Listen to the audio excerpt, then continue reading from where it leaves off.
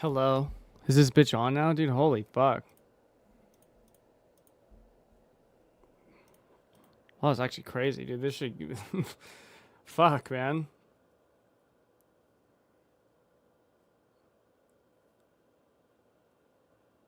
Hell yeah, okay. I've never actually seen, like, dude, OBS straight gave up. OBS threw the fucking towel in, dude. Yeah, what up, Brody? What up, guys? Yanko, Zach. We are back. We are officially back, right? We're here. We did it. Holy fuck. Okay. Anyways, as I was saying, yeah, we gotta do. We're gonna take a look at melee too. But I think I'm for sure going Fireball, Firestorm. Yo, Yanko, thank you for the sub, dude. I appreciate you. I think we're for sure going Firestorm, Fireball. Honestly, I think that this is actually gonna be fucking busted. Like hell yeah, I've been into Warrior again like a dumbass. Yeah, I'm gonna look at Warrior. I don't know. Honestly, the biggest nerf to Warrior, at least the version of Warrior that I played, and I felt that like Warbringer was pretty good. I think the biggest fucking nerf to Warrior is the Rage nerf, or is the Berserk nerf, dude.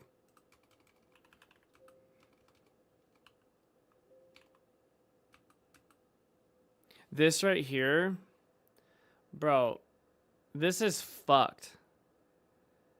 This is actually so fucked because Life Leech it's stacked additively. So like, if you had like 10% or 20% Life Leech was 20% more life per second than 10%. And like you would get to like 10k HPS. Like you would get up to insane life leech values if you stack Life Leech. It's not like PoE1. And Berserk was like, because you would get like 44 rage, I want to say, I think was the number. So you get 44 rage, and then obviously you would have, this would give you a bunch of extra rage, but you need to stack a lot of Life Leech in order to kind of survive if you're not running block, which I didn't run block. I have not ran block on a Warrior. So this is super sadga. Like, this fucking sucks ass. That is a shit change. But we'll look at it and we'll find out. Yeah, Fireball. I need to actually like do the quick mass on the Fireball buffs. Yeah, Witch Hunter actually looks kind of sick. Witch Hunter got the weapon passive buff, the weapon points, which honestly might be kind of cracked the fuck out. Where is it?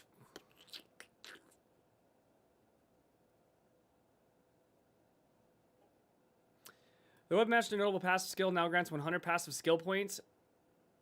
Become weapon. Oh, that's like confusing. Now grants 100 passive skill points. Become weapon skill points. Previously 20.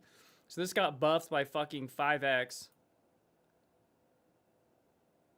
Yeah, this is kind of like a big deal. And what this means, I think the general kind of idea with weapon. I'll get into this because I do want to look at Witch Hunter a little bit. But like, I think kind of what that implies is that you would. Obviously, you take the Weapon Master one, and then you would for sure go into No Mercy, and then I would probably take like, well, actually maybe not, because honestly, Sork War kind of slaps. Like this would be kind of like a late game style build. I would not take, I'd probably go just take Zealous Inquisition. Coaling Strike sucks fucking total dick, so this is super bad.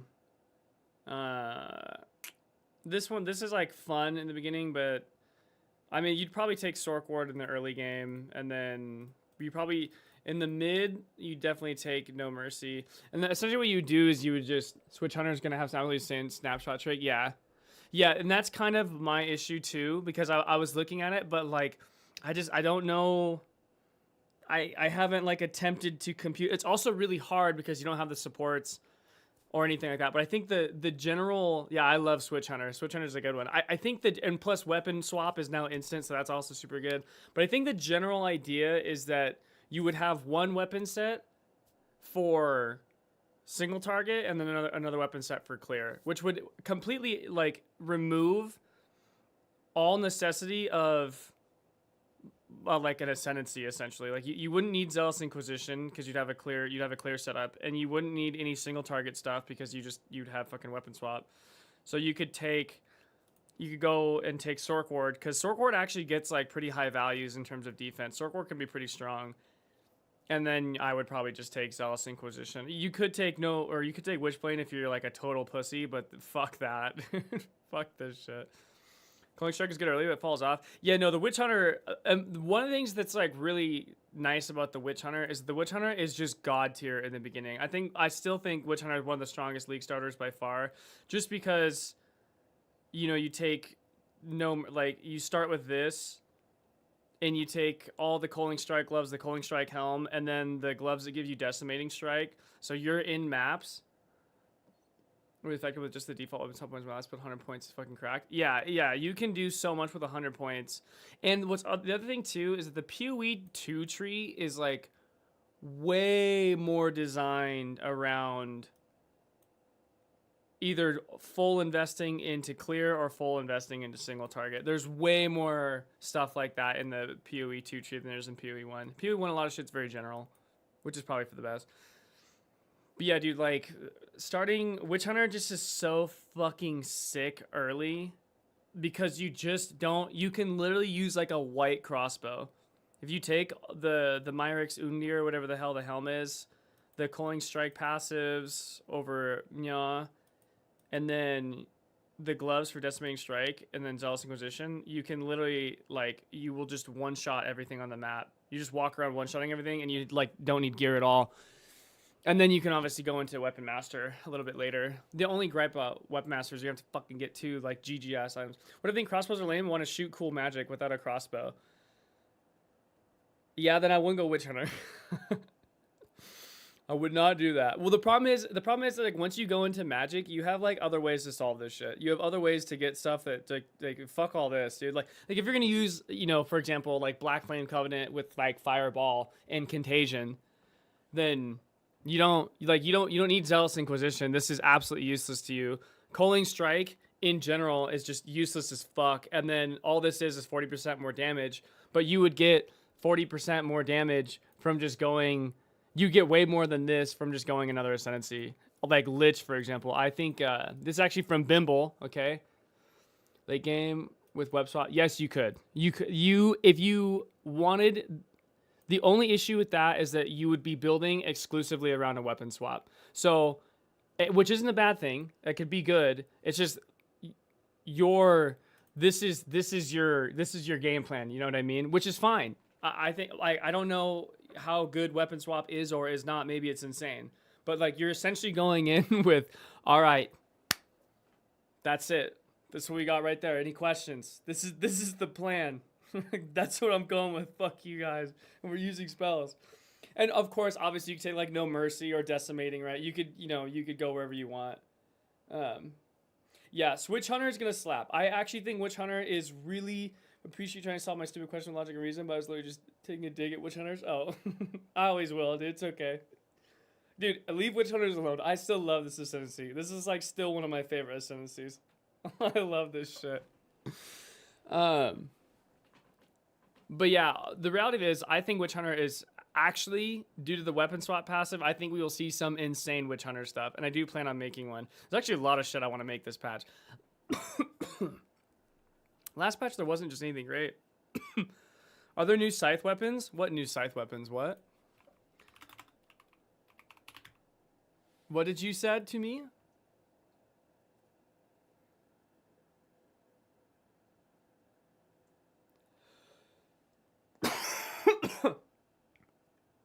Fubgun said it's bad, man. Well, I think it could be bad. That's what I'll say.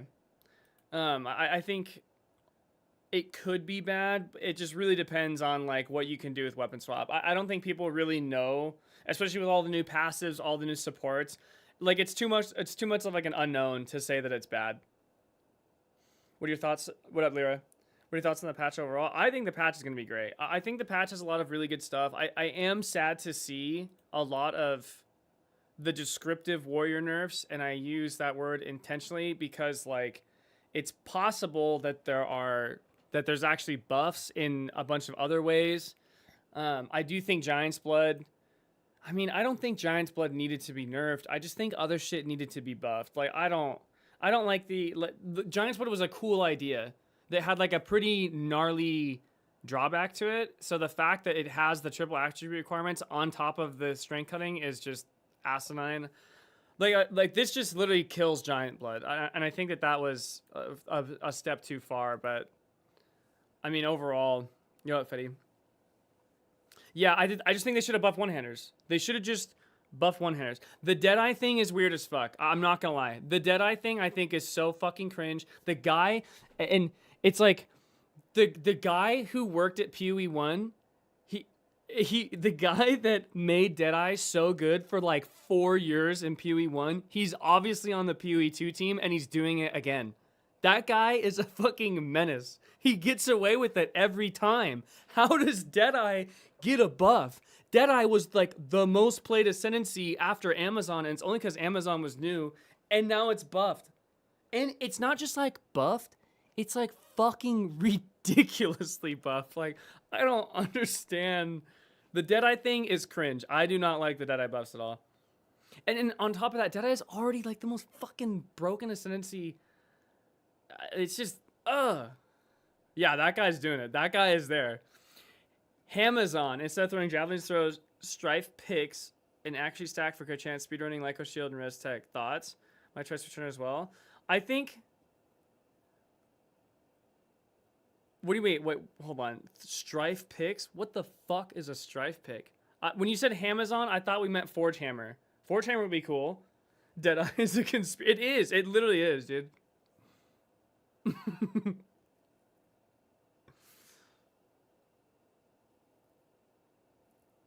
Oh, I see. I see. And you use a Strife pick for a base. Well, the only problem is that. Oh, you'd use Forge Hammers with the Crit Hammer?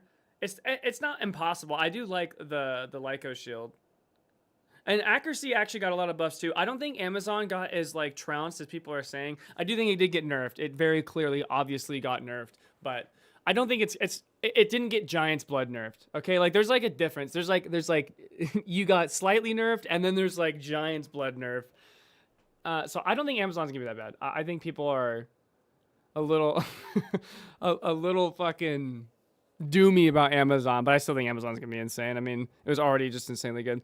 All the crossbow kill updates. Damn, I'm about to get outbaited for running warrior again. Yeah, honestly, that's another thing too. Crossbow got the reload buff as well. They also showed. I am sure that a lot of the supports will be buffing. Does PoB have the whole upgraded skill tree? It does not. The Bludgeoning Spear build is probably fine too, to be honest. Yeah, probably as well. I mean, it was already insane. It was already fucking absurd. Like, and Bludgeoning's got like, I think Blood Mage got an overall buff. I think the 1.5 overflow, and maybe it's because I don't remember playing Blood Mage well, but like the whole, you lose overflow. Dude, you never fucking had it. Like, I never had my overflow life. You could pick up every remnant you want. Like, the base cost of spells was way too fucking high. Like, I don't ever remember walking around at, like, double overflow, at 2x overflow on a Blood Mage. I remember just thinking to myself, like, wow, this is actually just -2 ascendancy points. This shit sucks dick. Like, I just don't remember it ever being good. So I personally think Blood Mage just got like a fat buff. Blood Mage is easily one of the strongest right now for sure. Does Fizz roll have the same issue without leaving a massive fucking problem? I don't know how many warriors were pathing your giants, but like 80% probably. Yeah, probably the vast majority. Fix Resolute Technique, the same issue without leaving a massive. Didn't Resolute Technique though? Actually, I think the changed Resolute Technique is kind of gangster. I'm not gonna lie. Because now it's like what users stack, right? Stack accuracy. Now, grants accuracy rating is doubled instead of your hits cannot be evaded. Like, this kind of sucks because hits cannot be evaded, but also... Actually, no, never mind. This is dog shit. This makes me angry because, like, for the reason being... Okay, I should rephrase this. This is good in more niche ways, but the turn your brain off aspect of it is gone. And that's why I don't like this. Because I would always... Resolute Technique was, like... Yeah, so it would stack with Lyco, I believe. I'm sure it would. I liked Resolute Technique because this was literally my warrior path, dude. This is every warrior I made. I would just go straight to Resolute Technique, and then you just turn off accuracy as a stat. So it sucks that you lose that functionality, but I think the accuracy stacking is actually gonna be better. Resolute Technique being mandatory without making the archetype worse. Yeah, yeah, and I think that this will actually be like a really good, like double your accuracy.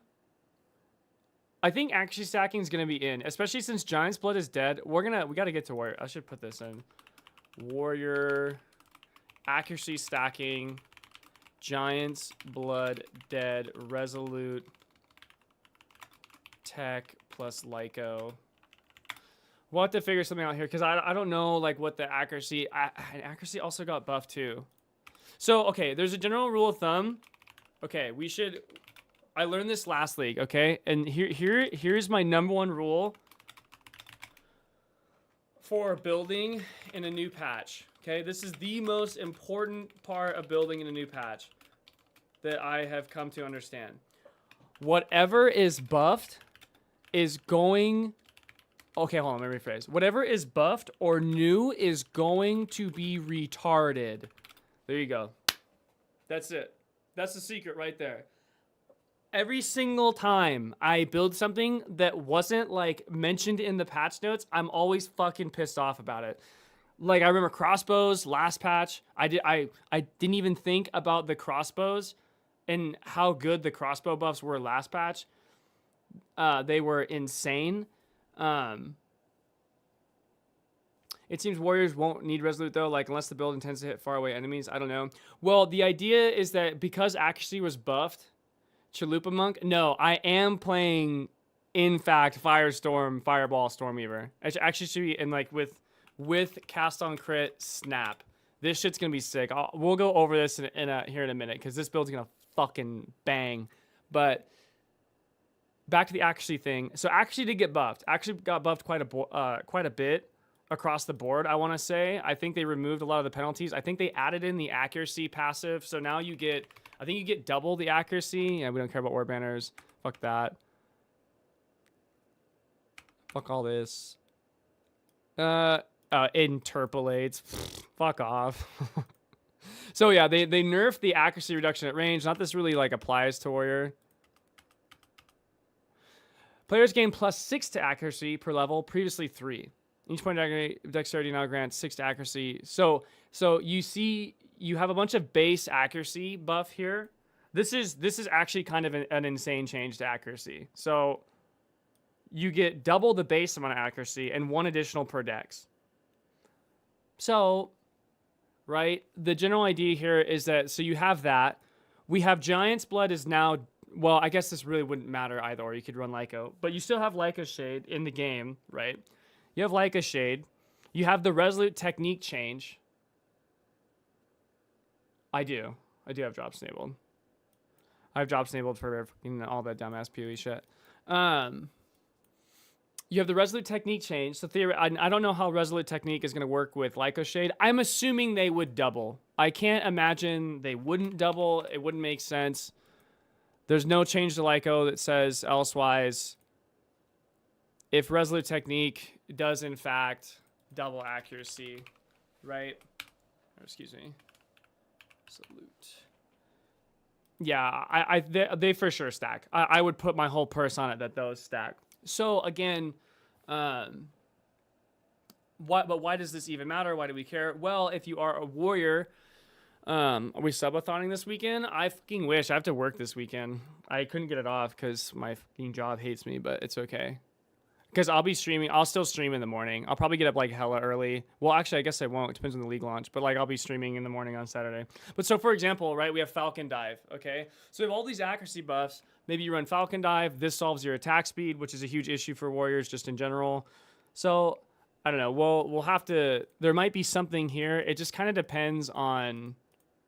Really, a lot of the big issue with warriors is like, we're just one-handers. One-handers are the problem. Like, one-handers are just so fucking bad is the issue. That's the big thing that we're running into is that one-handers are dog shit. I think unarmed jungling is going to be good with the hollow palm and skill levels affecting physical damage. I think it could be. The problem with hollow palm is that it's an unknown. We should actually do this. Unknowns. Hollow palm skill base fizz damage. So the problem is that we don't know what these values are. It could literally be total dog shit or Roa tier, right? Yeah, Firestorm gives me D2 Blizzard vibes. Yes, that is exactly one of the things I was thinking about it. Jesus. Hollow Palm can work with Heralds, you think? Yes, it should. Yes, Hollow Palm will work with Heralds. Make sure I'm addressing everything. Okay, so what I'm running is not Roa. We're not going Deadeye Roa as PFJ would prefer. I'm gonna go Fireball, Firestorm, COC, Cast on Crit, Snap, Stormweaver. So let's start with Fireball. So why Fireball? So if we look at the Fireball changes are kind of insane, right? Like, Fireball, of all the skills that got buffed, there were a few that got insanely buffed, but Fireball seemed to have gotten absurdly buffed. And I'll show you kind of like the litmus test here. So if we just like assume best case scenario of what it was previously. So primary projectile was 202. So it's 202 from primary, and I don't know if the primary and explosion hit. We'll just say that they do. So it was 202 times 2, right? And that was the previous value. So previously at level 20, your primary and explosion deal, and we're assuming the best possible scenario because that's what we're going to compare on. We just take the max roll. So we'll assume that the primary and the explosion could hit. Whether they did or did not doesn't totally matter because a lot of the damage is going to come from the secondary proj. So like in your best case scenario, in the old version of Fireball, your high-end base damage from the spell alone at level 20 was 404, okay? So if we look at the new, so now it's, and we're assuming that they both hit, because again, I don't know. So this is, oh my fucking God, what, like 14 or something, or 24? This is 724. So it's 724, because it's 362 times 2. And then on top of that, we add in 606 from the secondary projectiles, assuming an infusion. And we're going to always operate as though we're infusing everything because that's the whole reason we're picking Stormweaver. We're going Stormweaver strictly for infusion generation, and I'm assuming infusions are going to be like kind of toxic to get. But so 724 plus 606. So your new value of the best case scenario damage is 1330, right? So you have over like a 3x base damage buff, right? I'm trying what to start. Maybe I'll follow Weaver Fireball up north all weekend, so I'll play it on Monday. You have all the pinnacles done by then. We'll see how it goes. I think this is gonna be kind of crazy. I'm not gonna lie. I will put the build in your hands. I feel pretty confident that this is gonna be pretty insane. Theorycrafting Warriors like deciding how you're gonna bedazzle your curbside trash can. That's actually a good one, dude. We have to. It's for Yonko. Okay, Yonko's a melee enjoyer. We have to do something, right? We have to at least try. Even though, yes, I would agree, it's gonna be a nice looking trash can. Tell you what. But yeah, so this is kind of the base fire damage change, right? Or the base fireball change is that like, yep. You're gonna be on the boat, first boat, everything's gonna crash, and it's a free weekend. So just remember, it's gonna be ultra fucking toxic. The server's gonna fucking die. But so we have the base buff to fireball, which is 3x, and then we have Firestorm, and I actually need to look at Firestorm, because I haven't done the math on Firestorm, and I was actually waiting to do it for this stream. Okay, so radius we don't care. The bolt is now 0.2 every one, so old is, we'll just say 10 bolts per second. It was 10 bolts per second, and then you had to it had to ignite for improved, which was a dog shit. Fuck that.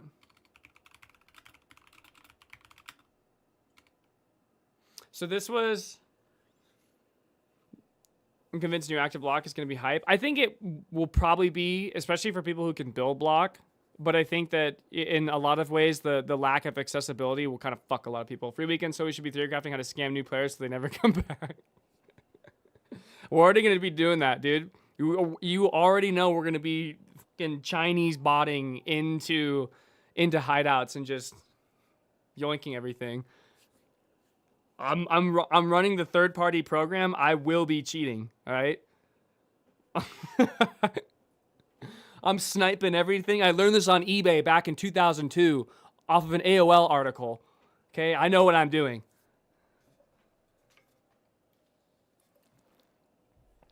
Why do we want less people to play the game? We don't want less people to play the game. We want their free shit because they don't know what they're doing. That's just an unfortunate byproduct of becoming rich. You have to step on those below you. Come on, mug. Hello? Get with the times. It's called capitalism, baby. Yeah! Yeah, absolutely. Right? It's all just about fucking... It's all about me. Right? It should be me, my. That's how you should think. I'm so hyped for the new trade system. I am actually so unbelievably hyped for the new trade system. That is for sure going to be the best change. Yeah, 100%. I'm kicking the ladder down.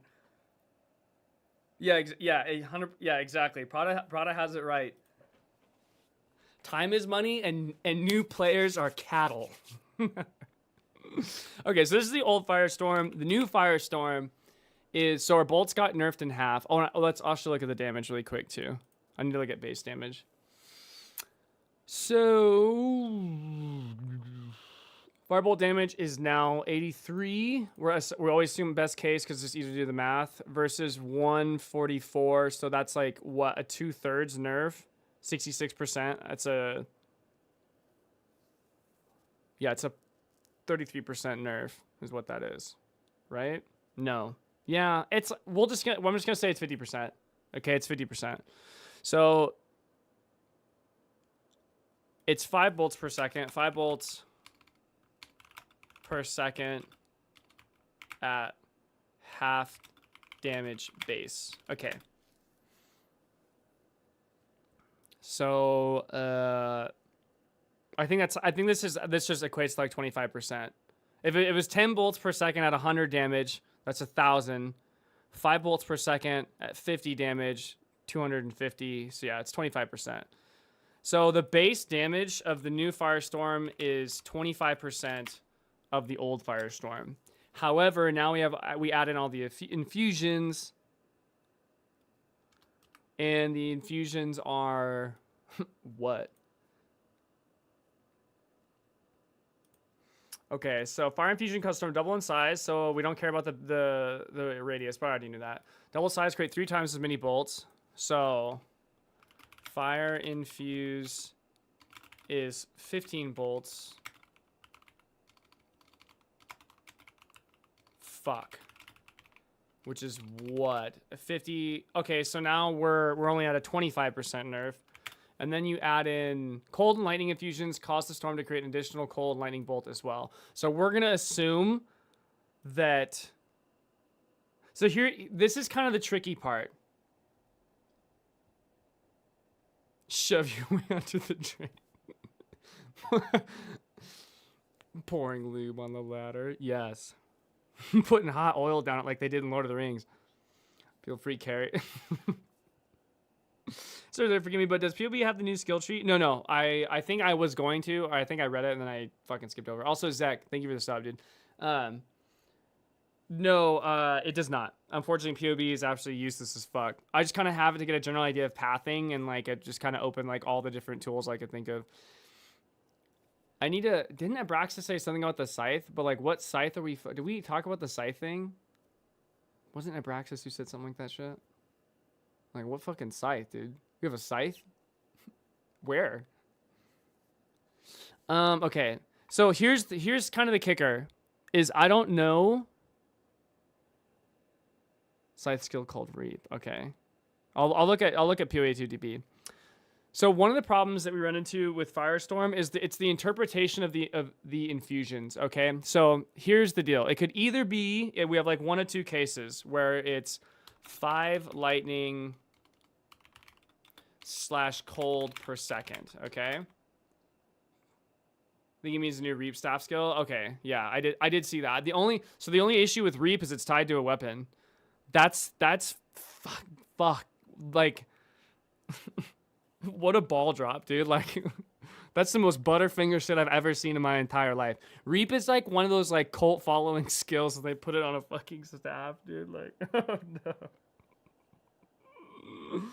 Why? Just give it a fucking skill gem, bro. Yo, what up, Shady?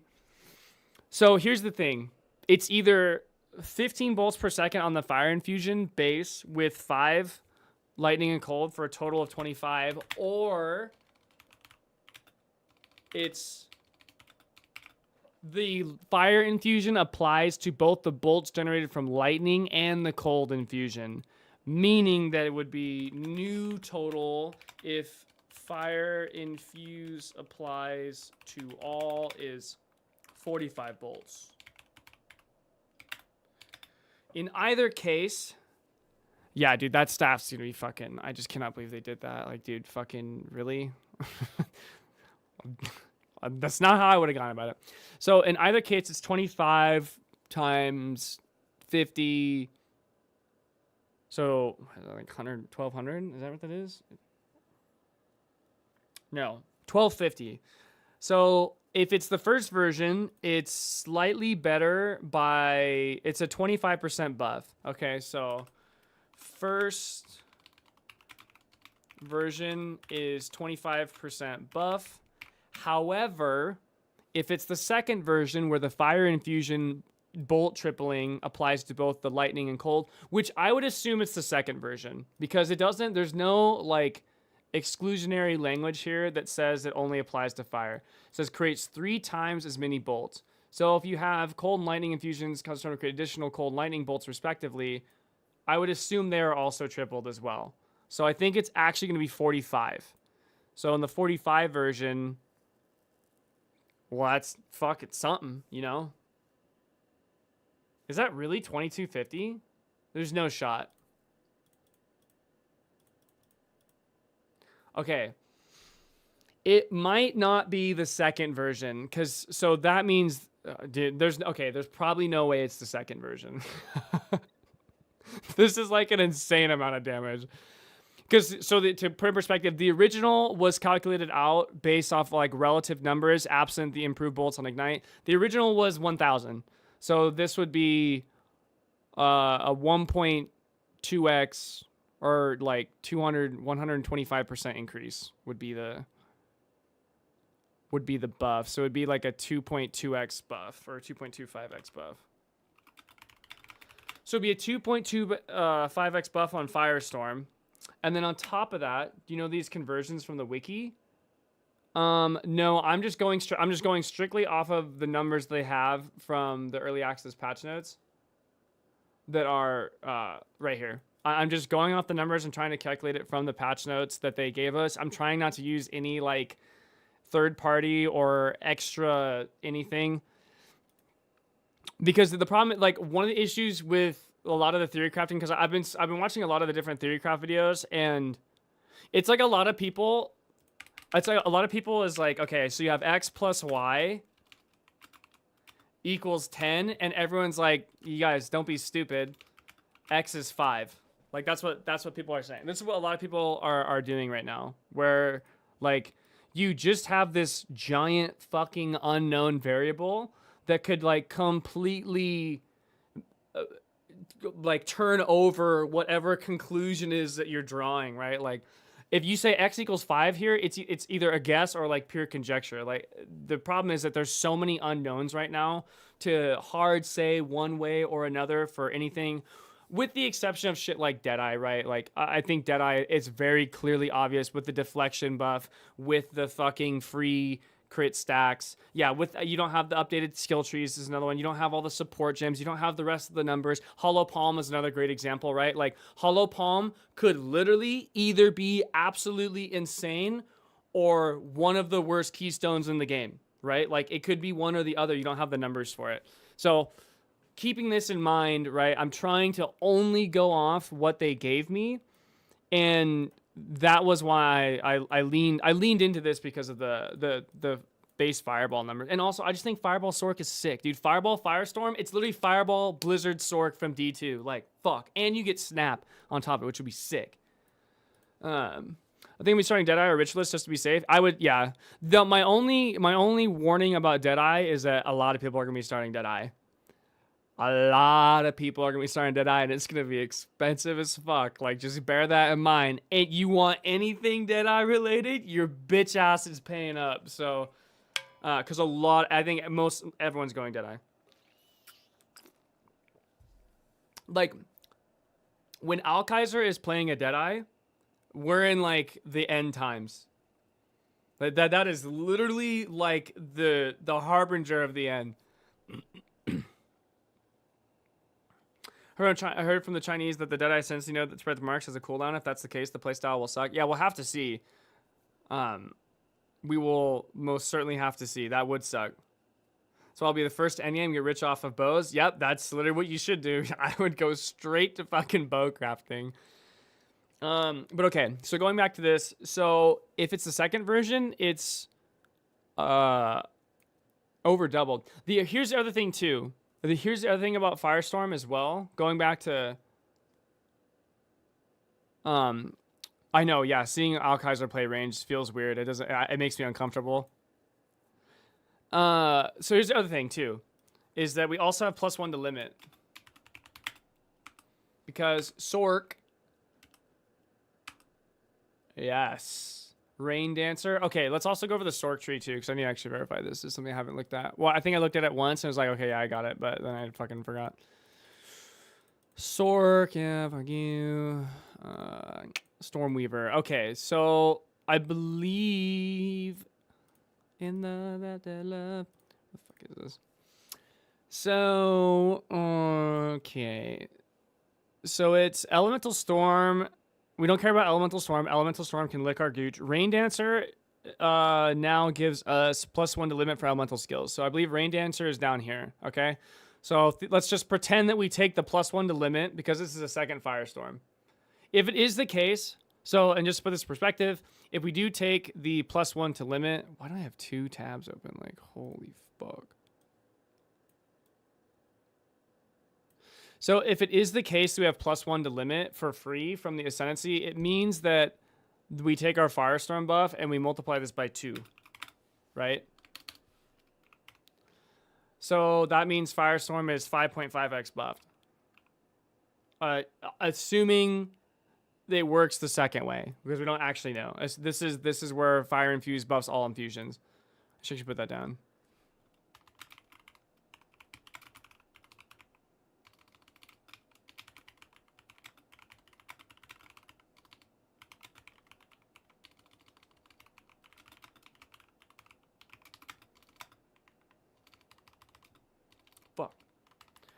So yeah, this would be insane. Let's get Warrior out of here. He can go to the bottom of the fucking list where he belongs. Yeah, 0 Dipos, no shit. 3,000 words per minute, that's me. So assuming Fireball or Fire Infusion buffs all bolt types in Firestorm, we're looking at a 5.5x buff with +1 limit.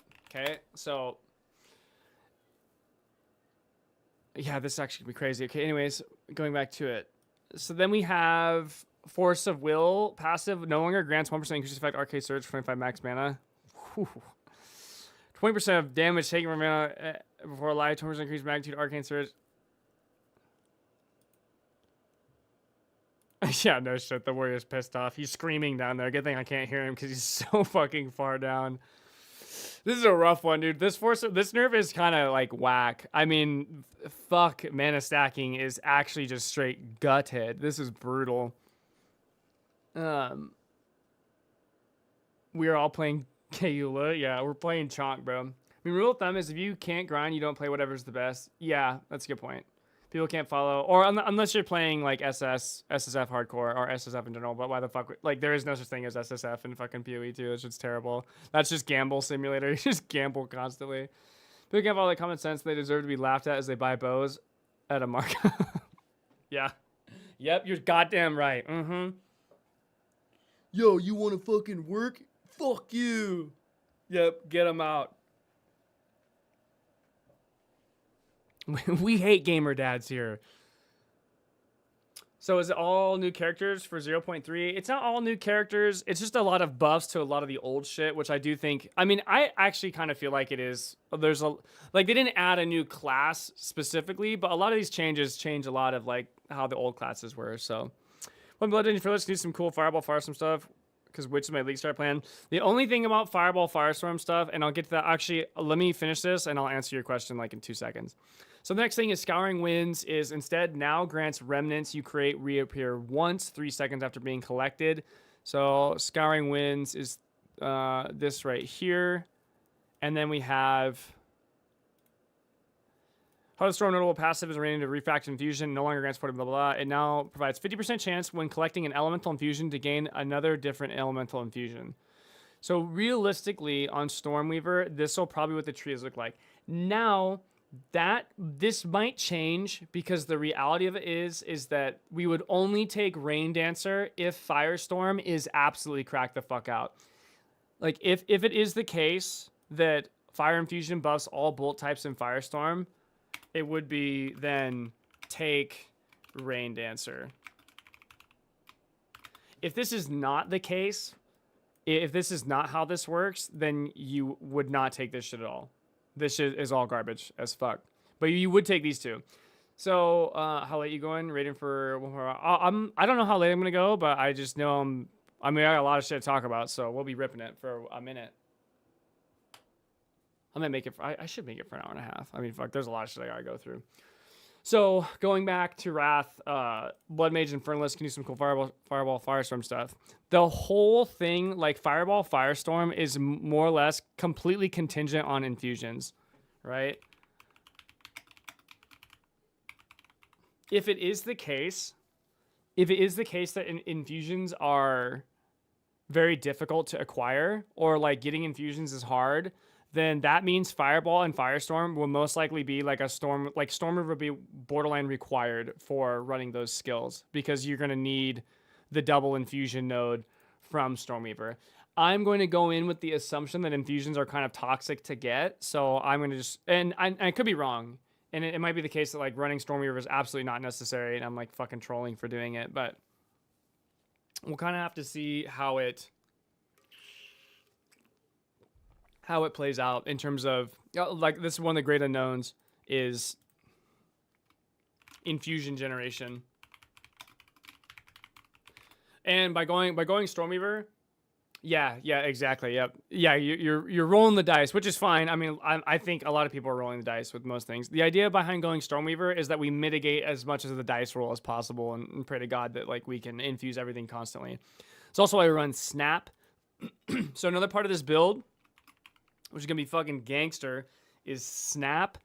So Cold Snap has been reworked and renamed to Snap. It can now be used on any frozen, shocked, or ignited enemy, or on a Frostbolt, which we don't care about, causing an explosion of the corresponding damage type and creating a remnant of the corresponding damage type from infusions from enemies. So we know Snap equals guaranteed infusions.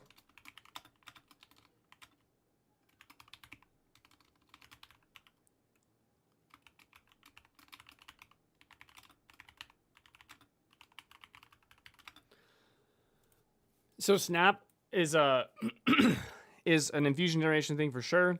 This explosion can chain react to a limited extent from enemies that are affected by the same element. Now deals cold, lightning, and fire damage at levels blah blah blah. Quality now grants 10% chance to spawn additional remnant. So this is Snap, speed heal, cold explosion. So we use Snap. Black Flame Fireballs is absolutely something I'm looking at. Like Blood Mage, Black Flame Covenant with Fireball, and the thing. What am I thinking of? And Contagion, right? So you're running like an ED Contagion, but you just use Fireball as your primary instead of Essence Drain. But you can still use Essence Drain if you want. So Snap is Snap's going to be our clear, right? The idea is that, so eventually we'll set this to cast on crit. We'll want to have Snap on COC because we want Snap to be like constantly going off and we don't want to like manually cast it. The idea is that you'll Firestorm down and then your Snap will go off, generating like a bunch of Firestorm remnants or whatever. Because Firestorm's going to be, 25 to 45 hits per second. But am I still relying on you? I will absolutely have this figured out. I will absolutely have this figured out by then. I honestly, like I said, I feel pretty fucking good about this in general.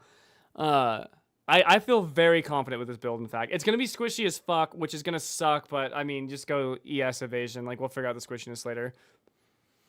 But so, yeah, so your Snap will be clear. You can put Snap on cast on crit, so it's just constantly going off. And the idea is that you would Firestorm a pack, and then Snap would just, blow it the fuck up. And then you would just do that all over it. And you just be, like, fucking Firestorming everywhere.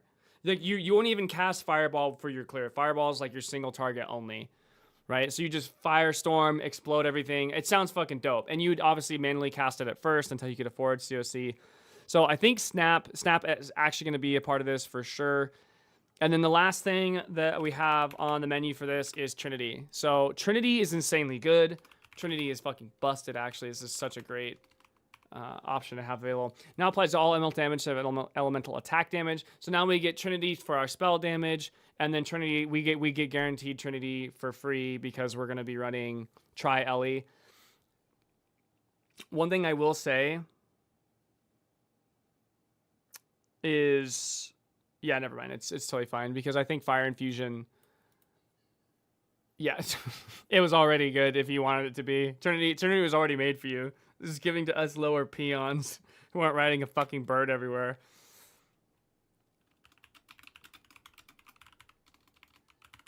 And I'll say Painter's Servant if necessary. I assume Painter's Servant will not be necessary because Trinity...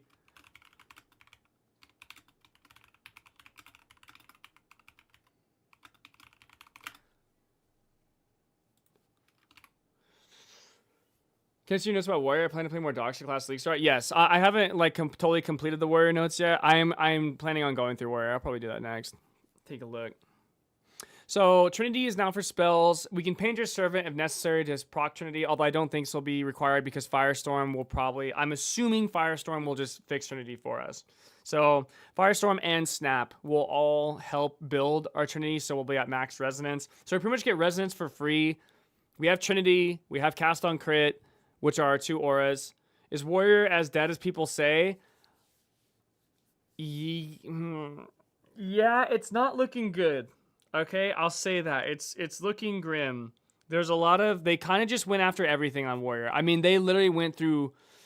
Remember, we still have, we still have an unknown, right? We can't say X equals 5 in this equation because we don't know what Y is. But, like... We're really, really certain that X equals 5 from these patch notes. The patch notes really, really want us to say that X equals 5. So, yeah, I think totems will actually be a thing. But here's the problem with totems, okay? This is why totems are fucking stupid in PoE 2, and it's why it pisses me off. In PoE 1, the chief complaint of Melee forever... for all of PoE 1 was fucking totems. In PoE 1, in order to do any sort of single target damage, you had to have your fucking Ancestral War Chief and whatever the fucking attack speed one was, and you had to place both your totems down, you had to invest in totems. It was the only way to deal single target damage in PoE 1. And every fucking Melee player hated it. It felt like dog shit. No one liked using totems.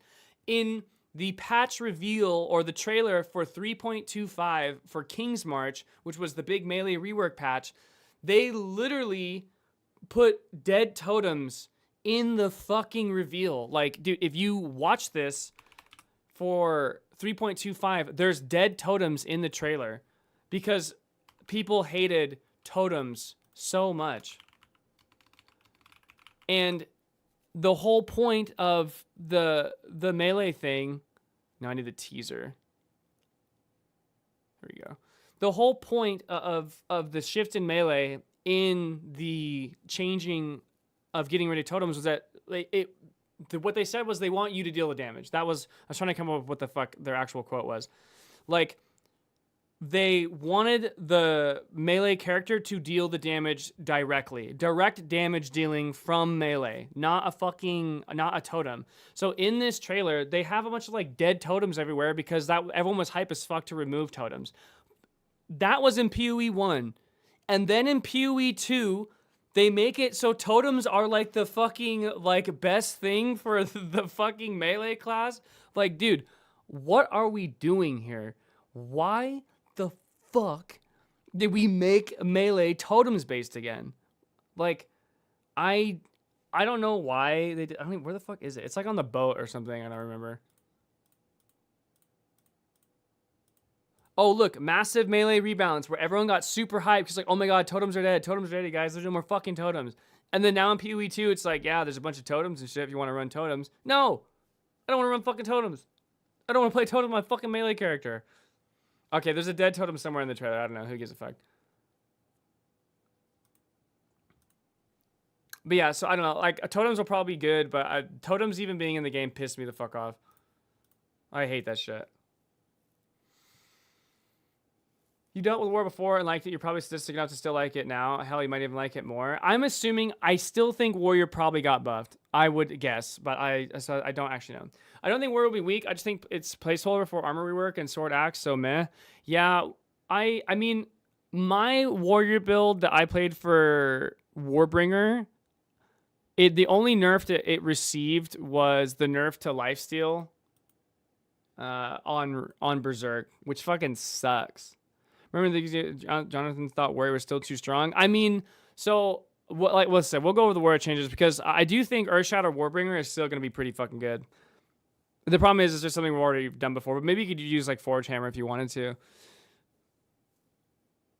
Totems, yeah, a totem's a little hoverboard. Yeah, put them on a bicycle so they can come around with you and just fuck everything up. So you have to recast that shit. Fuck, dude.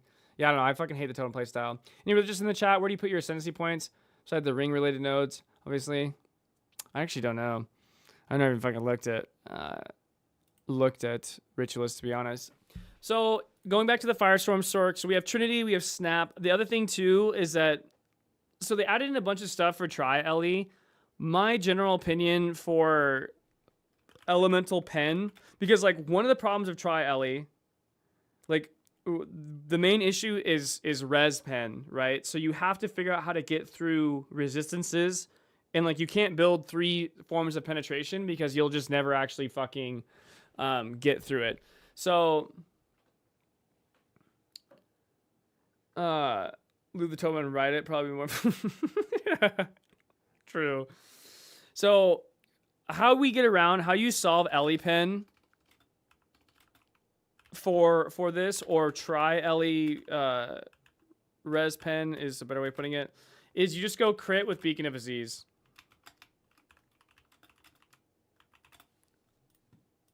So for those of you who don't know, so we have Beacon of Aziz, right? Yeah. Crits ignore enemy monster elemental resistance, and we get 30 spirit or 45 spirit from this. So this is like an insanely good amulet. This amulet is actually cracked the fuck out for us. This is like one of the most insane items in the fucking game for whatever reason. So we take Beacon of Aziz, because Beacon of Aziz, and we go crit. And so this solves our Tri-Ele Pen, so we never have to think about penetration, and this is kind of just like, this is like the long and short of it. At this point, I just don't even, I turn my brain off to pen. So this is how I plan to solve res pen. There might be an alternative to this because they did add, Curse of Elements. But, okay, something to keep in mind, I actually saw a few people saying, like, oh my god, the curse buffs are so crazy, whatever. The curse buffs are not crazy. The curse buffs are actually all dog shit because the fucking problem is this stupid ass change they did here. Higher rarity enemies are now less affected by curses. Curses have 50% less effect on magic, 30% less on rare, and 50% less on unique. Okay, so we doubled the value of, like, Despair, for example. I think Despair is, like, 49 Chaos Res. You're like, oh, shit, you guys. Yo, that's crazy. Oh, just kidding. It's the same, because we cut it in half. Like, the curse thing drives me fucking up a wall. I'm not a big fan of this shit. So they added in Curse of Elements. Maybe it's dog shit. Maybe it's not. I don't know. Like, I think relying on curses is probably a bad call. The other thing too is that, like, okay, the best case scenarios, it's like it's 25 or elemental resistance penetration. Okay, well, Beacon of Aziz is 100%. So like, fuck it. So this is kind of the plan here. And then we'll run cast on crit for snap just to kind of make it easier. Didn't someone ask about it being a 2-button build or something like that?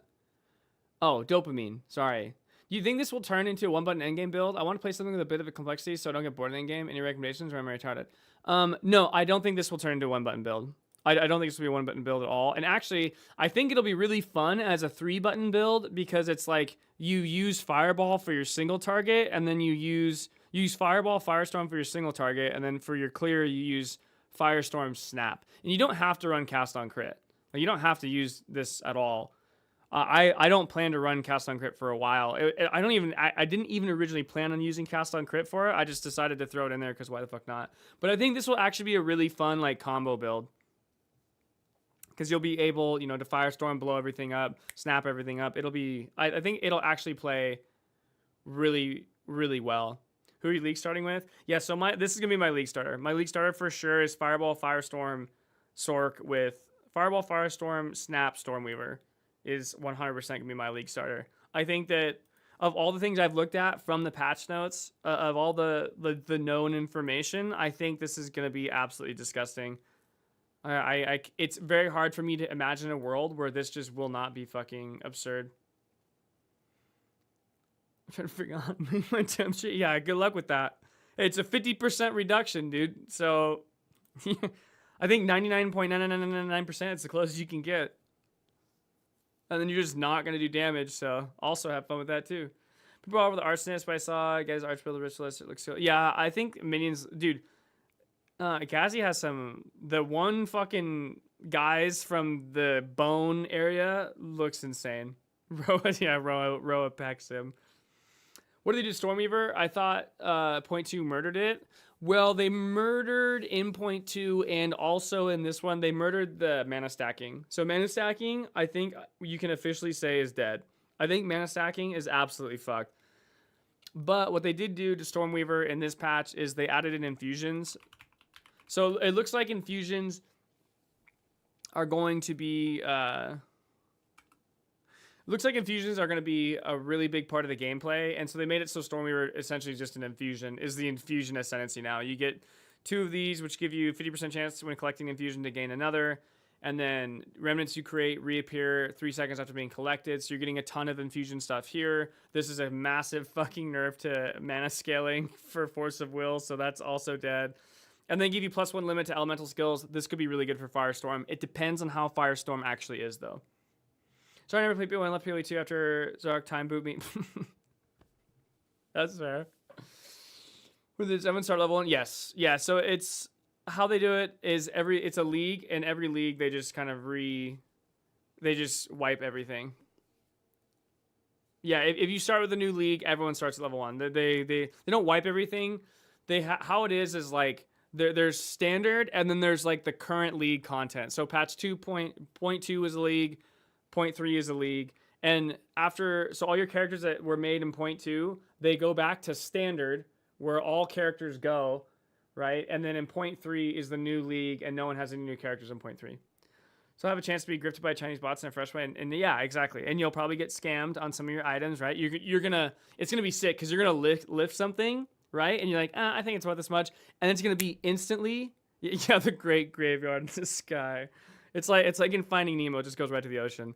Yeah, it's gonna be sick because you're gonna list an item, dude, and then some guy with like Asian lettering is gonna like teleport to your stash instantly, and it's gonna be gone. You're gonna watch it disappear. It's actually gonna be so sick. I am so excited for it. And then you'll know that you fucked up. It's gonna be dope. This is so tight. I can't wait. I'm so excited. We'll get back on Monday and everybody's saying Chonk is buns. I'll try this build. I think Chonk, I don't know. Chonk is, so here's the problem with Chonk, okay? Right, let's talk about Chonk because I know Yang Mao thinks it's gonna be absolutely insane, which to be fair, it might be. I'm not saying it isn't. I just think The issue with Acolyte of Kyula is that, like, okay, 200% chaos damage is pretty cool. Don't get me wrong. I just like Ravenous Doubts is your bread and butter here, okay? Like, this is everything. Into the Breach, you're still doing that dog shit little mini game. Maybe you know, like we're still like a chunk, you know what I mean? It just doesn't, I don't know.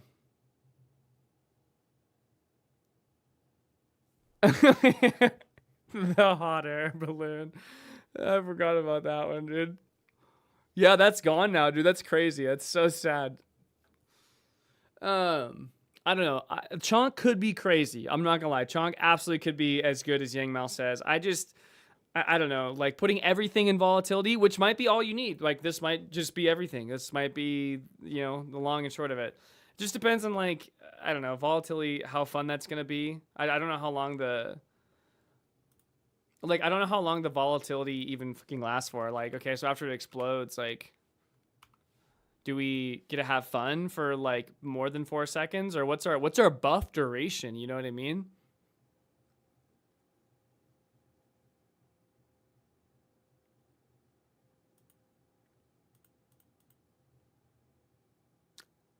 This doesn't help me at all.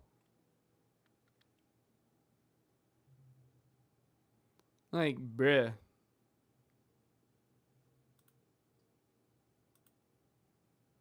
Okay, here we go.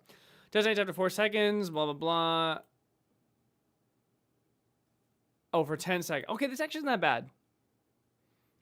This actually isn't that bad. This is kind of chill. We go. I just watched Darth Microtransactions 0.3 start plans vid, and he's planning on Archmage, Mana Stacker, Stormweaver. I don't know why the fuck you would do that. Dude, like, and I got other things too. Bimble.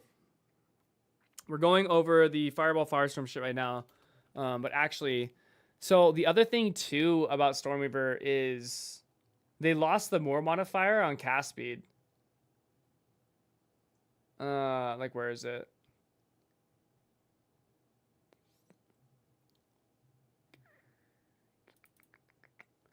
The Arcane Surge buff now grants 15% increased cast speed instead of 10% more cast speed.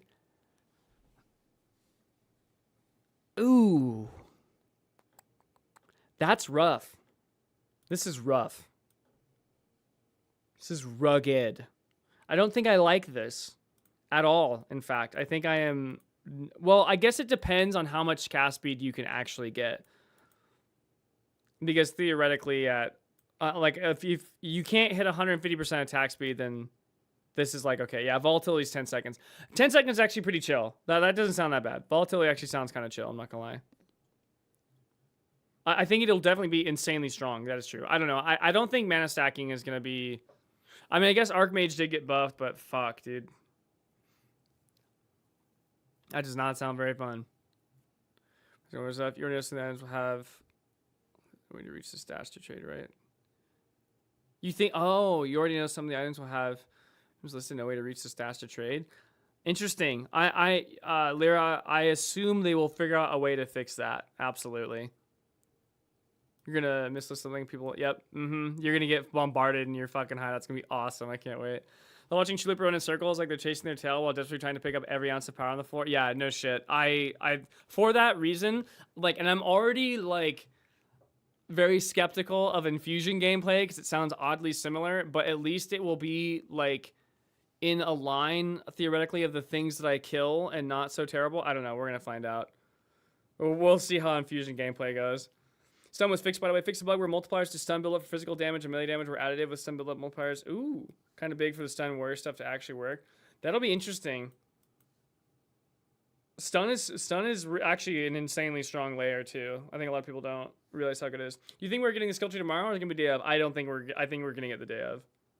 They say we're most likely won't get the tree until after launch. Yeah, they're definitely keeping PoE 2 much like the information much closer to the chest, which I think is fine. Like, the problem with like getting everything in PoE 1 is that like it becomes like this rat race of like doing numbers and calculations and shit. I kind of like I like that there's a little bit of free ball. I like the free ball aspect to it. Isn't that Bloodhunt change literally breaking last league's bleed builds? I have no idea. I didn't play that shit. Bloodhunt now cause life loss rather than unscalable damage. What does this even mean, dude?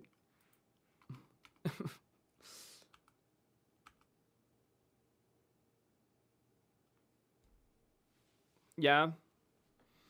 Yeah, it's going to be... All right. Our S tier is Deadeye. I think that a lot of people are sleeping on Lich. I think Lich is actually still really solid. I think Lich gets extremely tanky. I don't realize how tanky Lich actually gets, but I think Lich is fucking also a banger Sensi. Blood Mage, for sure. Stormweaver might be. Yeah, I don't know what this means. I don't know how the Blood Hunt build even worked. I think this build will suck, but it'll be entertaining because he's a pretty funny dude. Yeah. I like DM. I think he's gonna have a rough time though. I would not go mana stack personally. Uptime volatility is gonna be an issue. Yeah, I agree. Are you Pontification Triple Element Stormweaver? Yes. Yeah, Triple LE Stormweaver is in. It's fucking happening, dude. Look, I have all these notes written down, Bimble. We're gonna go through Black Flame Covenant for sure. Cause I really like the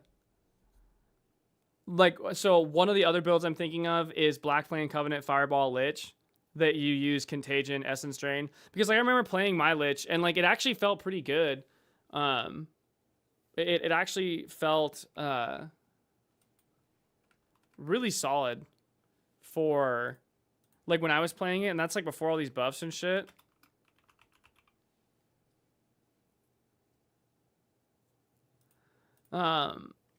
So yeah, I do want to go. I heard Black Flame Covenant was bait. It might be. Name of your build sounds like a fucking grocery list, Clove. Yeah. Okay. We're renaming the build. Okay, hold on. Wait.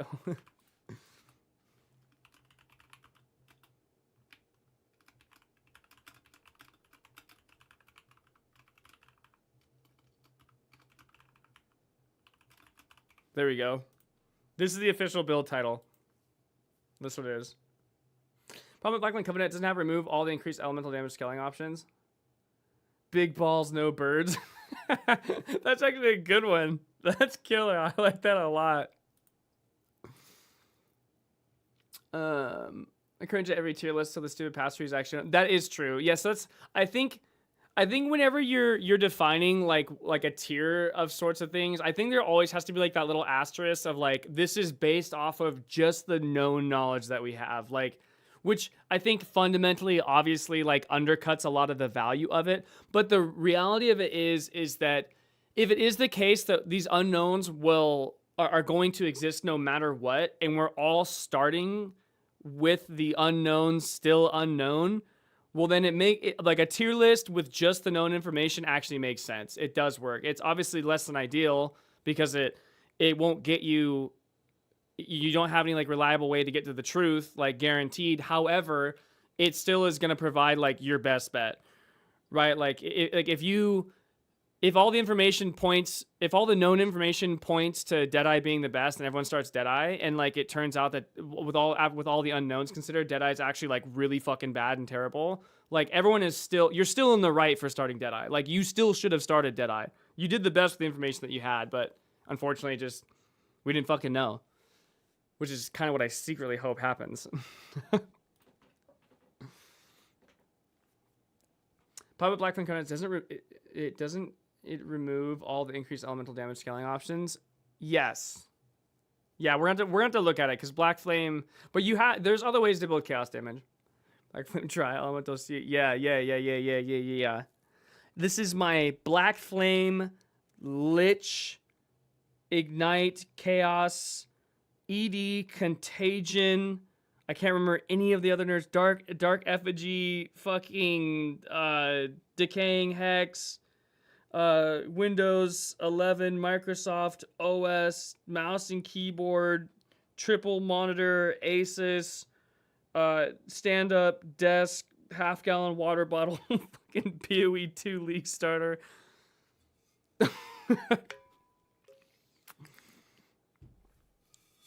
So I think that's probably the title I'm gonna go with. I'll have to get that written out. Probably put that on the whiteboard. Yeah, dopamine. You got it right, dude. Just sit back and just let everyone just fuck it all up. It's like between Lich, Blood Mage, and Ritualist. I would probably go RG. Oh fuck, I forgot RGB. Yeah, I'm not interested. No fancy lights. Sounds like dog shit.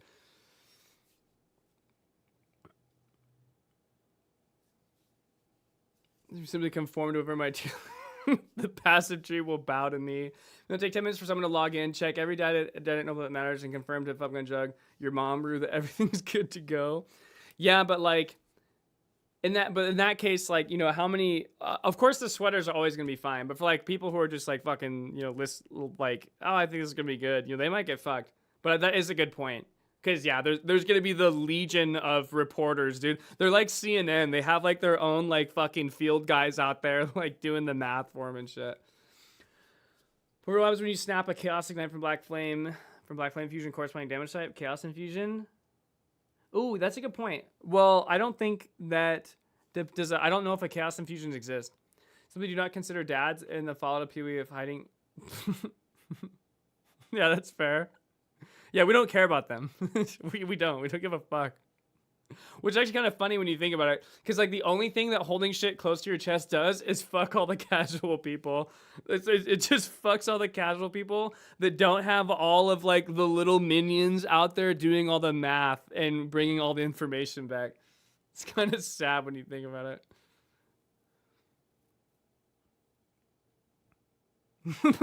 Building. I'm a sweat, but I'll probably fall so behind that I'm a dad gamer, 7 kids playing 3 hours per day. Yeah, 100%. Just tell them you work. Sorry, I'm employed.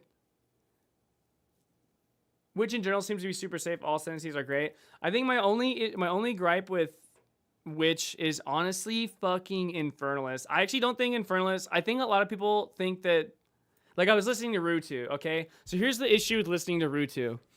Like, Rutu, everything he says, I pretty much just take as gospel. And then when he says demon form is probably pretty solid, I don't understand why. And now I am like torn and I have like cognitive dissonance that I can't solve. Like, why the fuck do you think it's good? And like Rutu, in my opinion, is probably like the best builder by far. He's also a cat. And I don't know, like I don't know. I don't understand why this would be good. I don't get it. Okay, so you have a life loss debuff and you get 30% more spell damage. Because doesn't Demon Flame cap at 10? Is there? Because then they get rid of the one build that like makes it so you get like 300 stacks or whatever. Like there's no way that's still in the game. So Demon Form is just 30% more spell damage with 10% cast speed and a life debuff. So I don't get it. Okay, I understand you can scale crit in Demon Form. Right, yeah, you have access to all the scalers now because you get a weapon. That makes sense. But, like, from the perspective of an Ascendancy, right? Okay, so here's what I'm saying. This is the thing I don't understand. So, if it is the case that you're going to go Demon Form, okay, and Demon Form is capped, right? Like, okay, so you're taking, not that because that's, like, nerfed and dog shit. That's also super dog shit. We do go Master the Darkness, and then, so it's two. I trust your builds. I appreciate that. Okay, so theoretically, this is the way you go. Oh, Demon Flame has no maximum. Okay, never mind. This actually isn't that bad. Okay, I get it now. Wait, doesn't it cap at 10? Okay, I thought that it caps at 10. Wait, what the fuck? Okay, never mind. I understand now. I thought that this one says it caps it at 10. I didn't realize it's no maximum. I didn't realize that. I thought that 10, you had to get this to get 10 stacks. And so I was under the impression that you spend half an Ascendancy to get 30% more spell damage and 10% cast speed, which didn't seem very good. And also a debuff that takes away life. But this actually seems way better now. Like, if it's just 2 nodes, all right, fine. Oh, and you also get the dodge. Okay, never mind. Infernalist is cracked. Infernalist is in. I get it now.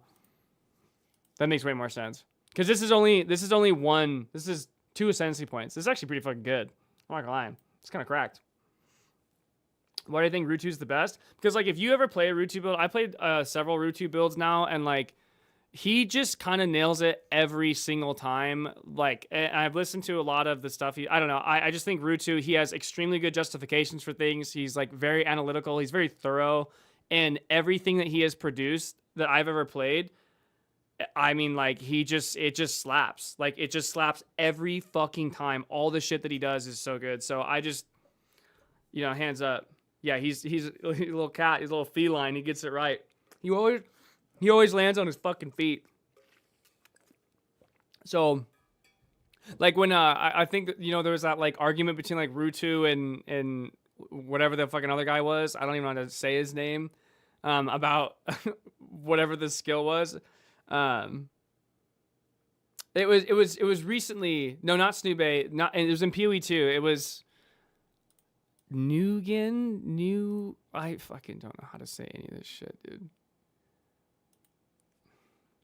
Ru versus the. Okay, Ru 2. What is this fucking guy's name? How do you spell this shit? Okay. Yeah, Rutu versus Nugian. Yeah, like when they were arguing, literally, like I didn't even. For example, like in that case, dude, when I was listening to that, and it's just like, I don't know, dude. If Rutu says it, he's not. It's really hard to argue with, that guy really knows what the fuck he's doing. Like Rutu is really, as a build creator, he might be like the most established by far, or at least one of. Like that dude does some really good work. But yeah, so I just generally like, I've never seen Rutu like ever fuck anything up. So just another general. It's kind of like Fubgun, right? Like when Fubgun tells you that this is like the most optimal farming strategy, you're like, okay, fine, whatever. I didn't fucking sit there and think about it. The other thing too is also like you have to, or like Snap Overwatch, right? Like if Snap Overwatch tells you that this is like the best group play build, you say, okay, whatever. You got it. Because like all they do is just sit there and they like lab this shit out. So, like fuck. I'm not about to sit there and go through all that shit and do the same thing. But yeah, Demon Form actually is going to slap. Like I didn't realize this, but like Demon Form looks actually super fucking good.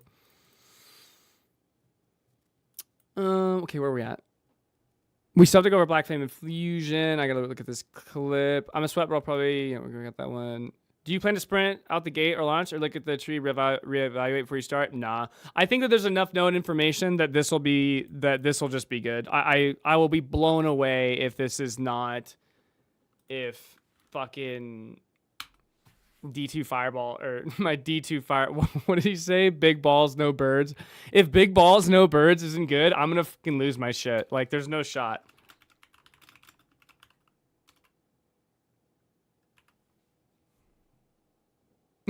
This clip's actually so funny. Oh fuck! I did not stock up on fried pickles. I did not. I'm on a strict diet of fucking dolled up Kraft mac and cheese, dude, because it's cheap as fuck. Okay. We're at. Hate me that Rue is correct about anything. He's just, the problem is he just never turns the fucking volume knob down. Like he's very animated, loves what he does. Demon Form, the super movement for collecting infusions, I guess. Yeah, I think Demon Form Demon Form actually seems sick. Whoever said which is going to be, I think it was Nihilius or Nihilius. Yeah, I agree. I retract my previous contentions. I think which is just going to be super good. And then someone mentioned we were talking about going for Stormweaver or like doing Black Flame Covenant. Like the issue is that when you have shit like Blood Mage is going to be crazy. Like Blood Mage is going to be one of the most insane fucking dude, I don't even know what to say. Blood Mage is going to be so fucking dumb. The fact that you get all of this now, like you get Sunder Flesh and Crimson Power with Grasping Wounds, like, dude. I was out Black Face Covenant. Hell yeah. Yeah, if you go Blackface Covenant, dude, you're going to have a lot of problems. Tell you what, it's not going to be as good as you think it is, right?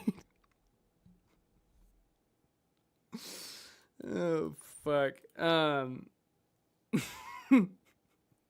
This monster of zero chaos res. Yeah, I heard that chaos is just like a really good damage. I know someone said that the Black Flame Covenant was looking to be bait, but honestly, I heard that chaos damage is like actually insanely good. But anyways, yeah, going back to Witch, it's hard to say because I think that like of all three, I'm about to run me that Witch Hunter back. Yeah, dude, Witch Hunter is also looking super good.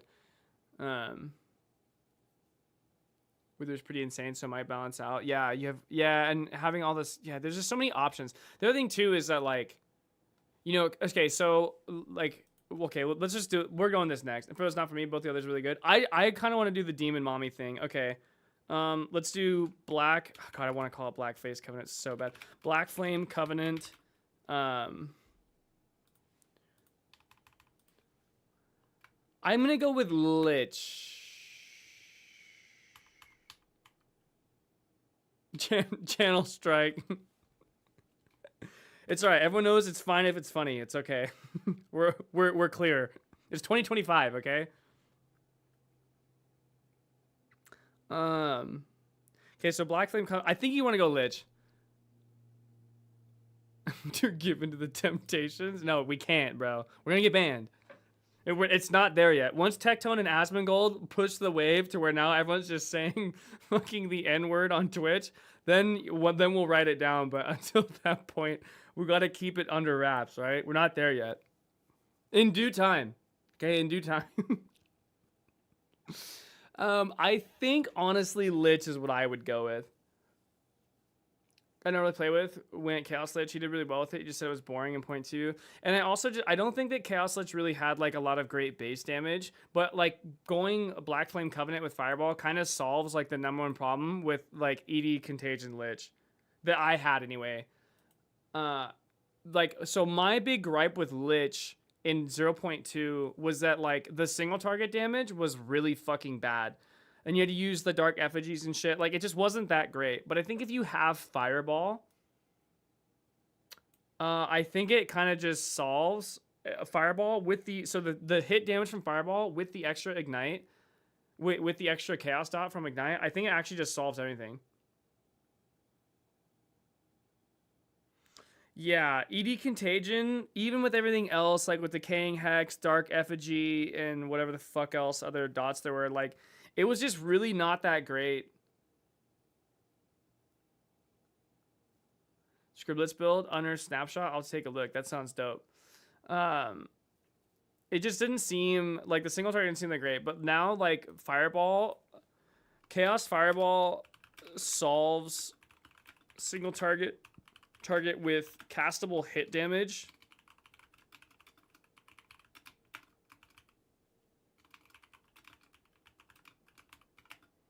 So like another issue in the chaos damage of the Lich was that like with ED Contagion particularly was that you didn't really have anything to cast in like the downtime. You kind of were just like casting to keep your dots up. Whereas now if you have an actual like Chaos Fireball that's dealing an ass ton of hit damage, this also too, this allows it to scale with the Necromantic Conduit of Lich on top of that. Buff, when you use the buff power charge on Lich. Buff power charge. What is that? It said now provide spells consume a power charge if able to deal 40%. Oh, that's actually like very good. Holy fuck. Get poison dots, double dots. Feel free to take a look. Take a look later. But this is what convinced me it was bait. I know nothing about this game. I mean, yeah, you're fine. It's good to know that. It's good to know that you know. Maybe lack of knowledge. You gotta be careful with it. This has been a fairly popular node because it just looks pretty dang cool in the game. And I think a lot of people are interested in this fire to chaos conversion. And I wanted to go over everything about this node today, from what it does to how to scale it, to the pros and cons of it, and what ascendancies that I think will be good with using this node. Great. So let's dive right on in. So the Black Flame Covenant is a node on the tree that's going to be in the sorceress/witch area, and it is going to make it so that your fire spells are converted to chaos damage. So fire spells convert fire damage to chaos damage. Now, in addition to this, chaos damage from fire spells contributes to ignite magnitude and chance, and the ignite inflicted with fire spells deals chaos damage instead of fire damage. Now, while this seems really cool and neat, this is actually something that currently exists in the game already. So converting fire spells to chaos damage really exists already with the original sin damage. This is also elemental damage for chaos damage. So not just fire, but any element. damage as well. So when you combine both the elemental damage and the fire spells contribute to ignite magnitude and chance, and the ignite inflicted with fire spells deals chaos damage instead of fire damage. Now, while this seems really cool and unique, this is actually something that already existed in the game already. So converting fire spells to chaos damage pretty much existed already with the original sin damage. This is also elemental damage for chaos damage. Damn, I actually didn't realize how fucking lame original sin is. This is actually kind of sad. Yeah, yeah, we gotta step this shit up, motherfucker. Fuck. So not just fire, but any element is hurt. So that's basically the same thing. And the thing that is different between the original sin and the node, though, is that with the node, it also makes later ignites deal chaos damage instead of fire damage. But that also exists in the game already, which is the black flame. So any standard will take chaos damage instead of fire damage from ignite. So basically what it does is it takes these two units and puts them in one node. Now, in the past, you could use both using the other ones using original sin, and you do want to get anymore. But now there's no able to deal chaos damage with your fire cells and also still ignite with that chaos damage. So that is pretty dang cool. And to be honest, that's pretty much it for this node. It's a pretty simple to understand node and very, very straightforward. But when it comes to scaling damage, it does change a little. Okay, so I want you guys to know this was 2 minutes and 15 seconds to tell me what Black Fang Covenant did. Okay. Just saying. Right? A little bit compared to when you're just using fire damage to ignite. So because I read it, I swear to God, in the thumbnail. all your fire damage from your spells is converted to chaos damage, that also means that you're going to be changing how you scale your damage. Instead of scaling your damage with increases to fire damage, you're going to be using increases to chaos damage. Now, I know a lot of people are instantly thinking about, well, if I scale fire damage on my tree, doesn't mean that the fire damage is going to get increased, then turned into chaos damage, and then I can scale with chaos damage as well and double dip. Unfortunately, that is not the case. You cannot scale fire damage and chaos damage at the same time. The time where the scaling comes from is after the conversion and not before. And I can demonstrate this with Path of Building. So in front of me is a Path of Building opened up with a witch that's like level 13 and is currently using Fireball. So 180 average hit damage. All it's using right now is a life sprig. So no added elemental damage, no nothing. It's just a basic wand, right? So in this situation, if I increase the fire damage on the tree, you will see that the number steadily goes up, right? But if I increase the chaos damage, obviously it doesn't go up because all it does is fire damage. But we're going to go and equip the original sin, which then converts all of my elemental damage into chaos damage, which is basically what that node does, right? So now, instead, when I increase the fire damage, it doesn't go up anymore. But on the flip side, if I increase the chaos damage, that will then start scaling the amount of damage that we do. So as you can see, even though you have a situation where it was fire damage and it gets converted to chaos damage, you unfortunately can't double dip. You're only going to be able to increase your damage with chaos damage. And in addition to that, what that also means is that instead of using something like flammability or in 0.3 something elemental weakness, you're going to be using things like despair as your main curse. And then also, instead of using elemental penetration, you're going to be using wither to scale your damage because all of your damage is becoming in the form of chaos damage. But one thing to consider is that even though everything is going to be converted to chaos and normally fire stuff doesn't work, the one fire point of scaling that does work is going to be ignite magnitude. Because right now it says that everything you do in chaos damage it contributes ignite and chance and magnitude, and the ignite is going to be dealing chaos damage instead of fire. But at the end of the day, it still is ignite. So on the tree or whatever item that you have that says increases to ignite magnitude will still increase the amount of magnitude on your ignite damage. So that is one kind of main differentiator to kind of talk about when we're talking about scaling damage. But the other thing that I want to let you know is that extra damage does not get converted. So it's really interesting, right? Because on the skill itself, it does say that all fire damage. Yeah, anything added doesn't it applies after all conversions. From spells will get converted. But when you get something like Sacred Flame, for example, that says extra damage is converted into, or you do extra damage as fire, that will not get converted. So I'm going to go and put a Sacred Flame onto this character, right? And as you can see, right now on my calculator for the damage that I'm doing for Fireball, you will see that I'm going to be doing some fire and some chaos, even though I'm wearing the original sin. If I took off this one, right, you can see that in the calculations, there's no more fire. Dude, we watched this for fucking like 3, I've learned nothing. Okay, we've literally explained what it does. We said that you can only scale it with chaos damage and chaos damage modifiers and scaling methods, i.e. Wither, Despair, which was like kind of a given. And we, like, bro, give me something to fucking work with here. What are we talking about? So in the case that you are wearing something like a he's about to Flame, he's about to fucking get 4x again, dude. I'm about to 4x this guy right now. Right now, when I scale fire damage, that will end up scaling 18 damage. minutes for I'm not completely sure about this situation. I'm pretty sure it's gonna work this way. Even though you have extra damage as fire from your Sacred Flame or whatever item you're using, as long as you're inflicting ignite damage, right, it will still be chaos damage going out to the enemy. Because you see right here, it doesn't say fire ignite, it just says ignite inflicted with fire spells. So yeah, I know. As long as you're using a fire spell, even if it has extra fire damage on top of that is not converted into chaos, it should still deal that ignite as chaos damage onto the enemies. So you can still stack ignite that way, but it won't contribute to the overall chaos damage, and it won't get scaled by chaos damage either. So that in a nutshell is how this node works, how you're going to be able to use it, how you're going to be able to scale it, and what works and what doesn't. So at the end of the day, though, this begs the question, is this a node that is worth taking? Do I think that this node is good? And unfortunately, at this point... Oh, fuck, dude. He could have just showed this in the beginning, and we could all say it all this time. Okay, pros. 0 chaos res. Rocky Autos flow. No one even knows what that means. Dude, holy fuck. That was like being stuck in a time loop, dude. Holy shit. Ignite build can't crit, but with the lack of magnitude scaling, you will likely use black. Build can't crit. Much as opportunities to scale on the tree, you will mostly go into scale Ignite 2, which are all around fire damage nodes. Okay. The flow inverts res. Okay. Interesting.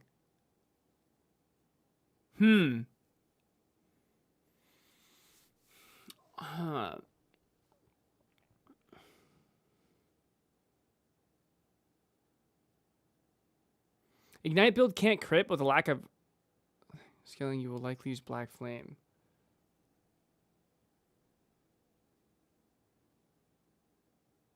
Oh, I see.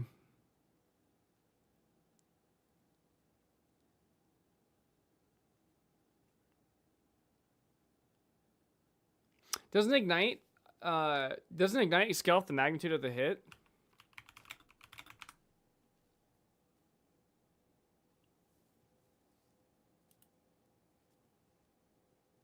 What is this fucking weird? Fucking magnifying glass for this shit. Base damage accounts for it. Yeah. Just reading Ignite tooltip. I found it. I actually did, as I was reading this, I was like, oh wait, like you can just highlight it in the fucking on the thing or whatever. Yeah, so Ignite, you're gonna scale a lot of the Ignite from the damage, but I get what he's saying about the fire damage node. Because right, you'd have to over here, you have to get shit on to get a bunch of fire damage or whatever.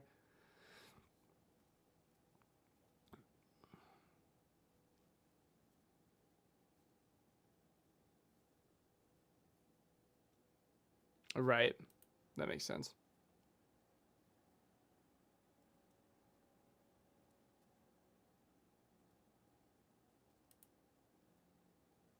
Isn't Rocky Auto's flow? Isn't that a support gem though? Yeah, yeah. So there's potential for the new tree. The other thing too is that like, okay, so one of the things I was thinking about in Lich, okay, yeah, that makes sense. So one of the things I was thinking about in Lich, right? Because now like the magnitude of the hit scaling. So, what are you building? Just got here. My brother Norms, hello Lee, welcome to you. I am going big balls, no birds, which is PFJ's way of saying fireball, firestorm, snap, stormweaver. So we're gonna go try LE Stormweaver with, and we're just gonna infusion fucking fireball, firestorm, spam everything and blow everything up. It's gonna be sick as fuck. Yeah, I think this would be extremely good. So what I was thinking is you go, yeah, with Trinity, because Trinity got buffed. So obviously I really like Lich, but now honestly the Bimble points this out. Power charge, like 40%. Okay, like 40% for 2 ascendancies is actually pretty good. Like that's on the higher end of like damage per ascendancy point. This is pretty fucking strong. 40% more is a pretty fat multiplier. On top of you get like invulnerability from Lich because Lich is super tanky. And then doesn't Unholy Might like fucking suck balls though? Doesn't Unholy Might do? Isn't this like 20% of damage is chaos or something? I mean, that's not the worst thing. That would help increase your ignite damage because it would increase the hit of fireball, which would then increase the total ignite.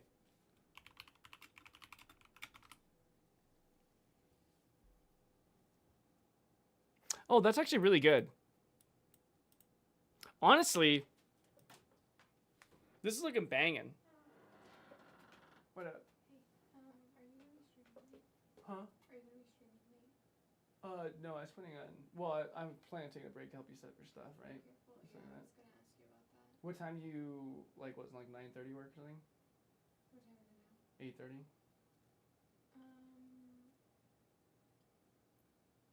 Probably, yeah. The other thing, though, is that a chance will stay home. And I was hoping you might want to be there to help with that. Okay. Yeah, I can move it up. Okay. All right, that's what we'll do. So, can you give me a time frame? Probably like 9:15 ish. So I'm kind of in the middle of something. Does that work? I don't know if he'll be available then, but yeah, we can definitely. I mean, we just rip it at 9, I suppose. He would probably prefer sooner the better. Like, Well, fuck him. yeah. Okay. I'll figure something out. Thanks. I'll really shove it up for you. Thanks. Um. Keep my thoughts to myself on that one. Yeah.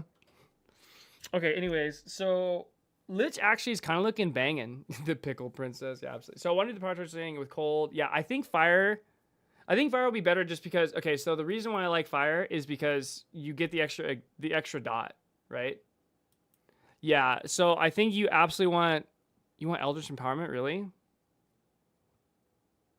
What the fuck do we want this? This looks like shit. I hated Eldritch Empowerment. I think this is way better. Like, getting mana regen is, like, actually hella chill. It is 30% more, but this is 30% damage is chaos. Like, okay, these are, like, pretty equivalent, I would say. And 20% max energy shield though. Sheesh. Also, like like Crystalline Phylactery is also pretty fucking good too, if I'm being honest. But didn't they change Eldritch Empowerment? What are we looking at here?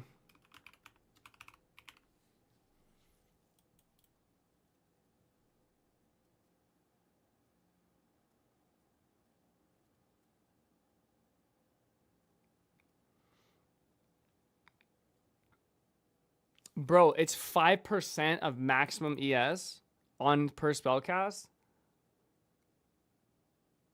Actually, okay, hold on. This could actually be hella insane if you had a bunch of ES. Yeah, if you had a ton of ES nodes, this would be fine. But honestly, this seems like a little much. Like 5%, and if ES did get nerfed, in fact, like, dude, I didn't like Eldritch at all. Like when I played this, I hated this. I thought this was terrible. And also, like, okay, and the other thing too is this is gonna require a lot of investment to solve. Whereas, like, you can just take Necromantic Conduit, and it's 30%. 30% extra damage as Chaos is pretty good, and it works to scale your Fireball damage as well as your Ignite, because Ignite will scale from the total hit, right? It won't scale any of the other dots or whatever, but, I mean, theoretically, I'm pretty sure that's how that works. It would add the damage into the Fireball. And again, you can see if the necessary Giga yes or not. Yeah, and that's a good point, too. Realistically, like, you could swap it around, but, like, this is kind of where I would start. 30% extra damage as Chaos, 44% or 40% more damage if you can get power charges, and then on top of that, the Witch Never Die shit. Like, dude, oh, wait. No, this is crazy. Yeah, this is super good. What am I saying? Yeah, this is gonna slap, dude. Lich is actually looking to be pretty OP. I like Lich because it's a mix of, it has the balance of defensives. Like, that's kind of one of my big gripes with this shit is that, like, we're not really gonna have a lot of defensives. Like, we're gonna have to, like, really hard invest in ES, and then even then. But I think you have to go Stormweaver for the infusions. I do think infusions are gonna be gated behind this Ascendancy. So yes, recharge last season, Eldritch worked for me. It does work once you get enough recharge, right? That is true. But I think that's kind of like the counterpoint to that is that this requires a lot of investment to feel good to play with, whereas this requires like pretty much nothing. This is super easy.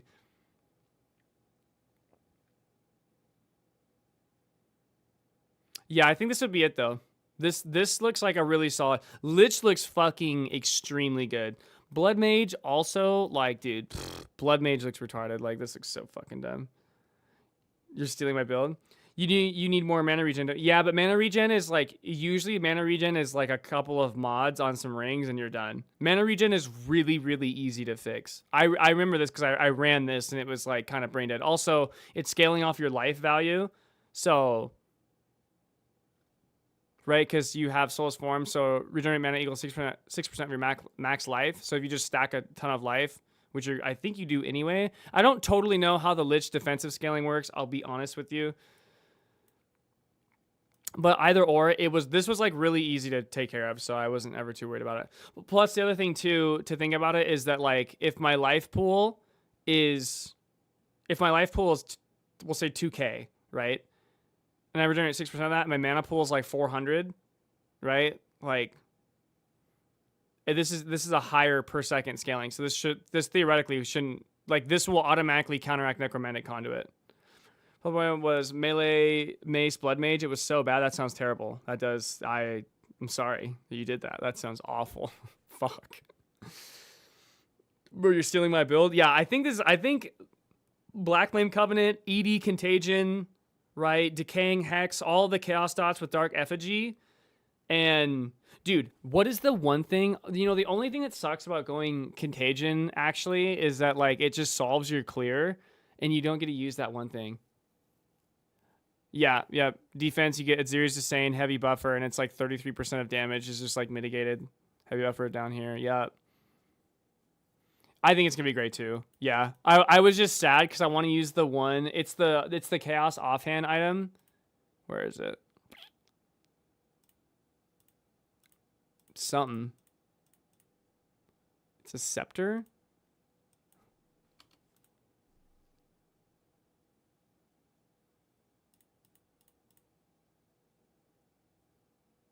It's the one that gives you the shrine.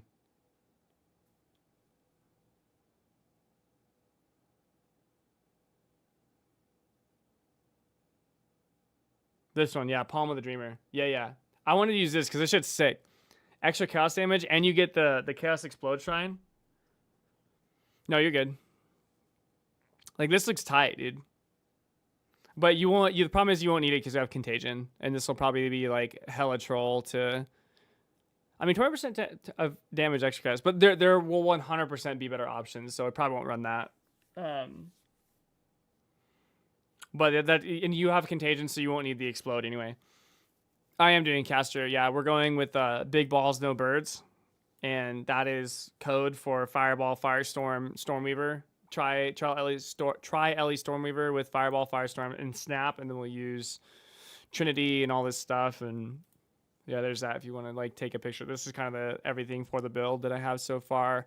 I think it's gonna be pretty good. The con is defense on this, which is why we're looking at Lich, because I do think Black Flame Covenant Lich is gonna fucking slap ass because you get Chaos Fireball with an extra Chaos Ignite dot, or an extra dot from Chaos Ignite. Like, I just think overall this is going to be pretty solid. Blood Mage, I think Blood Mage is still going to be fucking nuts. Crimson Power is actually so cool.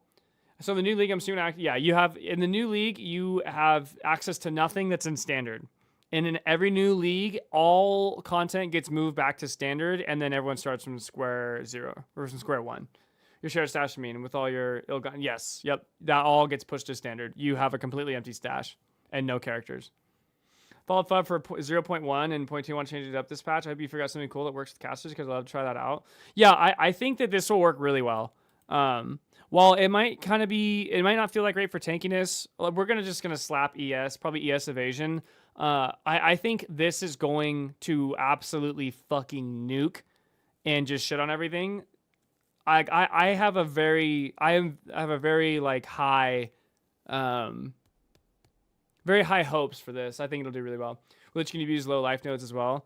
That's right. Yeah, I think Lich, if you're looking for something a little bit more balanced, I think Black Flame Covenant Fireball or ED Contagion Chaos Lich is just absolutely gonna fucking slap with Power Charge Generation.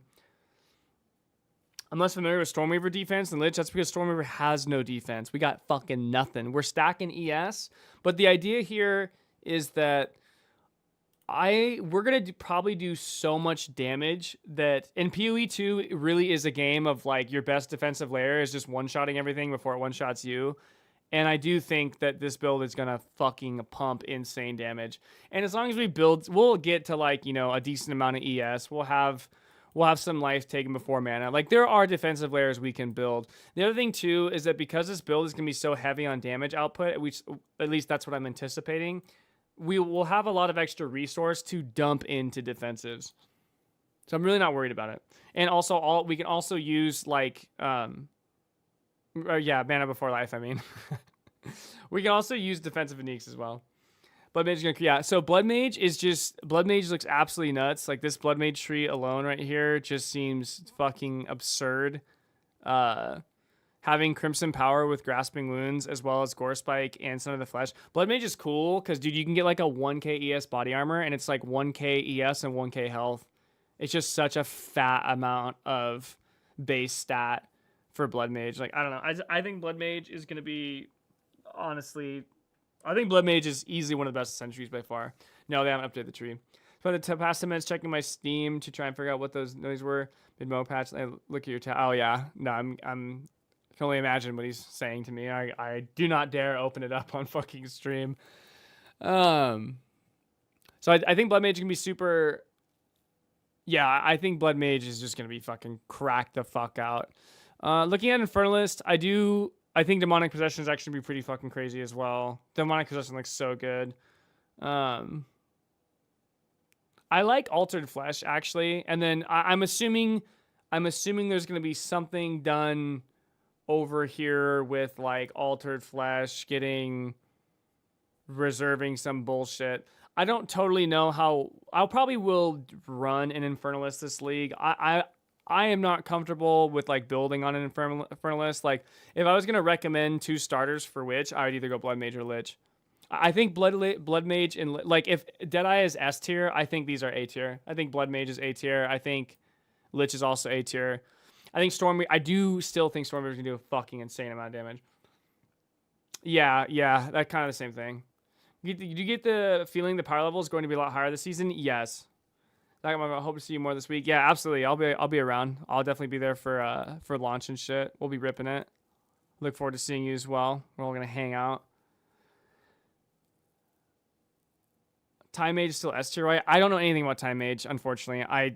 No one no one knows what Chronomancer does, okay? Only the Koreans do. I have no idea what this shit does. Blood Mage is borderline S, Lich is A. Yeah, I would agree with that.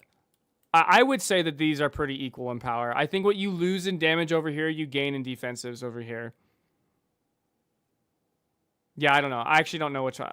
The Blood Mage is obviously insane. Without a doubt. I still think Lich is like absolutely solid. Yeah, I think Stormweaver is A. I think Stormweaver I would consider A, and I would consider Lich better than Stormweaver. I think Lich will be a better league starter than Stormweaver, just because of the fact it actually has a defensive layer to it that doesn't suck ass, whereas this has nothing. Yeah, Titan's really gonna be so good. We're talking the gear cost because now gear will eat your wallet. True. Yeah, we're gonna eat fried pickles, fucking rip Stormweaver, die. Yo, man, I'm back from leaving after last league. Glad to see you still cooking. Absolutely, Cole. Good to see you. Welcome back to you. This league should be a good time.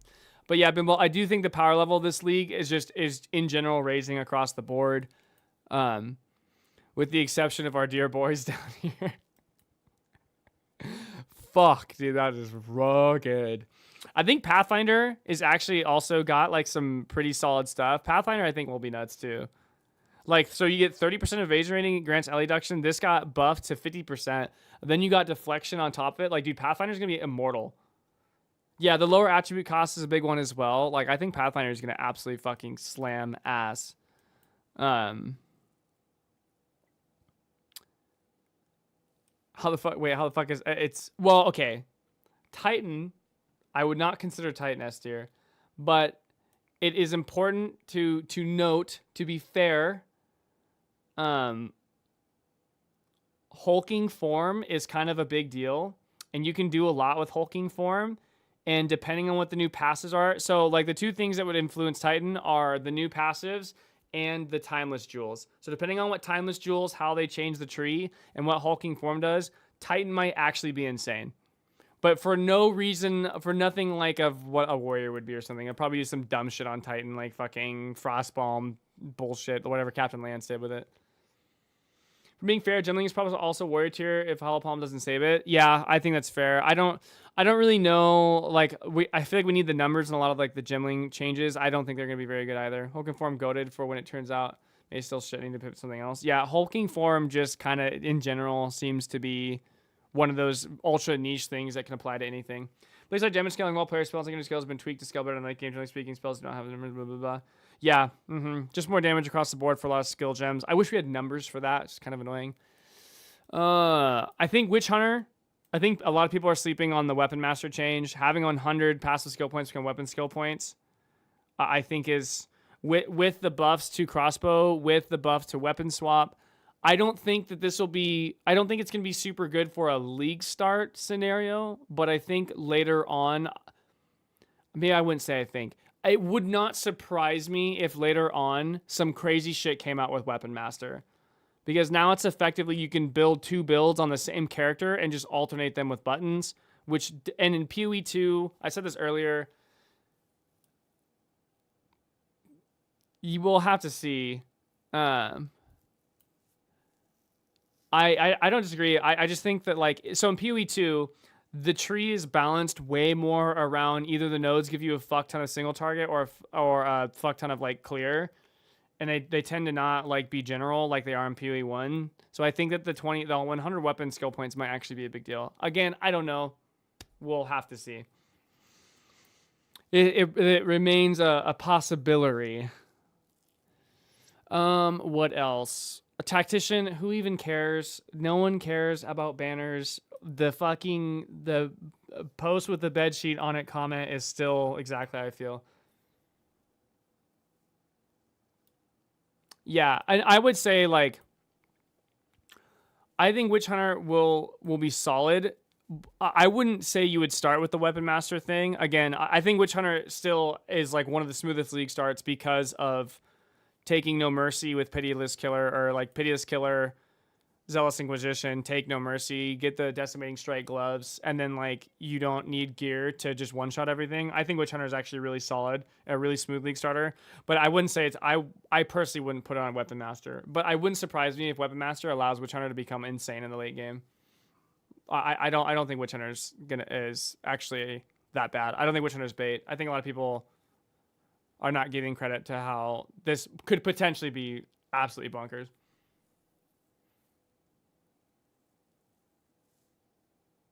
Some jewels. Yeah. We'll have to see.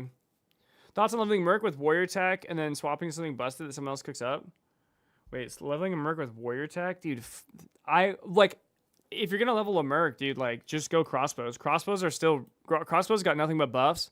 Witch Hunter, again, still one of the smoothest league starters because of all of its percentage damage that it builds. Like, and then now it has an actual option to scale into the late game, theoretically, with Weapon Master. Like, yeah, I would say Witch Hunter is A tier, actually. I would put Witch Hunter in the same tier as Stormweaver. God, but then I would say Lich is probably better than both of them, though. Like, fuck. That's a hard one to say. But I do think Witch Hunter is actually going to be crazy. Or at least has the potential to be. But like from the perspective of like a starting character, like Witch Hunter fucking slaps. Well, they also buffed Incendiary rounds too. Like Incendiary rounds, I think got like a pretty crazy one. I do think Galvanic got buffed. Like I know Galvanic had a lot of its like base bolt removed. It's like has a 1 base bolt and up from 5. But like there's a lot of ways to solve bolt counts, especially from just some of the few support gems they show. Like I still think Galvanic will be insane. Not incendiary shot. Where is it? Okay, incendiary shot. There it is. Oh, it's with an E. Teehee. Now it inflicts ignite skill are 200% faster, and now it's 3% increase in or 3% increase in duration. Now inflicts more flammability. Quality now provides 50% increase in duration with its target. Yeah, I don't know. Like, incendiary shot seems kind of crazy. I don't really know how this would work, so hands up. But and then you said permafrost bolts. Where the fuck is that, dude? Permafrost bolts, more freeze buildup. Oh wow. Oh my god, that's actually crazy. Problem is though, this isn't like this must be for like snipe or something. Can't wait for the 3rd round of buffs to expos. Still not mattering. I'm feeling clunky as fuck. No shit, right? There's no way. There's literally no way. Although if the reload still fucks up, I'm gonna freak out, dude. I'm gonna fucking absolutely lose my mind.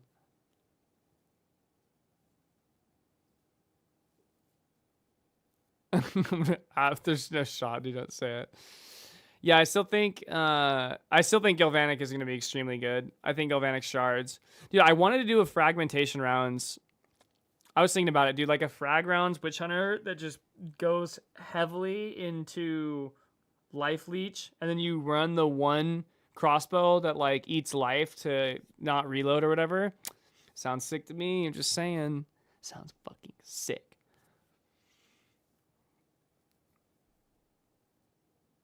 True. Yeah. Hala Gemling stat stacker was pretty good. Literally that cost was used on Aroas. Yeah, I don't know why. I don't know why you wouldn't do that. Like we're already past it. Did they say anything about monster changes? I don't think they did. Just a basic Mitch magic. I do. Well, magic I think is gonna be eaten good. I'm pretty okay.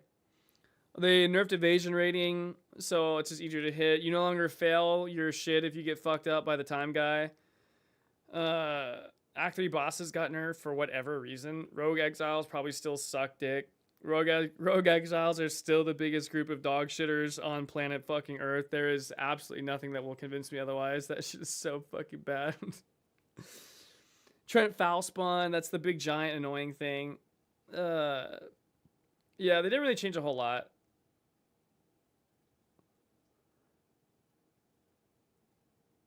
I don't even know what this means. The periodic invulnerability aura monster modifier not only makes things immune to damage from enemies.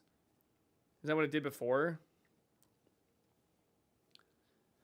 Incrementally improved monster behavior. Oh, they made it so you won't fucking get shit on in the Drowned City. That's cool.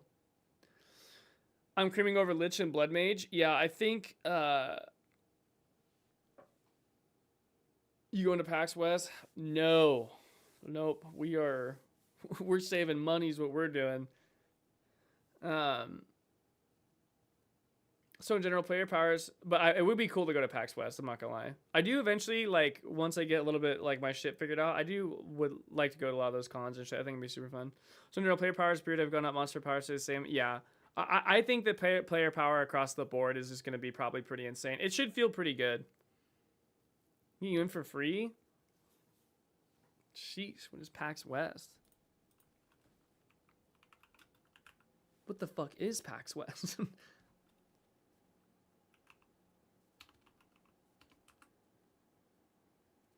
2 weeks of Taco Bell orders? True.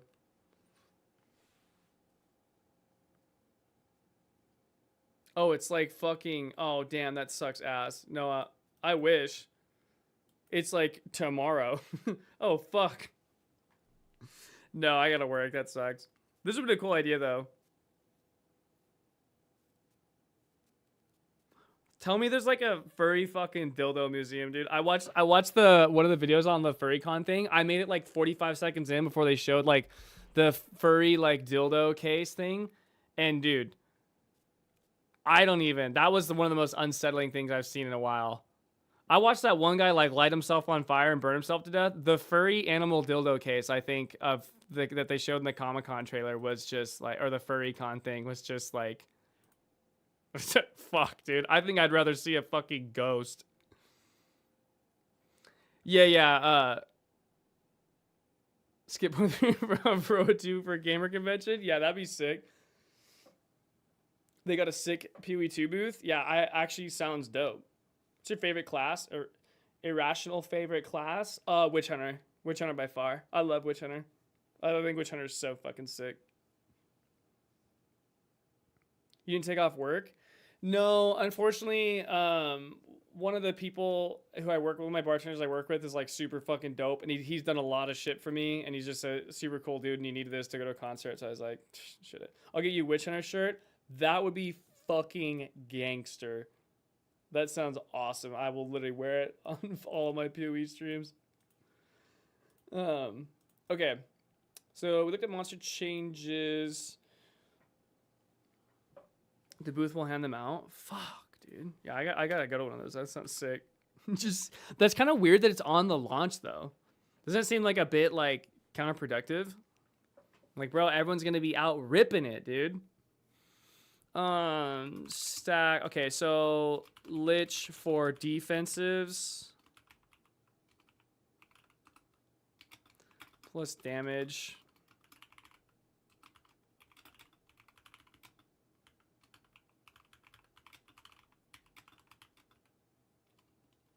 Lich overall extremely strong. Chaos dots, ED. Dude, what were the other ones? ED, Contagion. There's one more that I'm forgetting. Decaying Hex is the other one. Ignite. Fireball for hit. Yeah, I guess Poison too. Yeah, Dark Effigy. I think it is Poison.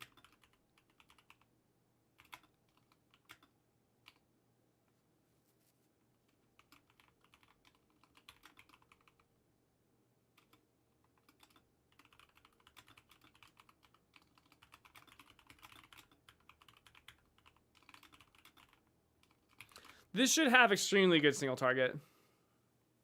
Yeah, go for it. You're more than welcome to. So we go Lich for overall defenses. I think Lich just in general is extremely strong. You have all the Chaos dots with ED Contagion, Chaos Hex, Chaos Ignite, Dark Effigy, Poison. Your Dark Effigies are going to be doing an ass ton of damage. And then once you get all that down, you'll have time to actually spam Fireball, Fireball for hit. We need Source of Fire Infusion.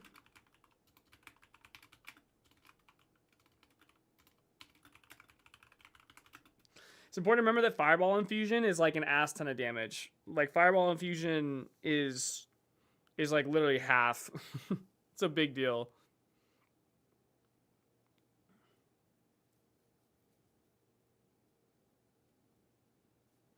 I guess you could snap it. Snap might actually be it.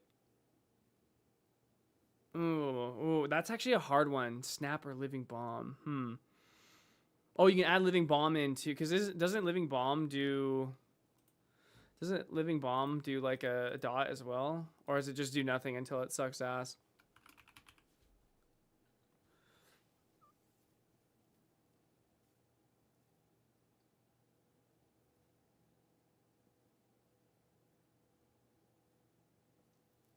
I wonder if you could... Yeah, it produces an infusion. I wonder if you could do maybe like some sort of like spell echo or something on Living Bomb, or some way to up its limit so you just get more infusions and stuff. So I think you can stack like 3 fusions, right? Soul or weapon swap could be a thing, I guess. Oh yeah, there you go. I like that. Yeah. Oh, I didn't think about weapon swap. That's a good point.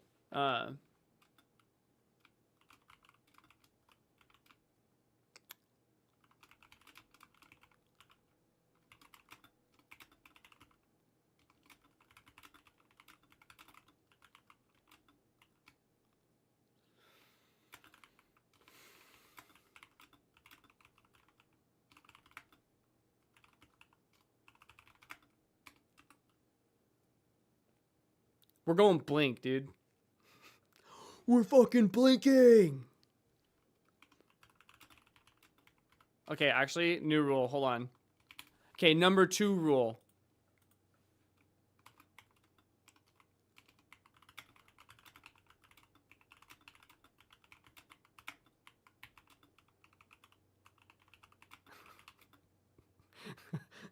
This is legitimately how I feel. This came from my soul, just so we're clear, okay?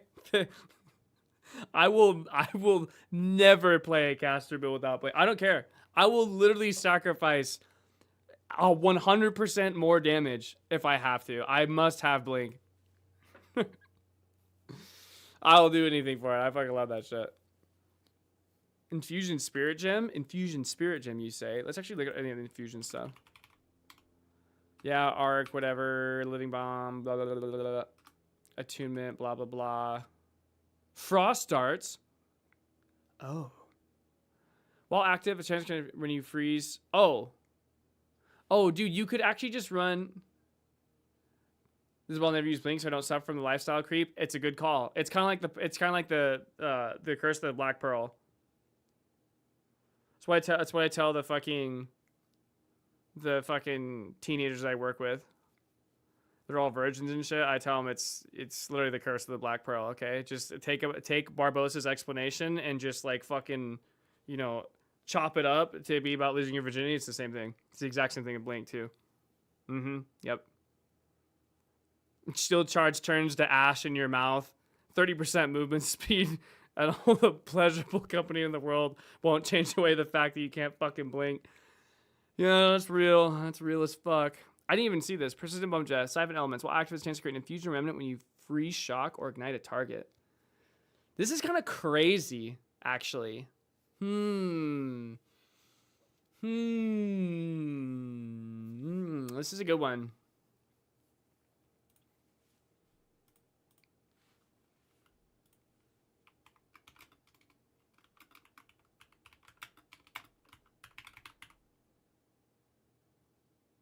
$5% per power.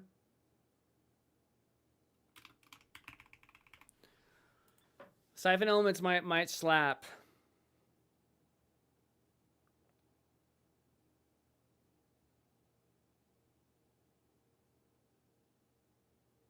What does Elemental Equilibrium do?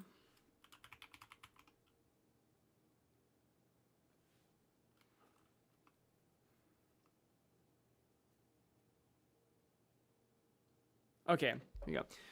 Let's just look at this. Add a new mechanic called Elemental Infusion that many elemental spells interact with. Some skills create infusions of specific effect, blah, blah, blah. Other skills consume infusions specific kinds of bonus. Some skills can be fusions that match this skill type, while others have cross elemental fusions.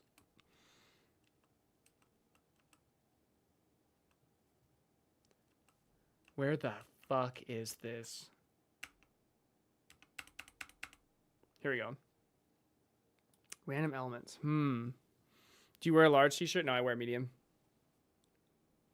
I'm a small boy, dude. No homo. Yeah, make sure you get that in there.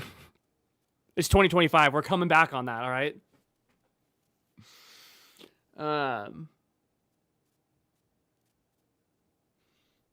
Okay, so this might be important. Man, it actually looks like there's probably like some real potential to solve.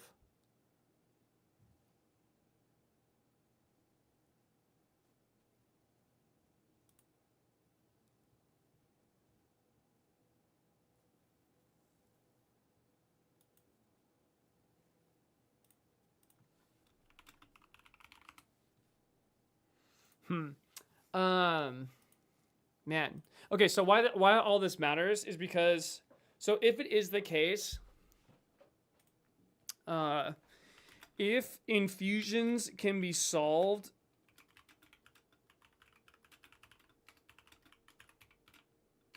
we go Blood Mage.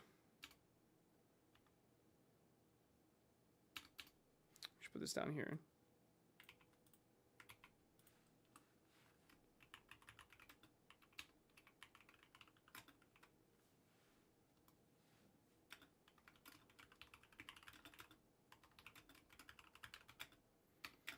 Yes, this is pretty important. If it is the case that infusions can be fixed without having to go Stormweaver, because the whole point of going Stormweaver is so you have like infinite infusions and you never have to think about it. But like if you can solve infusions with things like Siphon Elements, Elemental Equilibrium, fucking a bunch of support gems and shit, like there will be no reason. There's no reason to go Stormweaver. Except for maybe the +1 on limit. The +1 on limit for Firestorm, but that depends on how much damage Firestorm actually does. If Firestorm does 45 bolts per second, then the +1 limit might be worth it. And then you solve the infusion problem yourself. There's definitely like a give and take here. It just kind of depends on if I only had the fucking numbers for anything. Fuck!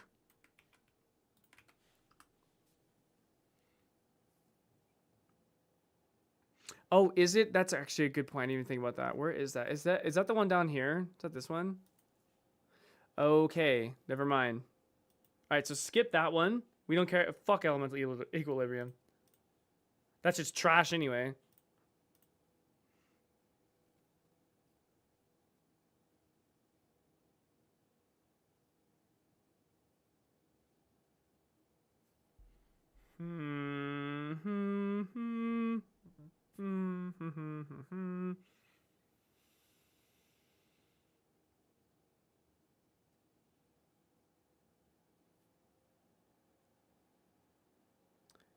Interesting. Oh, it's only 30 spirit.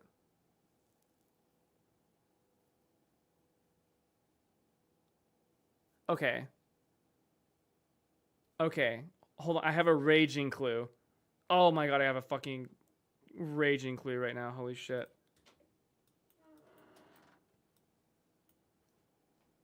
Okay.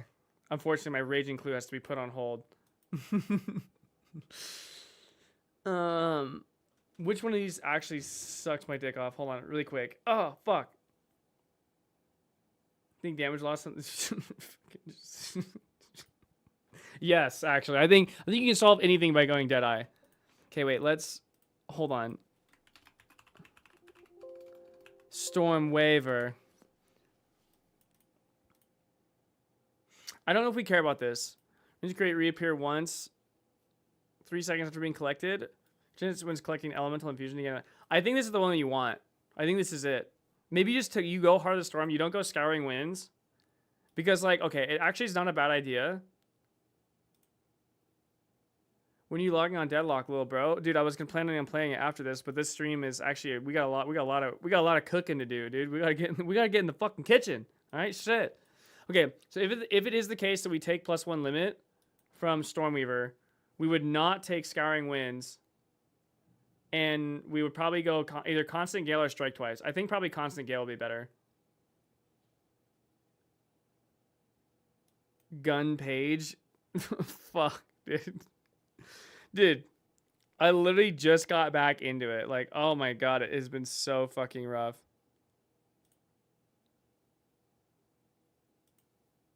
Like, where we at, dude? Where's this shit? I played 6 hours recently, dude. We're bringing it back. Give me a minute. I gotta remember how to like play the fucking game at all. Shit's rough, bro. Okay. Anyways, yeah, I don't understand why GG loves fucking bows, but yeah. So if it is the case that we have all this extra infusion stuff, this is kind of a big deal. Like these two things in combination. Curiosity, don't worry. Yeah, good. Help me out. Gotta figure this shit out, dude. Dude, I was like Phantom 5. I was one below the next rank above Phantom, right? Whatever that was. Like a year ago or whenever it first came out. We had fun. Definitely better than fucking League, tell you that. Okay, anyways, we gotta get back to work. Yeah, I kind of really like this a lot, actually, because theoretically, you could just, for 30 Spirit, you could save an Ascendancy point. And getting the extra mana regen with the cast speed from Arcane Gale might actually slap. And if we're already over on that side of the tree, because we're gonna have perma Arcane Surge, we can use these dope Arcane Surge nodes. Yeah, Oh, I've got a raging fucking clue. Oh my god. Swallow your clue. Yeah, this shit looks pretty good. I'm not gonna lie to you guys. Holy fuck. Okay, unfortunately, I have to take a break. This was unplanned. It was not.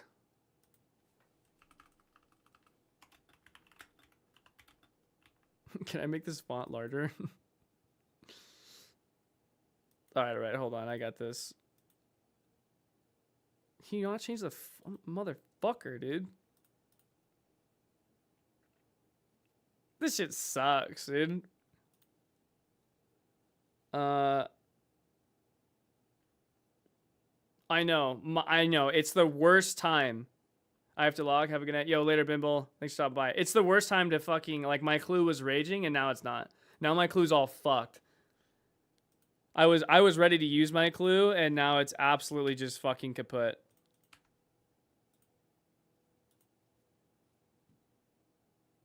Oh, I know what to do. I got it. Oh, flashbang. Oh, fucking ow, dude. There's gotta be a way to change that from the default.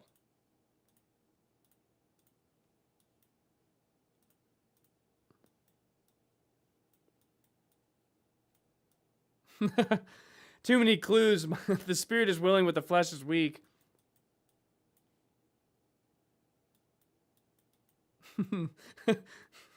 True. AI's not there. It's not ready.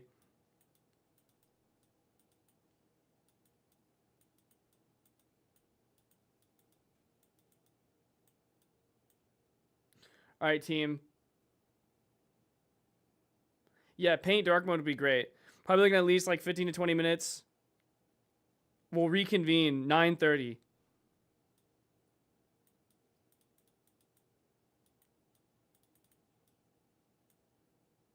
Goodbye, Bimble.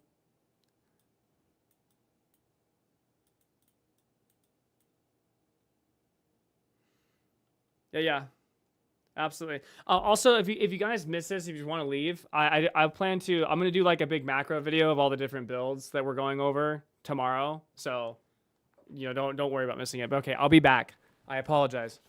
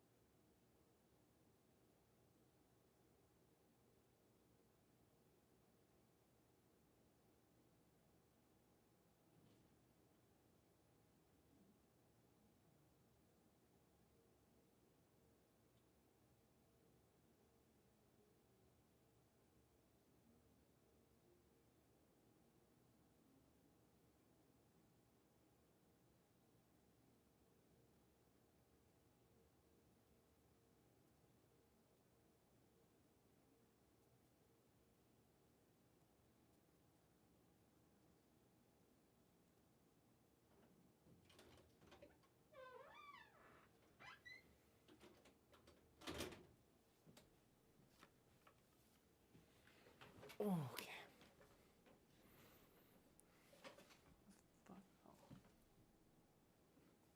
Okay, Jesus Christ. Took for fucking ever. Alright, where we at?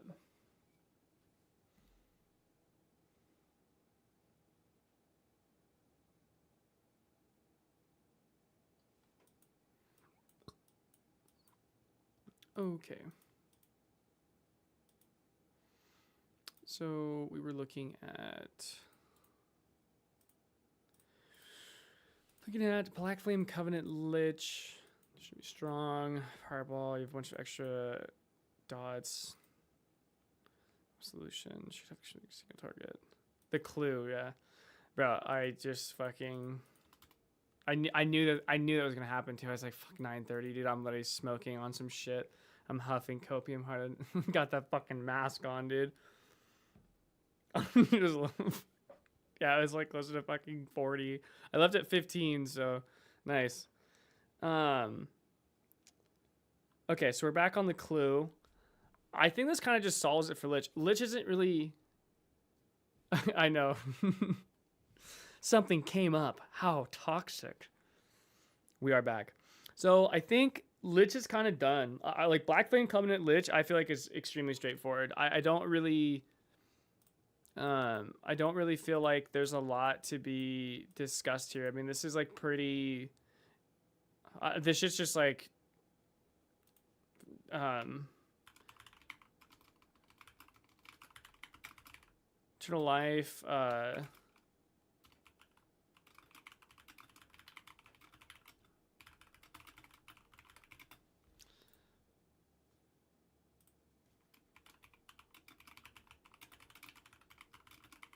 Yeah, Lich is just like really straightforward. Is there anything we can use except Fireball? Fireball seems off theme, but is it just too good? Well, one, it's gonna be a purple Fireball, so it looks fucking sick. But yeah, I would honestly I think that's probably a good way of putting it. It's like I just think the Fireball changes are really good. Fireball, like with an infusion, it just got such a huge damage increase. I mean, like without an infusion, it does like it got almost 100%. It got almost double damage, right? And then you add in the infusion with the shotgun, like it's literally a 3x base damage buff. Like it's so strong, and the fact that it converts totally to chaos. It gives you an extra chaos dot for your dark effigies. It just seems like way too strong across the board. Also, someone pointed this out. You can actually take, well, you can kind of do it. This will fuck you up a little bit, but. You can take Event Horizon as well now because it doesn't. If you're mainly casting Fireball, it won't make that big of a deal. But like Event Horizon is a lot. Because, well, my dear Sir Dumbskull.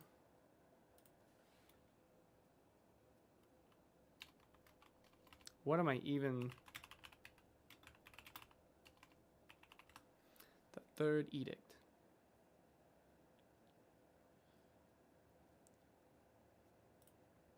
Hi, I'm Jonathan Rogers from Grinding Gear Games. Shh. Don't do it, Jonathan. Interlude, sprinting, support gem, skill changes. The Abyssal, passive tree changes? Okay, never mind.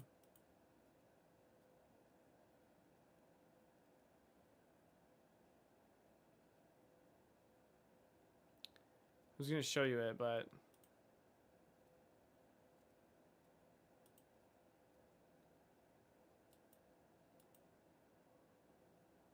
Blood Mage buffs, dude, so tight. I don't know, dude. Black Flame Covenant converts all your fire to purple.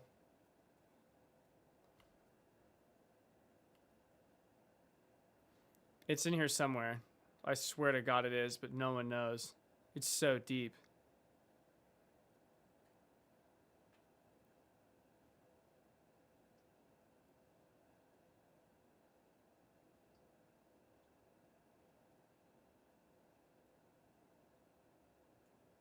Motherfucker. Where is this shit? It's actually not in here. It's gotta be like right here. Hold on. Oh, we'll find it. Haha. Haha haha. Yep. Your fire spells and knights will also turn purple. Yeah, see that? Isn't The that ritual cadence sick? keystone causes your invocation. Purple fire. Where it's at 2x speed. That's all you get to see. All of that for like a half second. Chaos damage. Your fire spells and ignites will also turn purple. Oh god, it looks so good, dude. The purple fireball looks so good.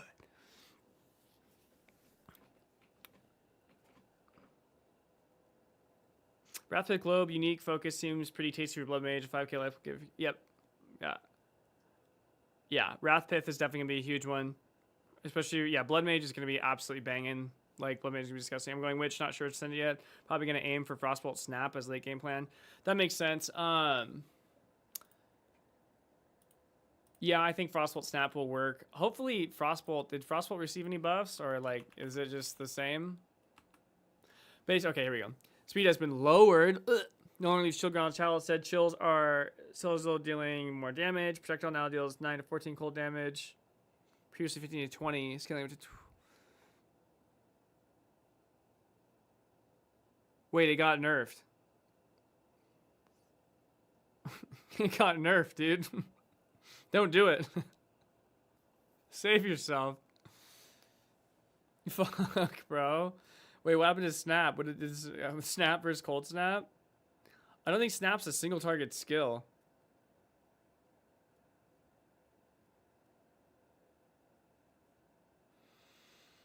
Maybe it's under Cold Snap. Where is this shit? Dude, okay, hold on.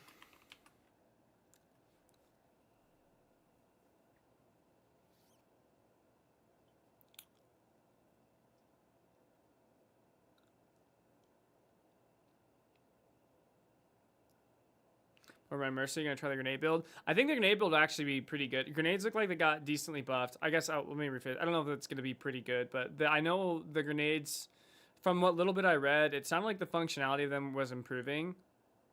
I personally, if I was going Merc, I would definitely go Witch Hunter, just because I love the Witch Hunter crossbow thing. But yeah, I think if you're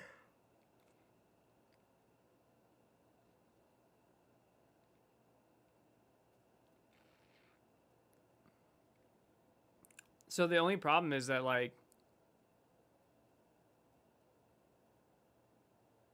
I think your Frostbolt Snap shit all got nerfed, dude. This looks like pretty nerfed across the board.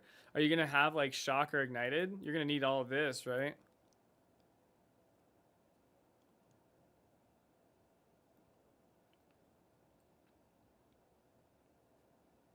Thinking Witch Hunter or Tactician.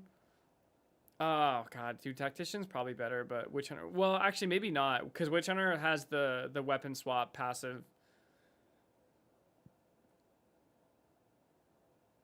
Yeah, like I like the idea. Yeah, so Snap got a nerf, Frostbolt got nerfed. Like Snap seems to be like it has to be a try Ellie thing. Spark Snap. Yeah, you could do like Spark Snap, Wall of Flame, whatever, Flame Wall, right? That way you get 2 snaps.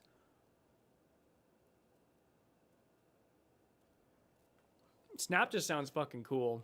Snap sounds like a fun fucking ability. I actually am really excited to use Snap. Also gives you remnant spawning, so yeah. Yeah, we're definitely gonna have to see. Dude, you can actually Flame Wall. Yeah, lots of infusion generation.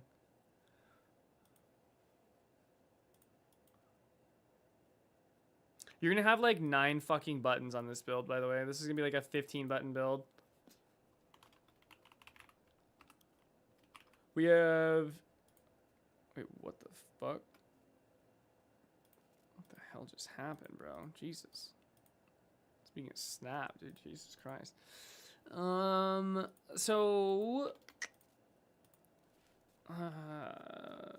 yeah, we'll have to figure out how to get Wither and Despair. I don't know, like this build just seems good. I just think that...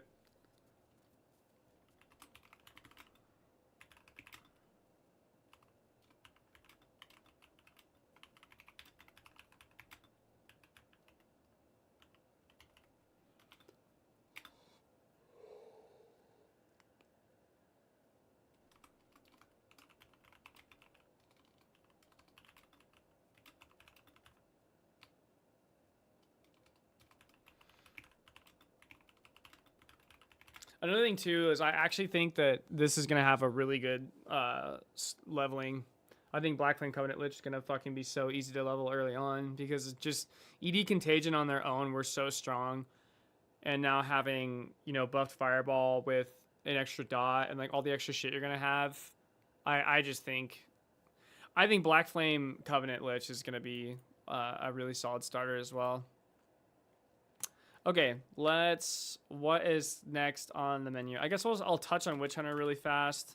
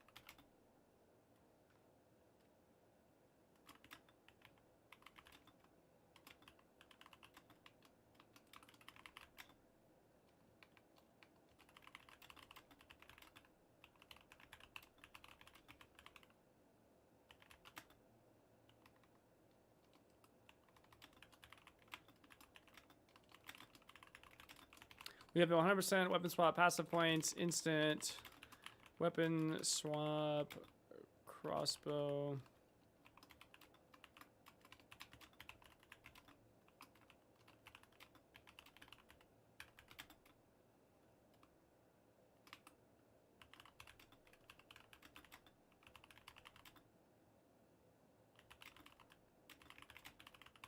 I think Witch Hunter actually is just gonna slap too. Galvanic for sure. I think Witch Hunter will slap as well because you have like you just start off, you have such an easy start with Culling Strike, Zealous Inquisition, plus the Decimate Gloves and Coal Helmet. Like at level 54, your clear is so good. You also have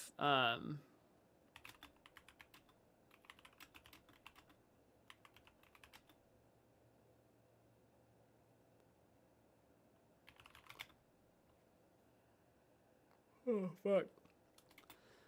Like, oh dude, I just think that you have you just have everything that you need on Witch Hunter, right? You have the 8-second shock.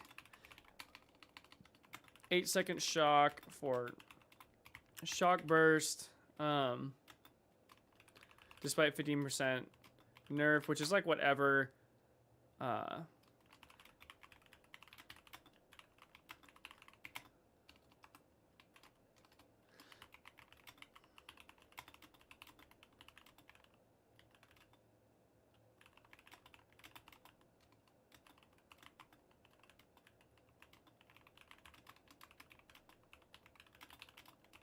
Like, all you really have to do is solve for bolts on Galvanic, and, like, once you get Galvanic bolts stacked up, like, Galvanic is going to be so good.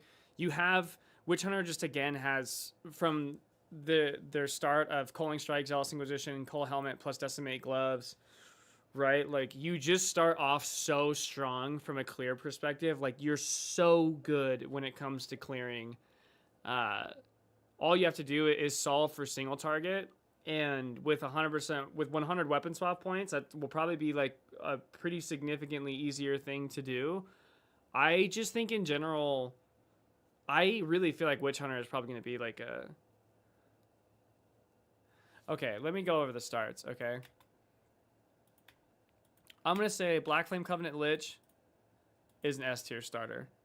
So Galvanic is an A starter with... And then for reference, Deadeye is S+.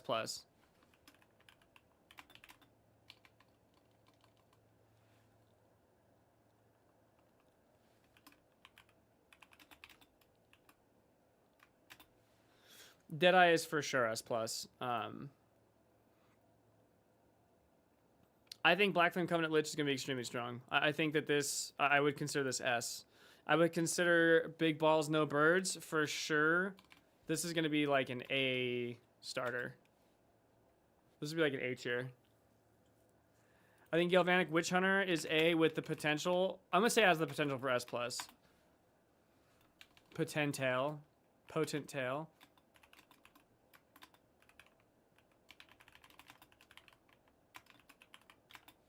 Like, I really do feel like Galvanic Witch Hunter is just going to be disgusting. It just has everything for it just seems solved. It seems so good. What's a D tier start? Let's go over that. D tier. Probably Chronomancer. Like, just because I don't know. I don't know anything about Chronomancer. Like, maybe it's incredible. I don't know. Fuck Chronomancer in my opinion. Like, fuck this shit. I don't really know too much about Chronomancer. I would probably put. I mean, Gemling is potentially in that as well. I think Gemling can be Gemling could be good, but it could also be rough. Thoughts on Chalupa Monk? Lots of changes. Chalupa Monk is one of those things. Like, yeah, Gemling, yeah. I would probably say Ritualist too. I think I agree with PFJ. Like, I just don't think this is strong enough on Ritual. Like, I think the item scaling is good, but for like a league start, Ritualist is probably one of the worst starters.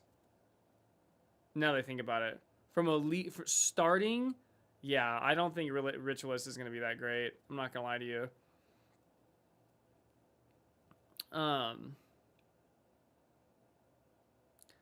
But maybe not, I suppose. I guess it just, I like this. A lot of these nodes just seem like dog shit. Kayula Monk, it really just depends on volatility uptime. Like, the changes to the volatility thing. I think Kayula Monk could actually, it might end up being pretty fucking good. It's just one of those things that's hard to see. I think Kayula Monk has a lot going for it, though. I really like the Chaos Leech thing. I like the Mana Leech. I like a lot of what Kayula can do. I just don't know if like volatility is really going to be fun. Volatility seems like a really just ass start.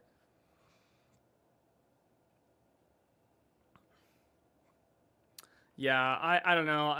I just think Kayula Monk at a base level for what they do, I just do not like it at all. Invoker, I think Invoker is probably fine. I think Invoker is probably like a, well, I don't actually know. I can't really rank Invoker. I don't know. My gut instinct is like Invoker is like a B tier, right? Like I would, like, okay. I would say that Infernalist is probably like B tier. For a starter, say B tier. Blood Mage. Yeah. Blood Mage, I would say Blood Mage and Lich are S tier in tandem with Deadeye being S plus. I think these two ascendancies are extremely good. They both have just so much to offer. I do agree that Deadeye will for sure be the best. I think Stormweaver will be A tier. I think the problem with Stormweaver is that we're banking a lot on infusions, and I think Stormweaver will deal an ass ton of damage. I just think the lack of a defensive option is going to be kind of rough, but I think Stormweaver will be fun as fuck to play, so I'm actually excited about my Stormweaver. Chronomancer, a giant question mark here. No one even fucking understands what this shit does. Maybe I gotta make a Chronomancer. Invoker, I don't know. My gut instinct is Invoker is gonna be like a B tier. I have no idea how true or untrue that is. Kind of the same thing with Kayula. It's from the sounds of it, it sounds like Kayula. I mean, when I first read over the Kayula changes, I did not feel like it was incredible. Like, I didn't feel like it was gonna be amazing. What in general terms makes a good starter? Good starters are builds that have high levels of power with low levels of investment. So this is why I say like one of the best starters is probably going to be Witch Hunter. And here's why. So Witch Hunter, if you take Culling Strike and Zealous Inquisition, so you just need 2 ascendancies, and you get the Myrix Ungir, whatever the fuck it is, the helmet that gives you 125% Cull, plus extra Culling threshold. So now you Cull at like 150% threshold. And then you take the gloves for Decimating Strike. Both of these are pretty cheap, and they're available at like level 54, level 56, something like that. So you just need 2 items that are pretty cheap and 2 ascendancies. And Witch Hunter will be able to clear like T15 content before it even finishes campaign with like a really weak weapon.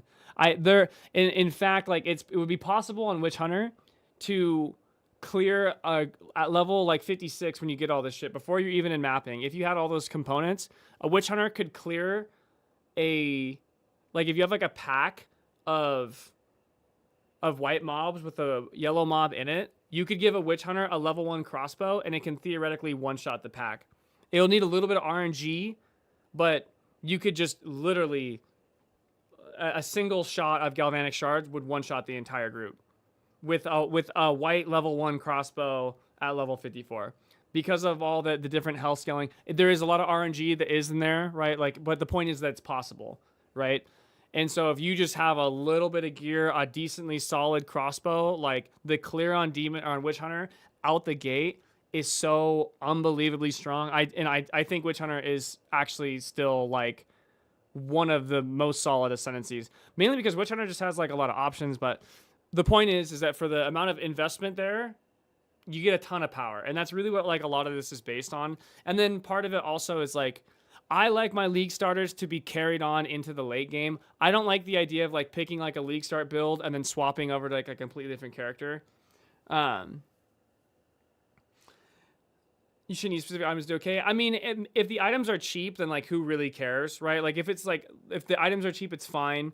Because again, it's more about investment, like high output with lower investment. I also would caveat on to the end of like with high potential. Yeah, weapon swap will give you, I think weapon swap, the instant weapon swap with the weapons master, I think you have a ton of versatility with Witch Hunter. I think Witch Hunter has potential to actually be S+ given like the weapon swap tech that we have. It'll just all kind of depend on what people cook up. I wouldn't call it S+ now.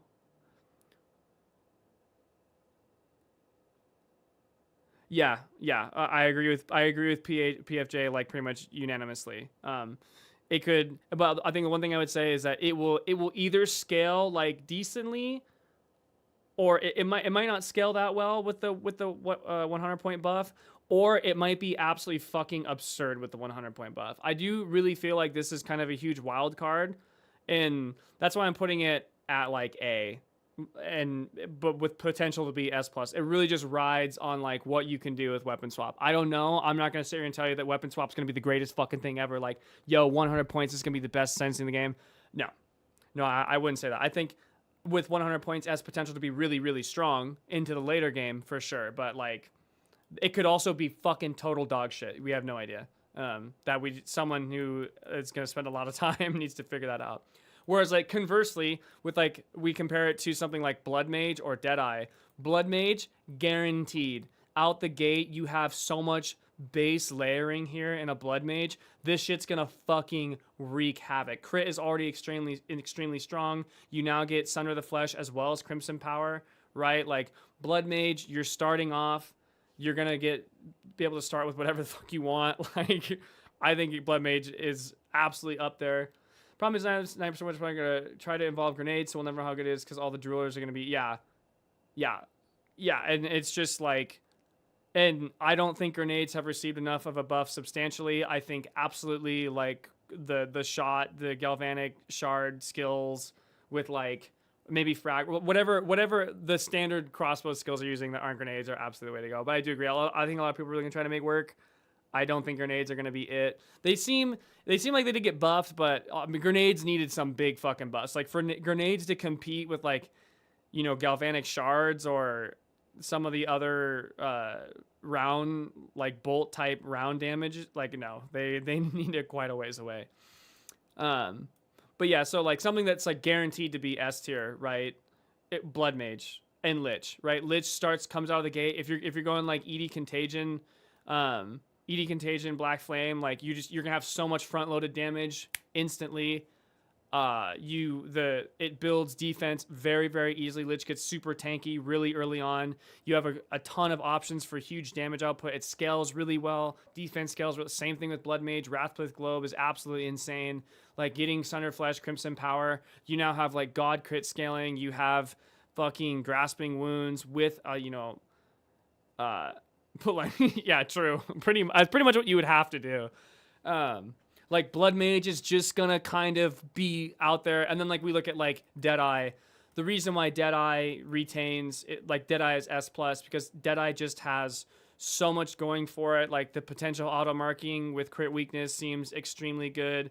You have an extra proj if you need it. You have the buff to deflection. You still have tailwind, which is already insane. Like Deadeye just has so many options across the board. And on top of that, it has some of the best scaling in the game by far. It's fast. It just, yeah, Deadeye is absolutely disgusting. It's strong from the beginning, strong till the end, right? It'll be, and the other thing too is Deadeye is like hyper versatile. You can run whatever you want on it, right? You can put whatever the fuck you want on it. It doesn't matter. It'll still be extremely good. And it's still going to be the fastest, best scaling from the patch notes, from the knowledge that we have. It's pretty inarguable, I would say. But yeah, that's kind of what generally influences it. Like Infernalist, so like Infernalist is something where Infernalist is a good example of something that I would consider like a B tier start. And the reason for that is because yeah, Infernalist does get demon form and now it can scale crit with a weapon and like, oh yeah, it'll actually be pretty good. Well, the problem is like demon form still has like everything on the Infernalist has drawbacks. All of this shit requires shit to set it up and like make it work, and you kind of have to fuck with it. Whereas like with a lot of the other classes, it's just out the gate. Stormweaver, for example, like Stormweaver, you just get infusions, and I think that Stormweaver will be like one of the highest outputting league starters for sure in terms of DPS. And Stormweaver just out the gate. We don't need to solve shit. We literally just throw on fucking Fireball, Firestorm, get some infusions, and you're just like shitting on everything. Right? Same thing with Blood Mage. There's not a whole lot of setup here. Whereas like Infernalist, there's kind of a lot. Infernalist is kind of like a scaly, like if it has to scale, if it has like a bunch of like pre-qualifiers to get it off the ground, or if it has like required uniques or expensive, or any like combination of these things, I would say it's like not a great starter because you're just not gonna have access to that. How do you know the items are cheap on a brand new league? We usually just go by historically, you can predict items, and also probably the biggest driver of economy and like what's going to be expensive on league is like what streamers are doing. What a lot of people don't understand is that like in the PoE economy is so heavily influenced by content creators and streamers that like you can borderline guarantee that all of your shit will be cheap if you're just not playing whatever the meta build is, right? So like, let's say all the streamers are going Deadeye, which the vast majority of them are. If there is any Deadeye unique that's even like, yo, what a SP player, if there's any like Deadeye unique that's even like slightly rare or not like, yeah, that's a great question. What's Fubgun doing? What are the majority of content creators doing? The moment content creators put anything out or like they all kind of agree on something that's meta, instantaneously you can guarantee that shit's going to be hyper expensive. But if like, for example, no one's playing Chronomancer, any unique that is only good for the Chronomancer is 1x. Guaranteed. No worries. Anything you want, any unique, provided that it only applies to Chronomancer, free. Literally free. It's 1x. Guaranteed. Unless it's like, I don't know, a tier 0 unique or something. And even then it's probably like 10x. So you're basically insider trading by streaming? No. I don't have any influence over that. This is only for like the main PoE content creators, like Fubgun, right? Fubgun, Jungroan, Rutu, right? All Captain Lance, all the main streamers that like run, that determine a lot of like what the meta builds are gonna be. That's the shit that's gonna be expensive, right? So that's kind of how you know. And like, as far as I know, like not a whole lot of people run my specific Witch Hunter setup. So like, Myrix Uter, whatever the fuck, that helmet does get kind of, it can be a little expensive, but I don't think it'd be that expensive early on. And same thing with the Decimate gloves. Infernalist again. I want to take that. Parts for the Chaos Node. Useful things, yeah, of course. Yeah, SP player, you should consider Lich. I got this right here, Black Flame Covenant Lich, dude. Absolutely going to be, in my opinion, one of the better league starters for sure. I just think overall, Lich is tried and true. Lich fucking slaps. You add Fireball. Fireball got mega buffed.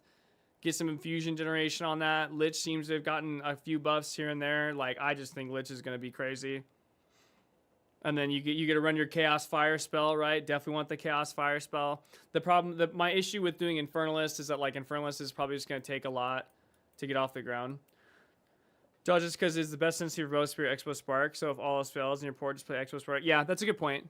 Yeah, that's true. Yeah, I think a good caveat there, a good caveat to include on that is that like the uniques are required for the meta build specifically, right? Or the ascendancies specifically, right? That's a good point. Yeah, you need specificity has to be there.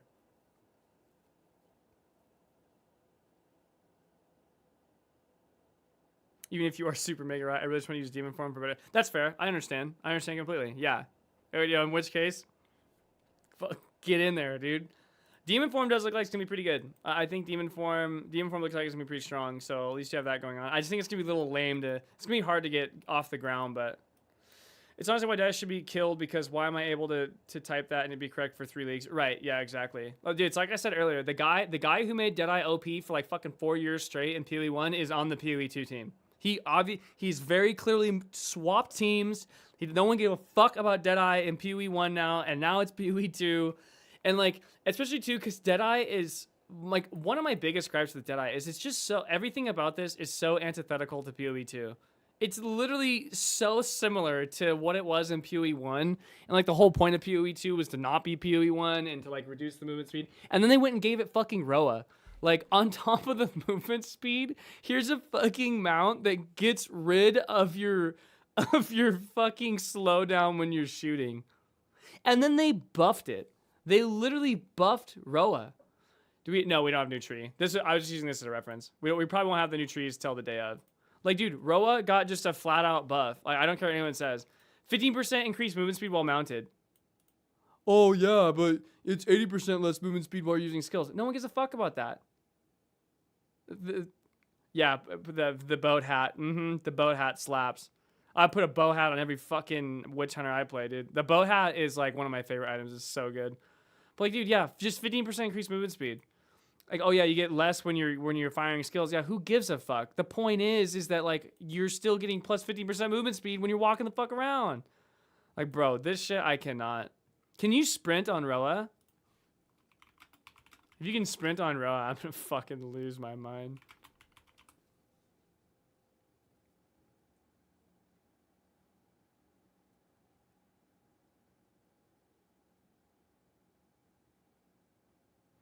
Oh.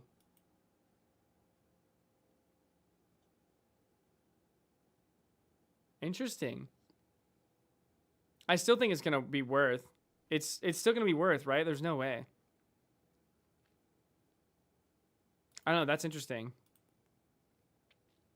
No, there's no way. It's still gonna be worth. The fact that you have 0 movement speed penalty while you're killing shit is probably gonna make up for it.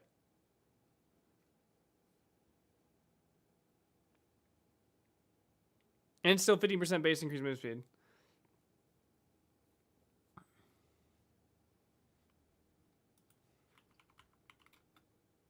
Should look at Solar Orb.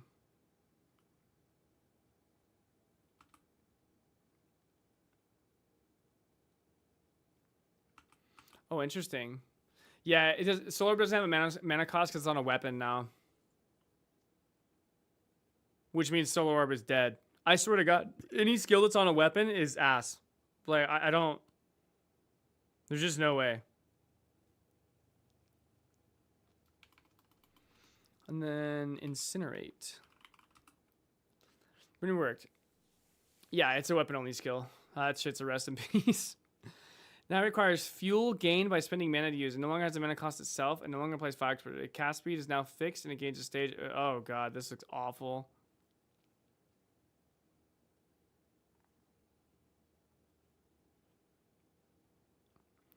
This is what you want to do with your life? Yeah, this is... It's the fucking Austin Powers, dude. When he says there's a new nudie video. So hold on, I gotta find this. There's a new titty movie or whatever. Fuck. Austin. Bro, stop. Cease this.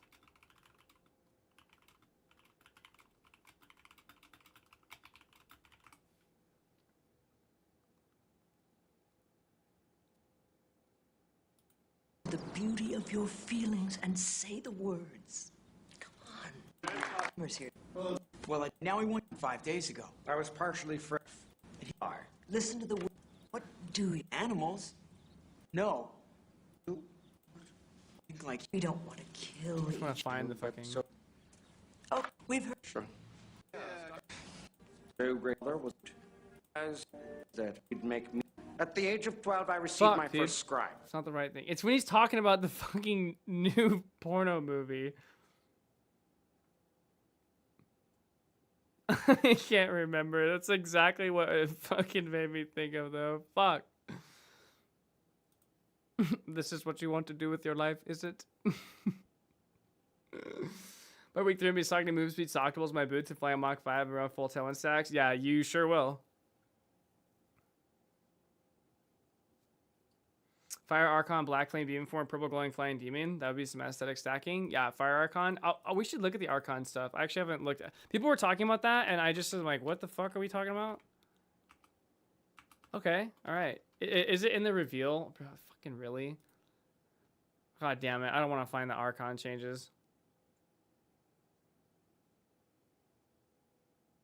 Absolutely. Dude, that's a banger. Fucking, what's Elemental Practitioner? Oh, boo. Boo! It's an Archon skill. Trigger more times, but makes them trigger periodically over a longer duration instead of one. Great for those auto bomber builds. Now, in addition to skill changes, we've added a lot more options for the passive tree for each class. Overall, there are more than 100 new notables on the tree, usually around 20 per class, along with smaller clusters as well. Check out the old version. And here's the Oh my new version. god. It's a lot more dense, and there's more interesting nodes than before. The density is a big deal. Density change is also a big...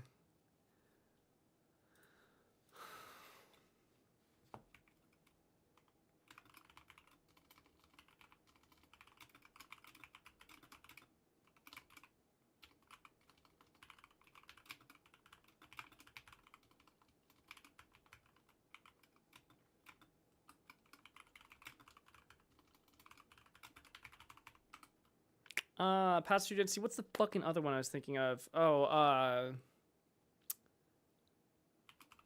attribute requirements being there. So I'm not gonna lie, Abyss Witch Hunter is just going to be whatever the strongest Deadeye build is while using hunt points to fully invest in a curse that 10x your damage. Well, because shock? Yeah, that sounds about right. Well, yeah, and you're probably gonna weapon swap to whatever the strongest weapon is, right? Like, yeah, it's pretty much just whatever the strongest Deadeye build is. That's actually a good point too. Seeing that at least one of yeah, okay, got that. Okay, we're caught up. Fuck, dude. Now, we probably can't go through too many of these in the live stream, so Sometimes I'll I just show get you one from lost. each class's area of the tree. We tried to be a lot more thematic with the new nodes. So, for example, the Molten One's Gift. It lets the benefit of armor break apply to your fire damage. Or how about Last Stand, which gives you lots of stats as your situation becomes more and more desperate. Dog shit. A lot of these have Trash themes aligning with ascendancy classes. Like for the Gemling Legionnaire, for example. You have crystallized immunities, which makes you immune to different status ailments, depending on which support gem color you have socketed the most. Boo. Another ascendancy class aligned notable is Sanguimatic Rituals. It allows arcane surges to generate life instead of mana.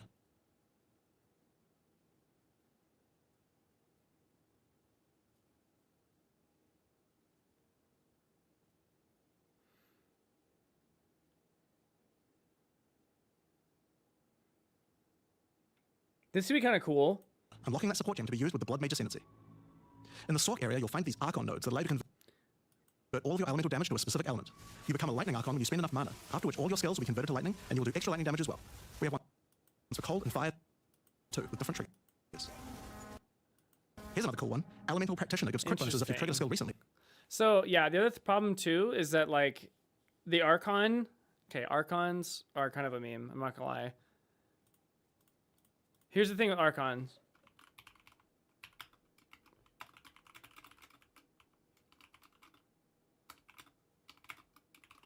The problem with Archon is it sounds like it gives gain added damage of X element, which is not converted.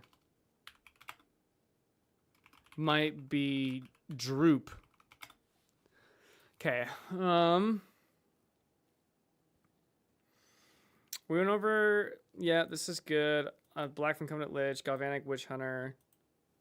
What else do I want to even? What else would I want to rip? Hollow Palm, like, dude, the problem of like theory crafting Hollow Palm is this is so fucking dumb. Like, I don't know. We have nothing, literally nothing on Hollow Palm. Like, Fuck it, dude. Probably, yeah. No clue. What else on Lich? Is it time to do Warrior? Time to do Warrior for the boys? Because that shit is looking grim. I'll tell you what, Warrior is not looking fucking good. Holy shit. Looking grimu.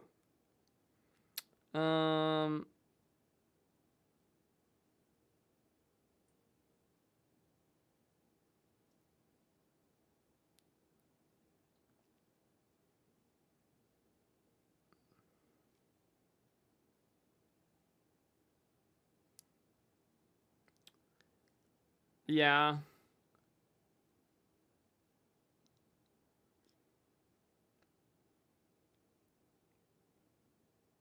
Yeah, but dude, that shit needs like Hollow Palm. It'd be. I was gonna say, dude, it needs fucking the deck scaling then. Like, Hollow Palm literally relies on decks. Yeah, I don't know.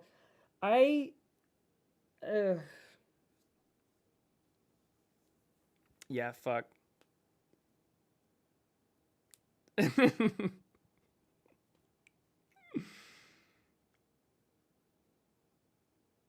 Yeah, and dude, fuck. And it's just one of those things where like like you're really banking on they got the scaling right on that shit, dude. And like who fucking knows? Like there's just no way. Okay, we can take it. It's finally time to take a look at Warrior. Okay, so the only okay, let's actually first of all, can you imagine just kicking people off the side of a Roa? That would be cursed. Maybe once they introduce Roa MTX, it's going full class, dude. It'd be Warriors just fucking sundering from the back of a fucking bird. God, I hate the fucking Roa so much, dude. I fucking hate that stupid ass fucking. It should never have been on it. Never been added. Okay. For Warrior, dude. Oh my god. Okay. I need to really actually sit down and like fucking take a look at this shit. So, for starters. Okay. Titan may or may not be the best because of hulking form and passive tree changes plus timeless jewels. However, probably whack AF for league start. Also, still slow as all fuck for no reason.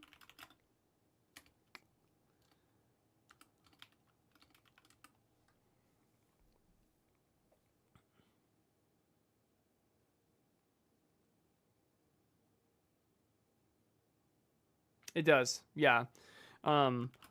Block nerf is giga nerf for most war builds. Leech stacking.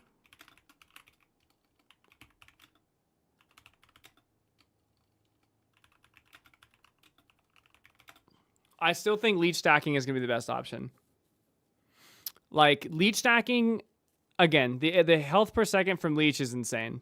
Like, I've seen literally get up to like 8k. I think like 8, 10k, somewhere around there, depending on how much leech you stack. Leech stacking seems extremely good. And I don't think leech got nerfed. I don't think leech got touched at all. This is all dog shit. Act like Kula trash. Except for the Berserk nerf. Oh, fuck.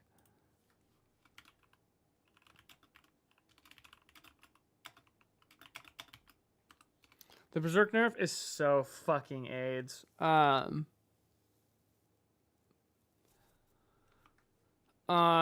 to be two-handed. Well, okay, it doesn't have to be. Chloe, hope you have a good day. I really, really want to play Firestorm Fusion with Stormweaver, but I'm so afraid it's bait, and Blood Mage got so good, I don't know what to do. Well, here's what I would say. I would say that there's no way Firestorm and Fusion Stormweaver is bait. Okay, that is for sure. I think this build's gonna have some of the craziest damage output in the game. Honestly. That being said, I think Blood Mage is a far safer and better all around choice across the board.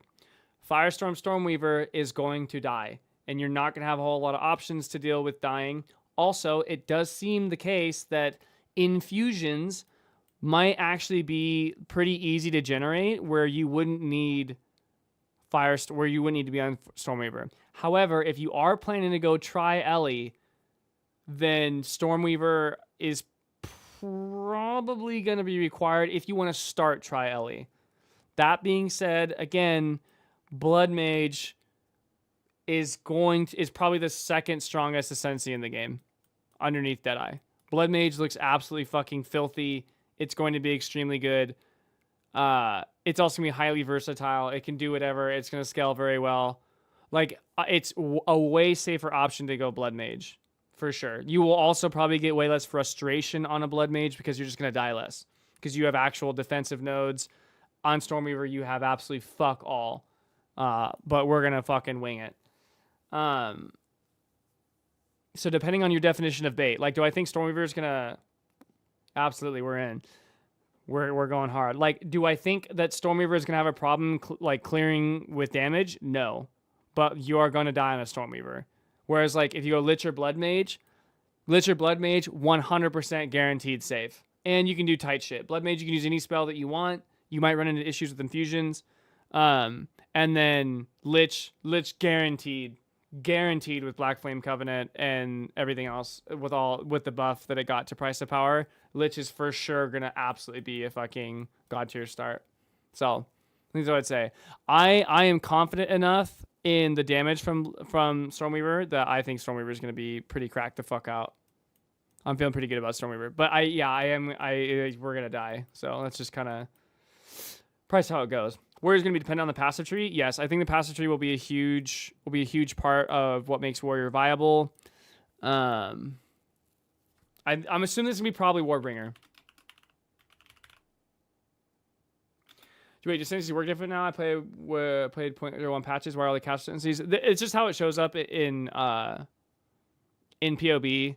This is still Witch. Witch can go Infernalist, Blood Mage, or Lich, and then this is still Sork. Sork can still go either Stormweaver or Chronomancer. So the Ascendancies all work the same.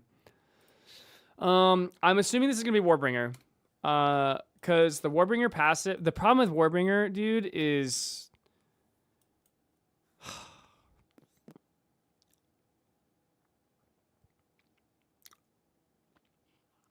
the Warbringer buffs kind of suck.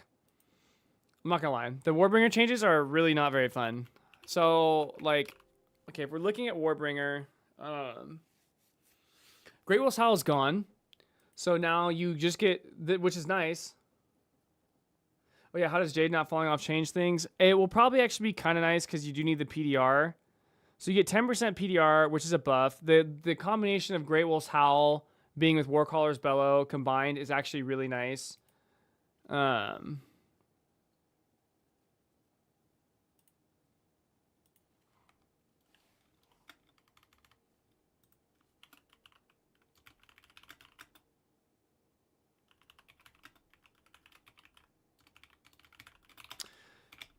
Warbringer's Warcry notes card combined to 1.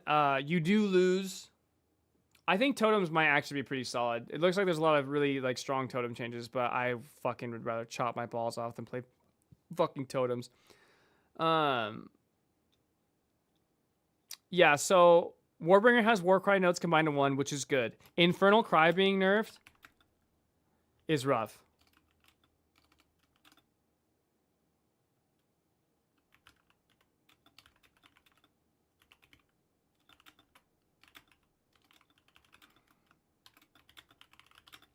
Infernal Cry being nerfed sucks balls. Yeah, of course, man. That was a huge percent damage loss.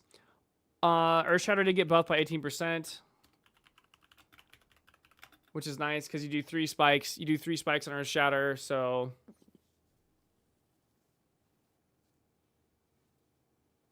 okay, that's good. Earthshatter seems okay. I'm not gonna lie to you guys. Here's the melee build. You just go fucking Earthshatter, like, dude, fuck it. Other options are potentially Forge Hammer.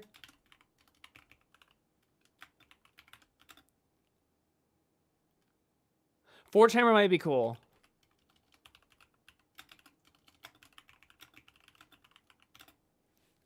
At least stones are better than standing still to do 1 hour per charge stack. Blacksmith, yeah, no shit. Well, and the other problem too is that like, warriors just gonna have to figure it the fuck out. Like I don't even know. So like the problem is with going block. I think block is off the menu.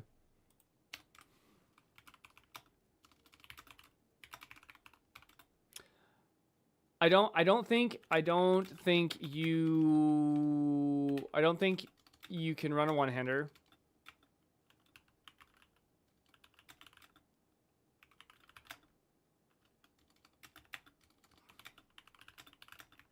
It's unlikely that they're going to be good. Like it's just, well, it's not so much that the 50% isn't going to cut it. And you could take Renly's training or whatever the fuck for Warbringer that does give you the extra block chance. It's more so the problem of that, like, if we go block, we have to run a one-hander.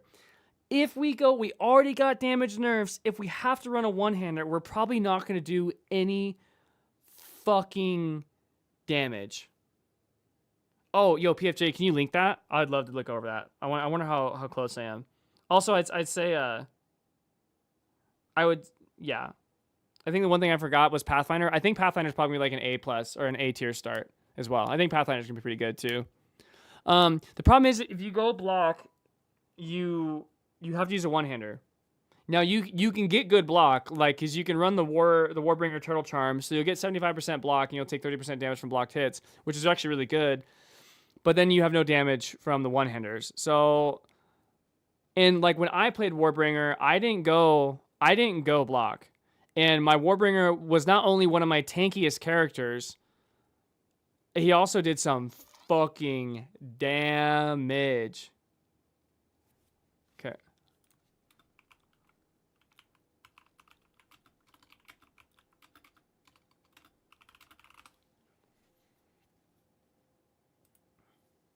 Maybe you could use like a two-hander for... You could use a two-hander for shit. Okay, we're going to look at this in a second. I'm curious to see how close I got. Okay, I'm afraid that picking up with the infusions will be cancer slowing you down. I don't even know how we can pick up. Maybe we pick up. I hope to fix the event. Okay, so here's the thing with the infusions. This is kind of where I'm at. So we have Siphon Elements. Remnants can be created by support skills, can be collected from 70% further away. And then we have Harmonic Remnants, too. Remnants created by supportive skills can be collected from 100% further away. So it looks like they're going to be pretty good. Because I agree with you. I think picking up infusions is going to be super dog shit. But, like, you combine these two things, it might not be that bad. This seems like pretty chill. And I know the radius is already pretty big in general. So I think these two things combination. So yeah, I think this can be fine. We're gonna think about always having a two-handed shield kit. Yeah, you could do like a one-hander for or a two-hander for single target, and then shield for mapping. That might actually work. The problem is I don't know, your Sensei's fucking dog shit. Lay Siege, offensive stance combo with one-hander. What the fuck is Lay Siege? Lay Siege. It's not in here. How do you spell siege? I don't know. I like, okay, so in my experience, like, two-hander was fine. Not going block was fine, and running a two-hander was fine. With lifesteal. How much lifesteal did we lose off of rage? So we had 48 rage times point, what is it, like, fucking, I can't do this shit. Ooh, dude, we lost like 10%. Fuck, that's so much, actually. The lifesteal nerfs hurt.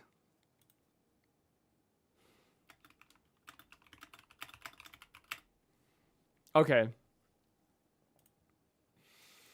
So we already got Deadeye. I would say Deadeye. And then below Deadeye, I would do Blood Mage Lich. I would do Blood Mage, yeah, Blood Mage Lich, and then probably like Stormweaver, Pathfinder. Pathfinder might actually be higher. Stormweaver, Pathfinder, Witch Hunter for sure. None of the warriors. I think all the warrior builds are stuck. Shit. I think below that, I would probably put like, I don't know, fucking. I feel like Amazon's still gonna be good. Actually, I'm only gonna do the tier list for the shit that I give a fuck about. I can't rate these. I really can't rate Pathfinder. Although I do think it's gonna be pretty solid. I don't know anything about. I don't think Amazon is gonna be very good. Who gives a fuck about these? I would say Witch Hunter is on par with Stormweaver. I would put Deadeye above these two. Infernalist I would put in like the same category as Witch Hunter. Probably Amazon with Witch Hunter as well. Ritualist, I don't think Ritualist is gonna be very good. I think probably Pathfinder's gonna be pretty good with this. I don't know anything about Tactician, Gemling, or any of this dog shit, or any of the monk ones. And fuck Chronomancer. All right, here we go. See what we did. Okay, Deadeye. Yeah, of course. Next. Blood Mage, Infernalist, Lich. Interesting. I wonder why I said Infernalist. I just feel like Infernalist is like, it's going to be hard to get. Oh, Witch Hunter. Nice. Oh my god, dude. I'm on the money, bro. I'm popping. Ritualist. I thought Ritualist is going to be pretty bad. No one knows about any of this shit. Okay, so I was actually 100% spot on. I literally nailed this, dude. Pre-watch, pre-read. He explains below. Oh, okay. Hell yeah. Okay, I want to get my justifications. I still think Witch Hunter is going to be... I fucking live and die Witch Hunter Hill. Lich, Blood Mage, Deadeye, obvious. Infernalist, we'll have to read about this. I would assume it's because Infernalist... I put this a little bit lower because I thought it would just be hard to get started up, but we'll see what they say. Stormweaver, I think No, this is fine. I am okay with saying Stormweaver is weaker than all this. I would assume that it was like somewhat similar to Witch Hunter, but I think Stormweaver having no defensive options is kind of rough. And it also is like a little bit of a gamble on Fireball, Firestorm. Amazon, I guess I don't know how bad the Amazon nerfs are. Pathfinder, unsurprising. Pathfinder did seem really strong. I don't know if I'd put Warbringer in the same. I guess it just kind of depends. I don't know. We'll see. I mean, I'm a Earthshatter Warbringer connoisseur, okay? That's like probably still to this day the best build I've ever made in the game. I mean, I fucking love that shit, but yeah, it's definitely obviously better than Smith. All this shit, who gives a fuck? Yeah, no one cares about Deadeye.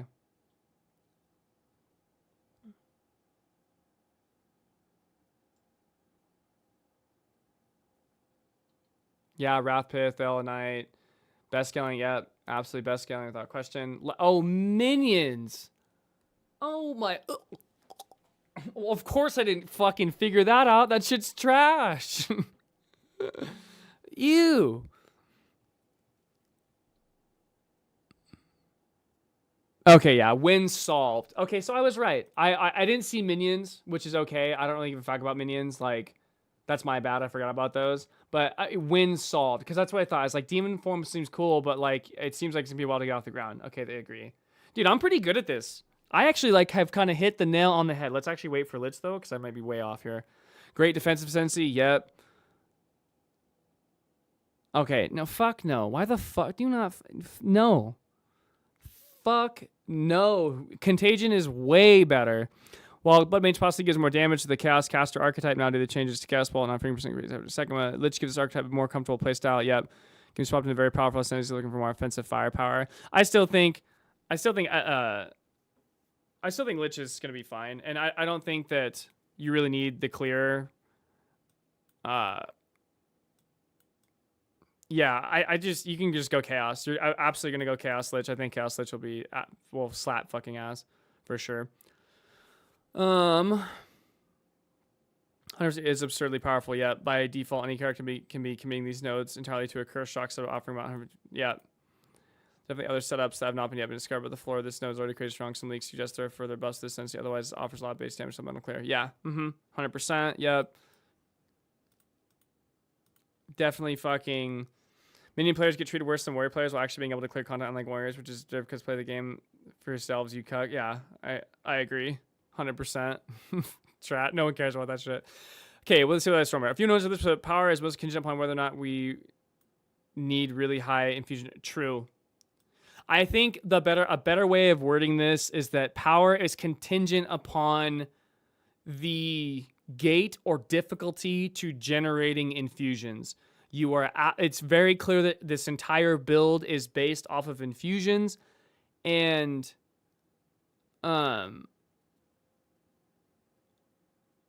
it depends again entirely on if you like the more infusion generation you can supplement outside of the ascendancy, the worse this ascendancy becomes. But I do think infusions will probably be kind of a big fucking deal, and you're gonna need an ass ton, so I think Stormreaver's gonna be pretty good. I'd also throw in here that there is absolutely zero defensive options. So. Change it to intermediate pre-plan patch that made it so Snap can no longer generate infusions from orbs. Infusion from orbs? What? Yeah, who cares? I don't think that, like, I think Firestorm, it's weird. To me, it's weird to, like, if you're going to go infusions, you're pretty much guaranteed to get Firestorm. So, like, you're just going to generate hell infusions from Firestorm for sure. Elemental Storm, I didn't even consider this. Like, who gives a fuck about Elemental Storm? This shit has never looked good. I have not even considered this in my ascendancy at all. Yep, that's what I said. The nerfs. I don't know. I didn't know it was still strong. I feel like Amazon definitely got hit pretty hard, but I think the accuracy buffs definitely will help offset the critical strike problem, for sure. Pathfinder, yeah. Yeah, and this is kind of the big thing that I have. This is my big issue with Pathfinder is that, like, it's hard to get damage out of this shit, and I just don't know, like, I don't know how much damage it's going to do, but I do think it has a lot of potential to be pretty tanky. Yeah, the new kit is built for totems and corrupting cry. Oh, fuck you.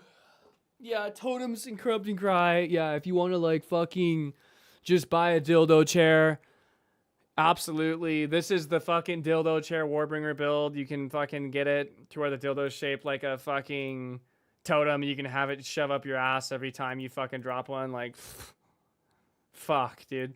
I always forget that, like, there's other builds than what I play. All right, yeah, I figured totems would be good, though. It seems like there's a lot of shit for totems. Corrupting Cry can lick my fucking gooch. Svalin with the one-hander, no thank you. I still think Earthshatter, this will still probably pretty good. Here's what I'll say. Okay, why Warbringer is not S tier? Let's start, or why Warbringer is not at least A tier?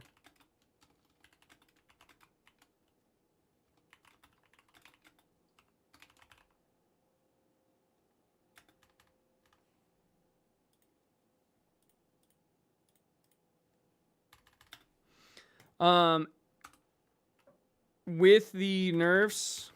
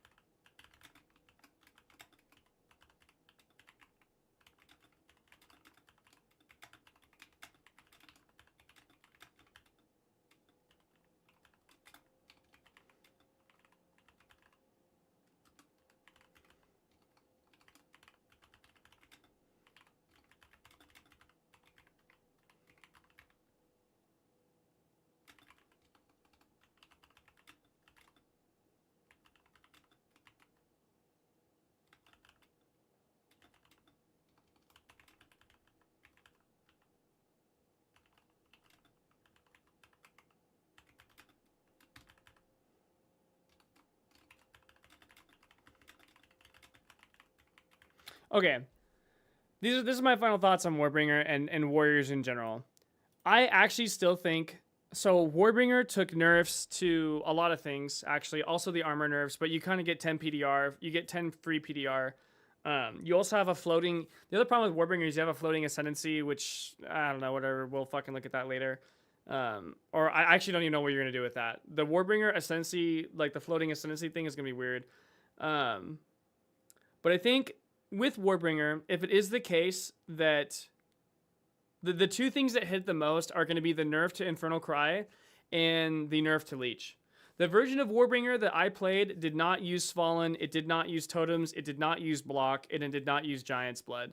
I don't think any of that was ever necessary. And I still, to this day, think that Earthshatter Warbringer was one of the most disgusting output builds I have ever seen in the game. Not only did it have really strong clear, it also had God tier single target instantaneously, and with hard leech stacking, it was essentially immortal. Like, it was a very good build. The problem is that the damage nerfs are going to be rough, and losing 10% leech on 10% leech on fucking Berserk is actually the shittiest line in the entirety of these fucking patch notes. Holy fuck, that is so rough. If it is the case that that shit can be offset, i.e. there's different leech nodes from passives, there's different leech uniques, and we get some sort of other damage source, maybe we swap over to Forge Hammer or something like that from one of the new skills, I actually still think Warbringer could be A tier. But it's A tier contingent on a lot of things. I think right now I would say it's B. I would for sure say it's, well, the build that I would play is for sure worse than these three by far. You said if Deadeye wasn't a thing, then Amazon would be a lot closer to the ASNCs. That makes sense. Yeah.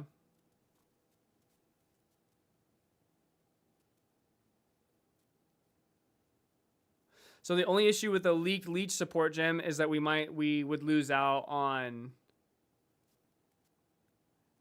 that. That is also, oh yeah, fuck, thank you, I forgot. The other huge issue of Warbringer and Warrior just in general is speed, right? This line right here. We still, like, that's strictly A tier from a damage, output, survivability perspective.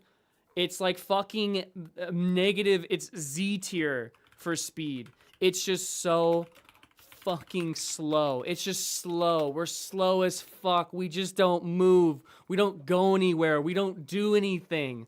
Like, yeah, that is only, like, I would say it's A tier in the sense of its output and its survivability, but again, the speed problem of Warbringer is of Warrior in general is just so AIDS. Yeah, the road just gives up. Yeah, and I mean, maybe sprint will help, but you're just gonna sprint right into a fucking off-screen proj and fall over. So, sorry, just got here. No, you're fine. You're absolutely fine. Yeah, surely we won't just die while sprinting. I'm going with the Big Balls No Birds League starter, aka Fireball, Firestorm, Cast on Crit, Snap, Stormweaver. This shit should slap. It's gonna be, I think it's gonna be have insane damage. I just think it's also gonna be like really squishy, which sucks. Yes, yep, exactly. Yep, you're gonna sprint right to the moment where you lost all the progress you made. Yeah, I think we're definitely running it on Stormweaver. I have a lot of faith in Stormweaver. I think I would. Yeah, oh, I can't wait to shield charge everywhere. Fuck. Yeah, dude, I that's the other thing I hate about Warrior, dude. Like, that's what I hate about Carnarius's build in 0.2. Like, it absolutely slapped, but like, bro, I don't want to leap slam everywhere. Like, I don't want to, like, I hate that Warriors have to use travel skills because they're so slow. Literally every Warrior build is based off a travel skill because they need it to move around. Like, I fucking just want to scream at that shit. I hate it so fucking much. Like, fuck off, dude. Damn, Yoka Suffering's fucking crazy, dude. Oh, but we need Beacon of Aziz. Well, maybe we don't. I don't know. That's just crazy, though. Fuck. I didn't even know that was in the game.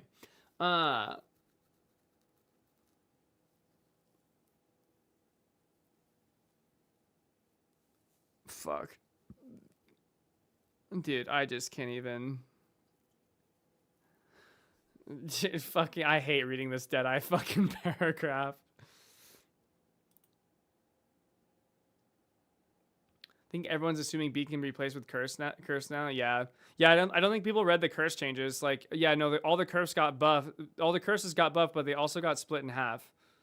It is still, they still do the exact same thing that they did before. Actually, I think it's like a net like +5 to 6 like pen on the curses, but yeah, I don't personally see a way around Beacon unless there's a ton of like try LE pen shit, which there might be. Yeah, dude, fuck.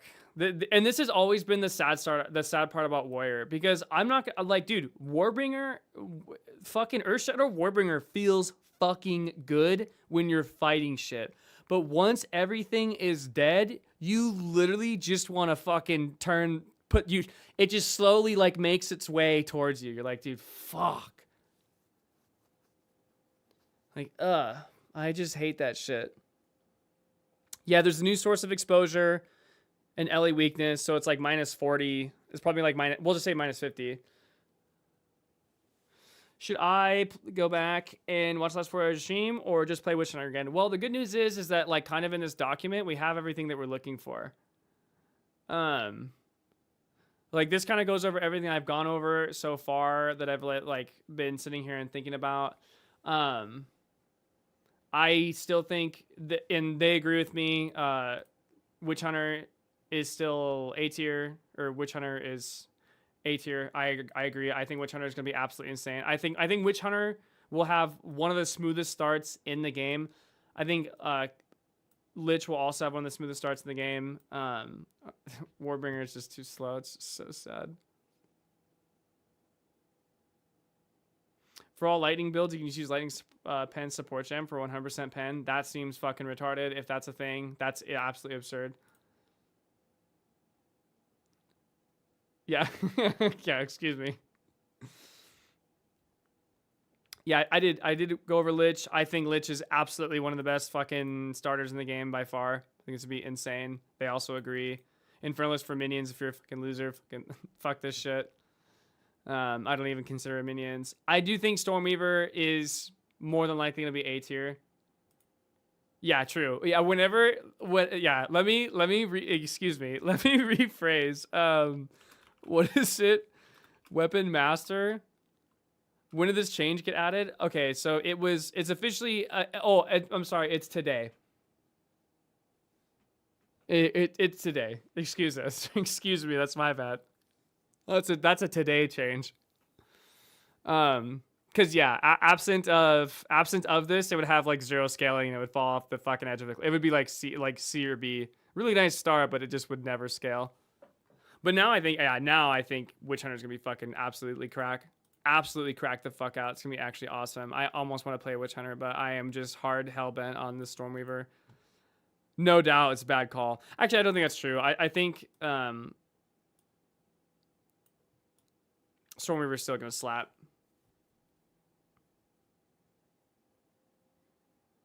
I think that if it is the case that Stormweaver is required for the amount of infusion they're gonna be using, I think yeah,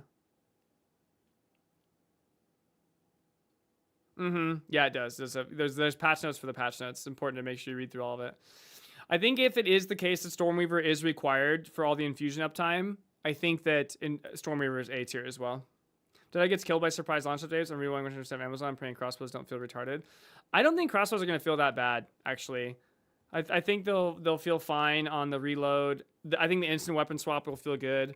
I mean, there'll be some clunkiness to it, especially like when you're first starting and you're constantly reloading because all the bolts got nerfed for everything. It'll fucking be ass, but I don't know. Witch Hunter just like hits the ground running, which is like the best part of the Ascendancy. It's so strong early, and then it just fell off a fucking cliff until today. Lol.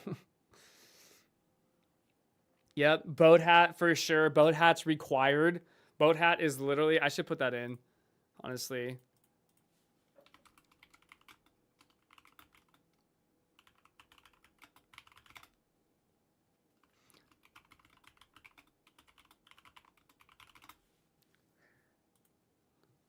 Boat hat needed.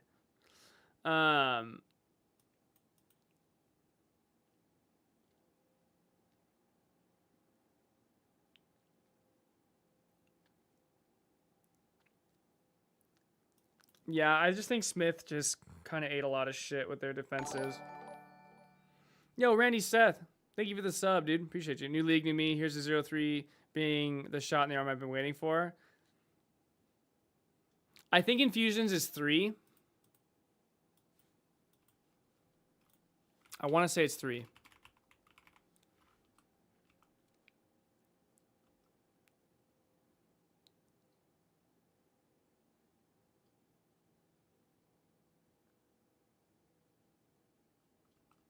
I think he showed it in the thing.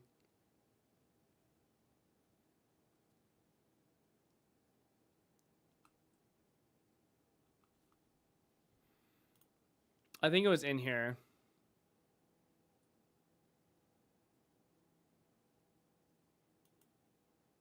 A lot of hits that are not blockable, and that's not parryable either. We also added a new shield buff its damage. To mess with. Really giving you enough time to take advantage. Portion of high velocity rounds damage with every subsequent ice armor to your other minions. Adding the option will make Sango here we won was hand. But it works well for the rain. Massive explosions of darkness, dealing damage to everything in sight. Now let's talk about sorceress skills.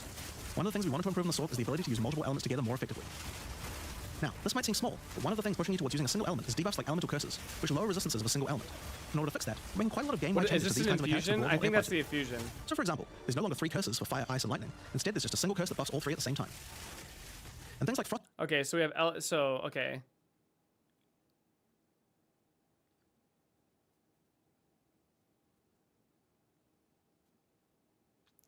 So at level 7, it's 46. So let's just pretend. Let's all yoke around a little bit and pretend this scales to like 70. I mean, 35% is actually still pretty good.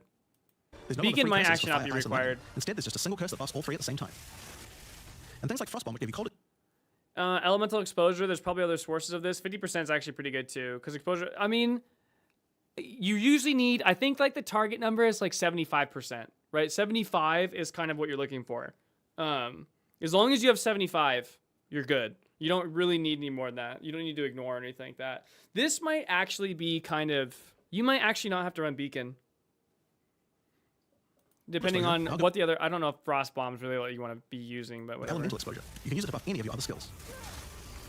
We also wanted to make switching between different weapon sets smoother, so you can use different elemental staves more effectively. To do that, we've removed the weapon switch time, and now happens instantly. This applies game-wide too. So sick. Now we didn't just want to stop there. We wanted to add some specific mechanics that work between different elements, and that's where elemental infusions come in. Certain skills can now drop elemental infusions. For example, when a Frostbomb explodes, it leaves behind a cold infusion on the ground. After picking it up, These you are can spin it on one of any infusions, number of different skills to transform how they work. Spark will create a nova of cold-infused projectiles. Ice Nova will leave a chilled area on the ground. And we also added a new low-level skill that fires ice shards. These There's will cold 3. infuse I mode, think and I ice saw shards will 6 explode. at one point. Orb of Storms now generates lightning infusions when you cast enough spells near it. And that's all spells, by the way, not just lightning. Once you have one, you could cast a lightning flame wall, which adds both fire and lightning damage to all the projectiles that pass through it. Or power up Ember Fusillade with lightning, which will generate art. So there you go, 6. So it looks like you can hold So 6 is a enemies with fireball lot. hits. Or maybe go lightning on lightning with art. This skill is now a projectile, and by infusing it, you can go full Palpatine. Get fire infusions by blowing up monsters with a living bomb. Then use them with Comet to summon a giant fire meteor from the sky. Or use it with Firestorm, which transforms it from a small area into a much bigger one. Firestorm is unique in that it can be infused by multiple different elements at the same time. Add an ice infusion to rain down ice at the same time as the fire. And add lightning to add deadly strikes from the heavens into the mix. Or use it with all 3 to generate a storm that is truly apocalyptic. That looks so fucking sick. Cold Snap has been simply turned into Snap. Previously, you could use it to shatter ice, but now it works to detonate all of the different elemental ailments and make some leave behind infusions. And just like how you could previously use it on Frostbolt, you can now also use it on Orb of Storms and Soul Orb to detonate those as well, which means you can create many infusions at once. We also have a Spirit Reservation skill and a support gen to help generate them too. I don't know, dude. This might be fucking so tight. I think this is gonna be cracked. Like, we're just gonna the fact you can store 6 of each, and you're just gonna be constantly blowing them and recreating them. It might be like a little bit to get the fucking off the ground or whatever. But dude, I think it's gonna slap. Yeah, this is gonna be so fun, and it's just gonna be sick, dude. Fireball's in. It's Fireball fucking Firestorm. Yeah, this is Storm River's gonna kill it.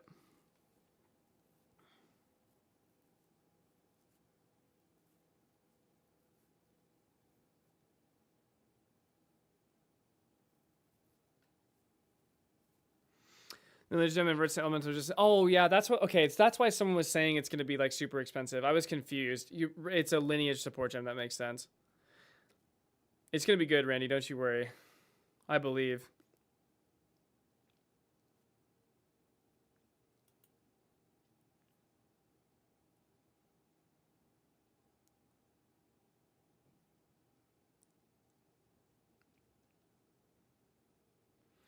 Yeah, it'll be definitely interesting to see how it works. It'll probably also be like a mirror, dude. Just be fucking insane. Okay, so we went over Warbringer, Galvanic, Big Balls, Black Flame. I said Back Flame, Black Flame. I think I said Back Flame, Black Fame. I don't know what the fuck I said. Yeah, well, it depends on how rare it is. Okay, so Giant Split Dead, Residue Technique plus Lyco. Probably not. I just don't think a fucking shield, like...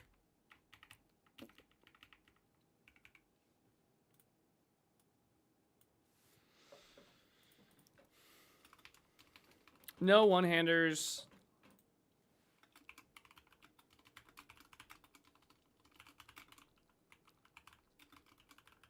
So, free Lyco.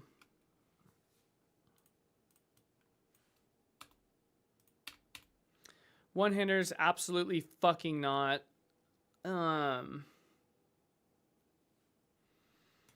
wish we knew the damage on Forge Hammer.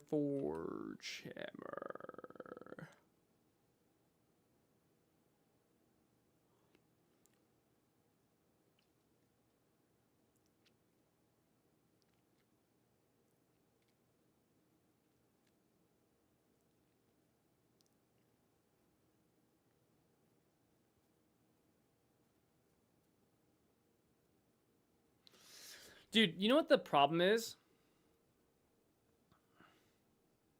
Yeah, I definitely think it'll feel smooth enough. Like, and with all the extra like remnant pickup radius, I don't think it'll be that bad. God, you know what is kind of annoying here is like, dude, there's just no reason to do this on Warbringer almost. Like, Warbringer is literally... Warbringer is Great Wolf's Howl. That's the problem. We don't need armor. We don't need armor break and shattering armor or whatever the fuck because, dude, you're already gonna have so much clear from Forge Hammer. If you go Forge, this might actually be a Forge Hammer angle. Where's Yonko, dude? It's a Forge Hammer angle.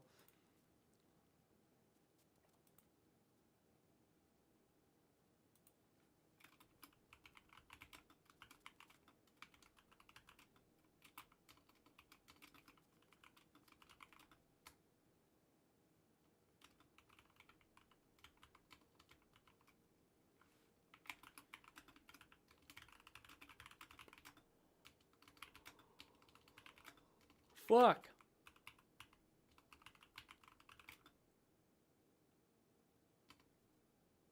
I think it's Forge Hammer. And then also, okay, wait. Oh my god, I have a raging fucking clue, dude. Okay, so what you do, Warbringer. We're in. We take... I've got it. I've got it. Oh my god. My clue is fucking raging. Okay, so over here, we absolutely rip... We take Warcaller's Bellow, which gives us Great Wolf Howl. We take Jade Heritage, because this is free 10% PDR. Break Armor. And Armor Below 0. And then, not that this is good. Imploding Impacts actually sucks mega dick. But the problem is we have literally no other option. We have no other choice. We're absolutely cooked. Imploding Impacts. And then... we take the one node that applies fire damage. Oh my god, dude. We take the one...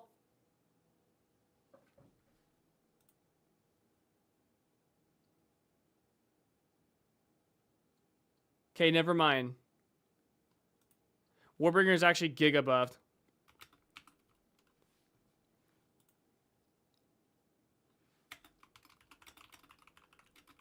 Holy fuck, dude. Wait, I'm so stupid.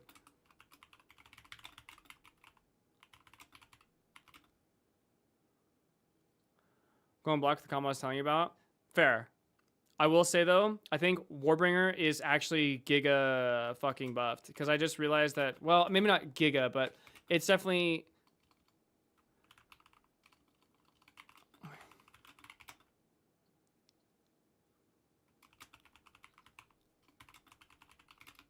Because you take armor break.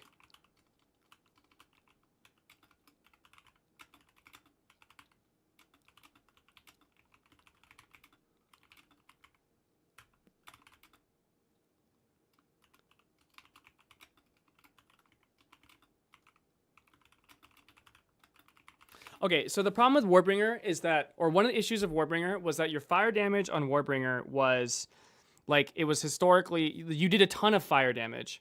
Like an ass ton of fire damage. Right? Infernal Cry, like, so much of your damage on Warbringer came from fire, and, like, you would use, like, flammability and shit. Now that you have... But now you can take the armor break nodes that has armor break apply to fire damage, which is like, I think it's like 30% more damage or something like that. So now you have armor break applying to your fire, which would absolutely offset the Infernal Cry nerfs. 100%. And if it is the case, because you're also Infernal Crying,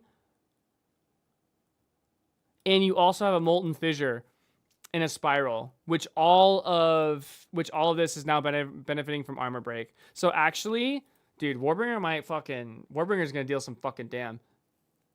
Dude, only this shit would, and it will probably shotgun too, because Earth Shatter shotgunned as well.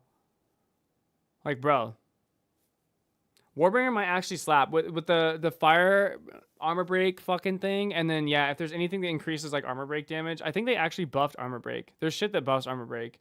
Oh, it's Sunder. Ew, gross. We don't care about that. Fuck that. Yeah, the armor break applying to fire damage will offset the Infernal Cry damage loss. So your damage is still probably going to be retarded.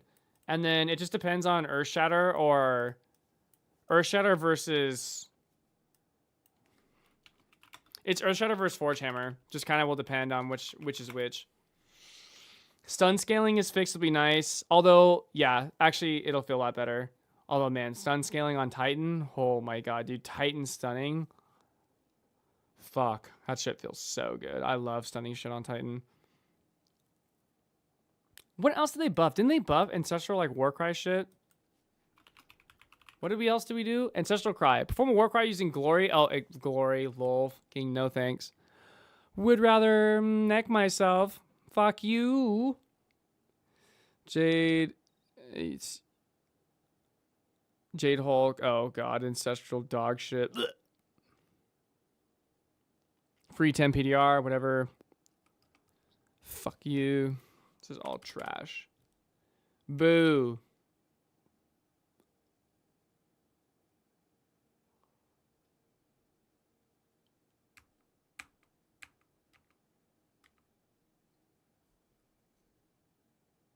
Were you using Essential Cry as well? Because we get it through Ignite, right?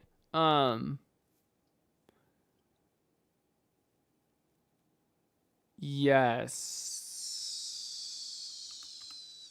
Yes, indeed. Ancestral Cry might actually be kind of huge. Okay, Ancestral Boosted Slams, 25% area effect. We also fixed a bug where the effect once slams described multiplicative more instead of additive increased. Oh, okay, nice. Okay, so Ancestrally Boosted Slams are actually useless dog shit that don't do fucking anything. Sick. Love that. Hell yeah.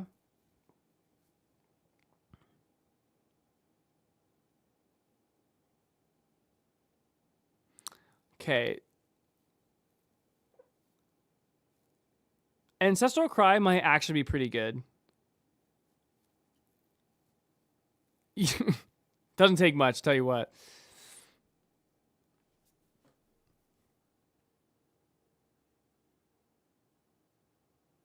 Okay, so here's the deal, actually. Okay, I'm not gonna lie.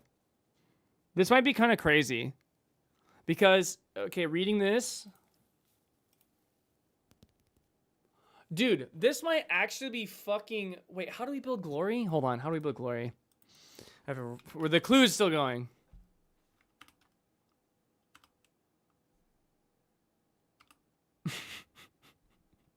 Yeah, we have a chariot now. They added a chariot to the game. It's powered by 2 Roas.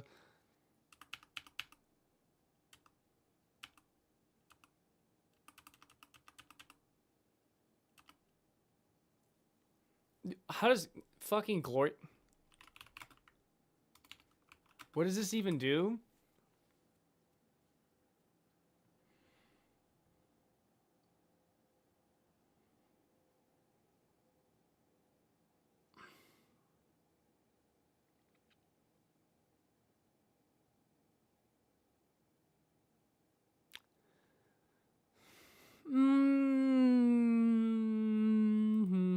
Okay, so here's the deal. Furthering onto this Theorycraft, if we take Glory, or if we're running Ancestral Cry, this is a cooldown buff. This is like a cooldown DPS buff. Because what happens is if we are taking Forge Hammer, which we should be, it's looking like a Forge Hammer angle. I think at this pay, I think,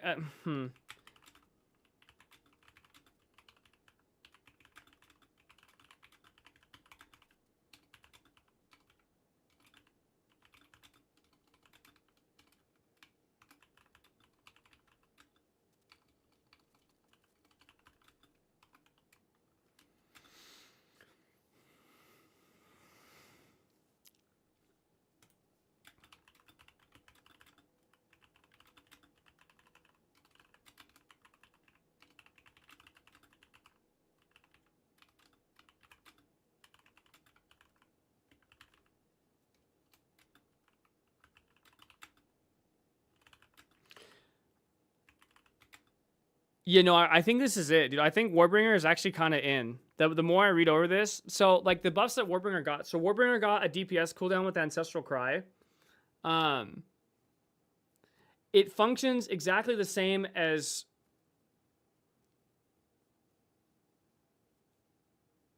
No, it does not. Say it ain't so. No, don't fucking stop. No, that's gonna fucking ruin everything. Okay, it won't ruin everything. It would be like extremely fucking not very It cool. does a slam at a distance. On account of that, we did have to lower the max passive block a bit, but overall you should feel much safer. Fire skills on the warrior were not really cutting the mustard, so we decided we needed to upgrade a bunch of them, but also add some more as well. Let's start with a buff. Volcanic Fisher now branches into multiple fishes, giving it much more clearing potential. We've also added a new skill called Forge Hammer. This skill throws a molten hammer that does a slam at a distance. You can recall the hammer back by using the skill again if you like, but the cooler thing to do is to use a Warcry near it. Using a Warcry makes the hammer explode, making a bunch of Volcanic Fishers around. Volcanic Fishers re-trigger when you slam them, so it's a great skill to make a flaming arena to fight a boss. We also have Perfect Strike to have much larger area of effect. Maybe you use both. And change. Maybe you would use both, because you already said. What's the cooldown on this shit? 8 seconds. Okay, wait, hold on. While the hammer is lodged in the ground, using the skill recalls the hammer resets cooldown. Alternatively, using Warcry near the lodged hammer causes a shadow releasing and removing molten figure with.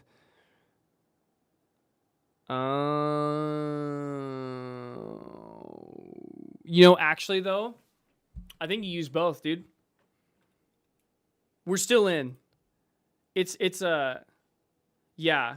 So what you do is you'd probably Earth Shatter normally, like Earth Shatter for the most part. You're right. Yeah, you're right. It's gonna be actually fucking insane. How long does the fissure last for? It doesn't tell you because we don't have the skill gem. Dude, this might actually be fucking nuts, dude. This might actually be crazy. No, dude, Warbringer's gonna be insane. Holy fuck. Okay, Warbringer might be A tier. Never mind. The speed's too shit. I'm not doing it. It's staying in B.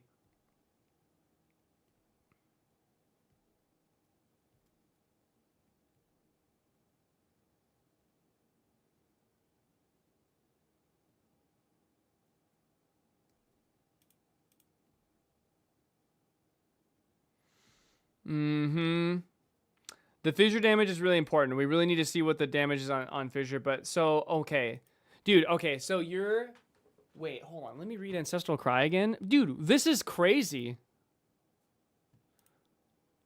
Am I fucking losing my mind? Perform a war cry using glory gained by igniting enemies to turn into embodiment of calm. While your footsteps trigger volcanic steps, melee strikes and slams are ancestrally boosted, and your melee attack hits. Melee attack hits. Okay. Don't do this to me, man. I'll run it down as Warrior again. I think Warrior is gonna fucking pop the fuck off. You don't even need... Okay, so you actually don't even need Ancestral Cry. Ancestral...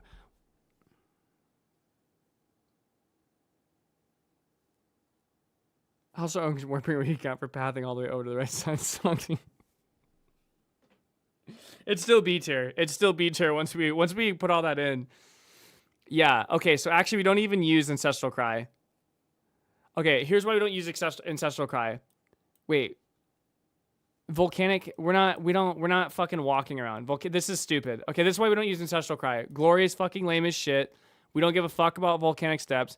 Melee strikes and slams are ancestrally boosted. This does absolutely nothing DPS wise. We don't care about this at all.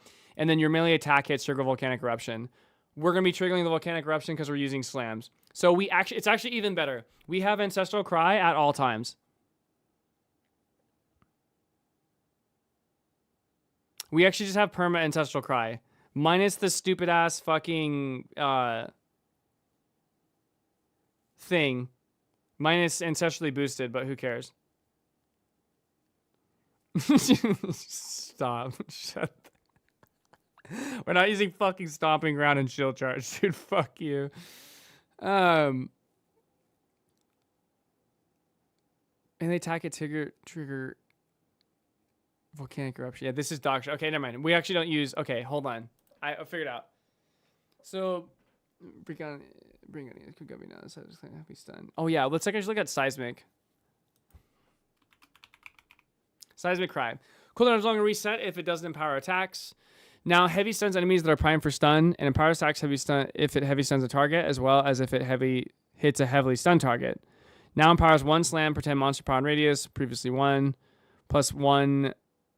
Oh, that's cool. Plus 1 per, we don't care. No longer 2% increased knockback distance, 4% more stun, but all hits and monster. Now allows you to expend an endurance charge to bypass cooldown. We don't care about that.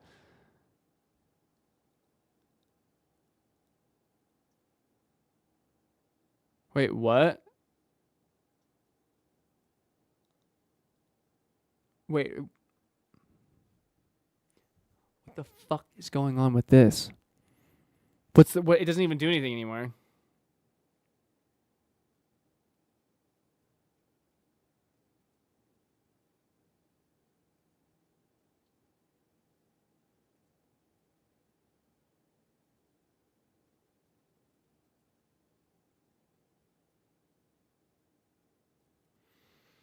Okay, I don't really know what the whole point of Seismic Cry is. This is like kind of a huge nerf, because one of the big things about Seismic Cry was the 400% more stun buildup.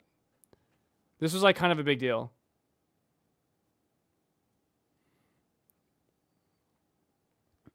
And also ignored Fizz damage reduction. Like, this is just kind of like a pretty fat nerf to Seismic Cry. Ew. This is kind of rough. I'm not a big fan of this. I guess we do powered aftershocks, but... I mean, we'll have to see. And it doesn't really matter. Like, Seismic Cry, it was more like a QL thing.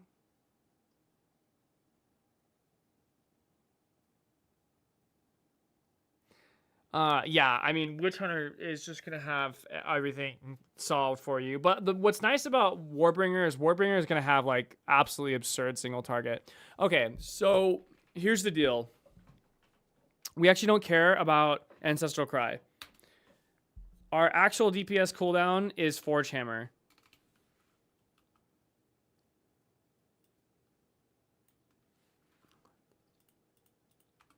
So it's Earth Shatter with Forge Hammer.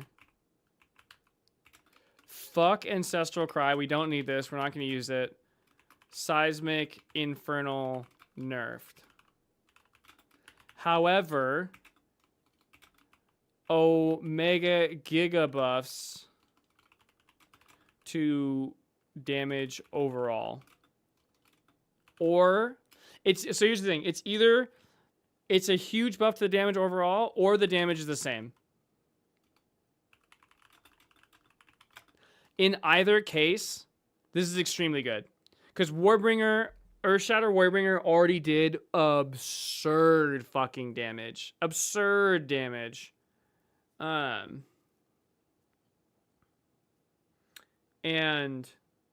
cast on travel. I would literally uninstall, dude. I'm good. Fuck you guys. So what you would do is you'd throw your forge hammers down, pop them with a war cry. Oh no. What you do is you throw your forge hammer down, earth shatter, war cry, and then earth shatter, war cry, earth shatter, war cry. All of your earth shatters are then aftershocking, popping your volcanic fissure on top of your slams actually already like, dude. Okay, so Warbringer might actually just be fucking style parasite. Okay, so I think Warbringer is gonna be absolutely fucking bonkers. I'm not gonna lie to you guys. I think Warbringer is gonna be. I'm still gonna keep. Okay, it's staying in B. Here's why it's staying in B.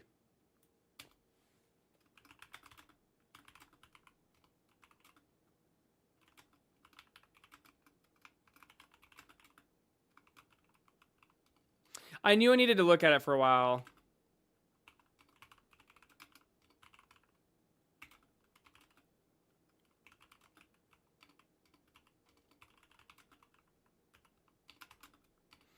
Okay.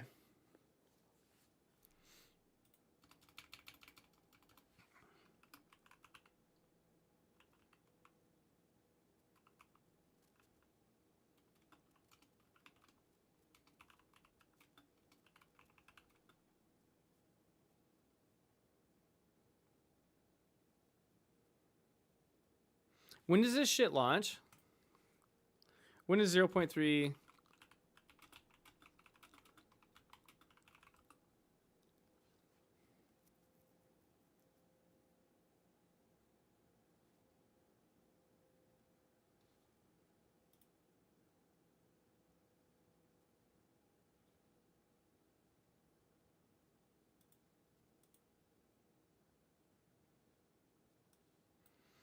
Wait, Thursday, August 29th?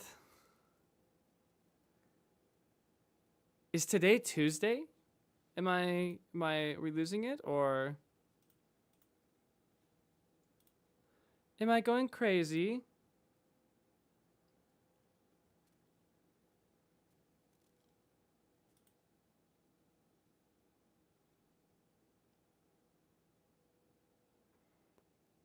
Oh, AI. You're so stupid. Thursday is the 28th. Okay, so it's live on Friday.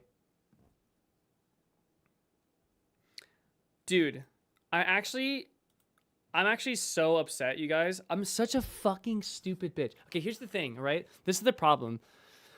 Like, dude, I could have milked the fuck out of this. Oh, I'm so dumb. Like, okay, if I had did this on Sunday when I originally had planned on it, right? Think about it. When we got all this done, I could have released a build video for each one of these across all 4 days. Dude, that would have been like fucking 20K views. Now we have to do it all in one, and it's gonna get like 4K. Fuck.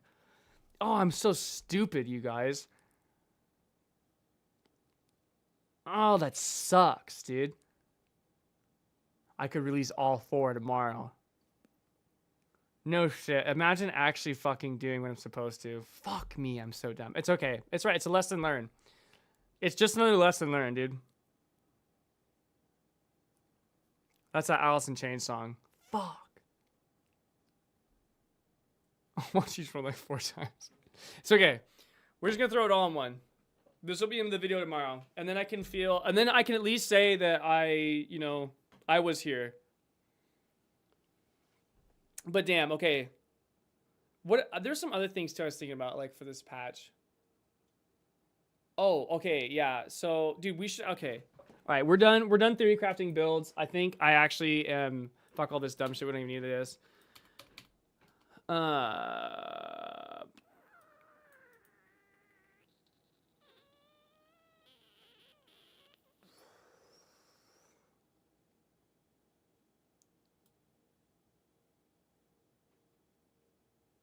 Running C, Raid, and WoW, can't really do anything else game-wise, I'm fucked. It's okay. I think people dropping tier lists and saying X-Class will be the absolute best, we know nothing about the new pass file sanction are kind of a meme. That's true. I definitely don't like the idea of like hard saying it. I think there should be the caveat of Like here, I'll put disclaimer.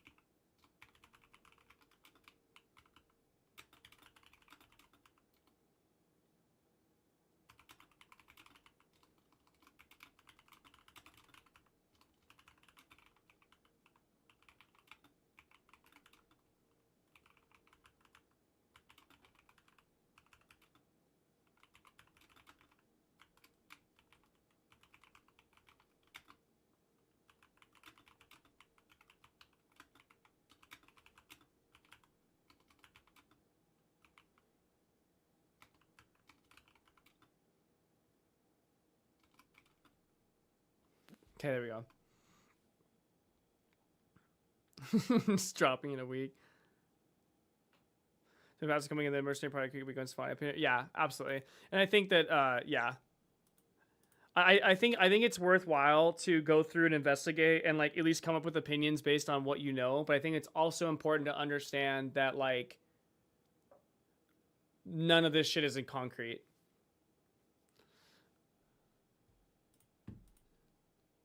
Let's make sure we got this right. Okay, Nerf's Infernal and Nerf's Relay, two main components made it work.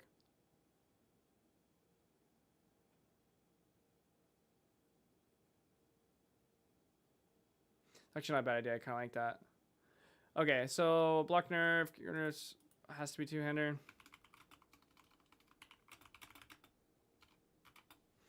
Right, for cry, fucked, nerfed.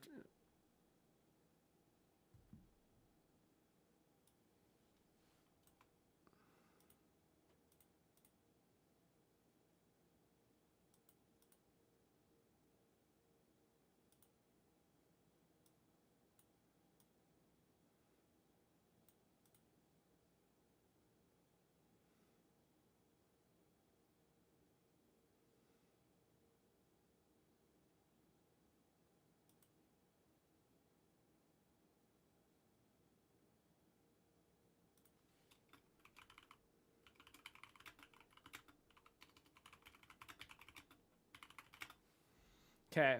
All right. I think I've gone over everything that I want.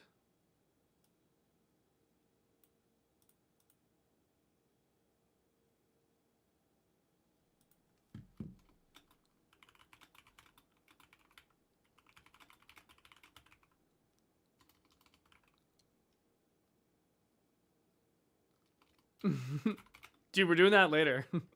I'm so down.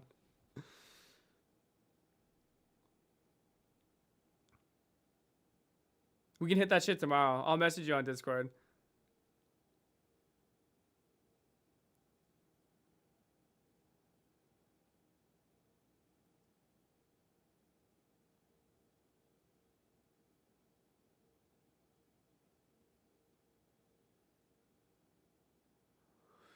Okay, let's see. Honestly, past video, yeah, I would really like to. I think it's a good idea. I'm excited to play around with the new Witch Hunter. I hope there's an episode, see what kind of crazy I can put it together, and if it flops, I'll put a tactician use it. I think there's pretty much no way. I think the Witch Hunter is guaranteed to be, with the weapon swap.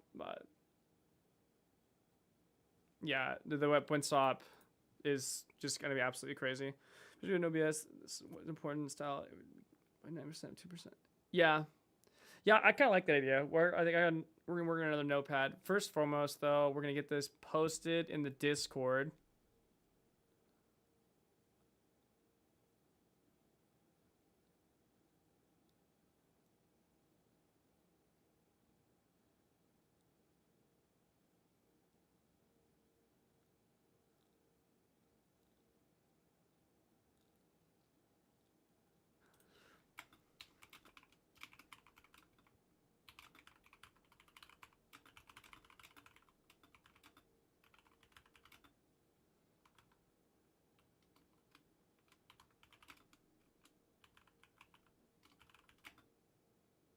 Okay. Let's save. New folder. Video number 49.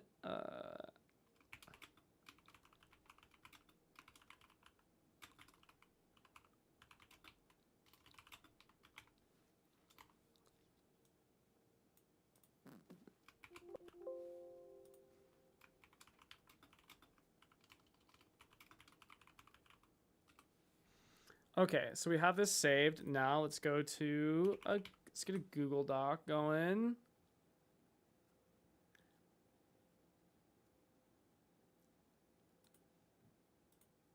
What would be the best way to put this in the Discord? Can I just like throw the text? Would that work? Can we just throw the text file in Discord and say fuck it? Like, can I just like do this, you guys? Is this a thing? I just need to know how to share it the best. Like, fuck. I was gonna do a Google Doc, but well, I guess what would everyone prefer?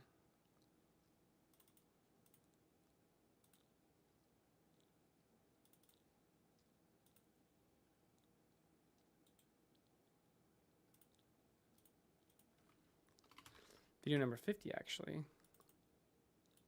Was downloadable file, right? You just throw this bitch in here? Oh, fuck yeah.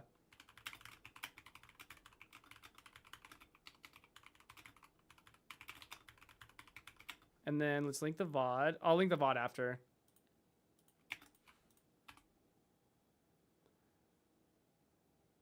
Oh, this is sick.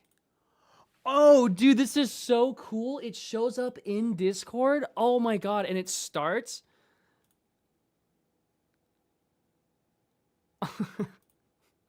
This is actually tight as fuck. Hell yeah. Nice. Okay. Perfect. Easy, boys. Okay, now the one last thing I want to do before I get off is I need to start actually writing this down. Okay, this is more like a YouTube. I'll call this like my YouTube notes. We'll call it YouTubing notes. Okay.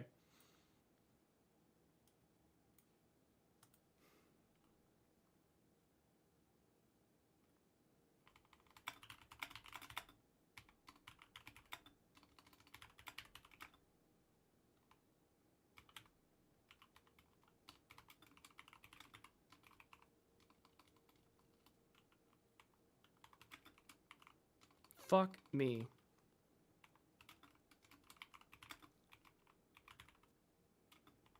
We're never doing SSF, okay? SSF and PoE 2 can actually kiss my ass. Okay. So, first and foremost, a reveal video is a 0 out of 10. Okay. Reveal. Like, going over what in the reveal is so stupid. I should not have done that. A patch notes video would have been infinitely better.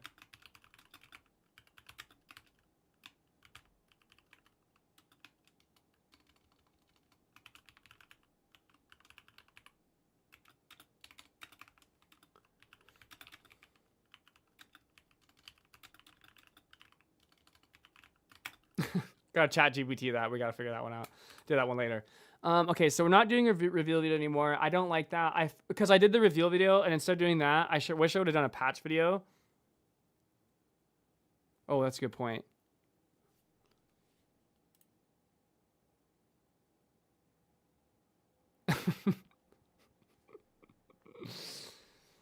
The list of recs for the YouTube people who don't post junk. I would be okay with that. But the problem is I don't really have like anything useful to say. Like I just like Rutu, Jung, you know what I mean? Like yeah, Rutu, Jungron, Tai Tai, Fub. They all do like specific things. Well,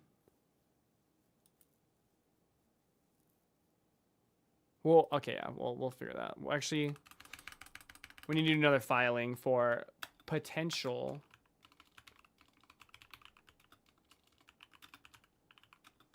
I really like the passive tree changes.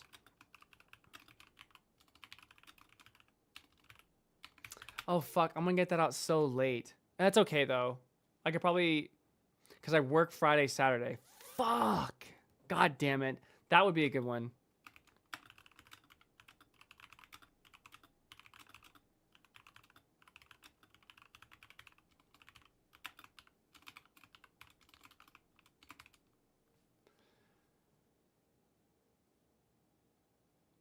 It was probably Prada. Prada's super homie. I fucking love Prada. I saw he's going Spark though. He's fucking, that boy is out of his mind, dude. Fuck Spark. Okay, so we should have done a patch notes video. Winners and losers. We should not have done a reveal. The reveal's dog shit. Theorycraft stream needs to happen early.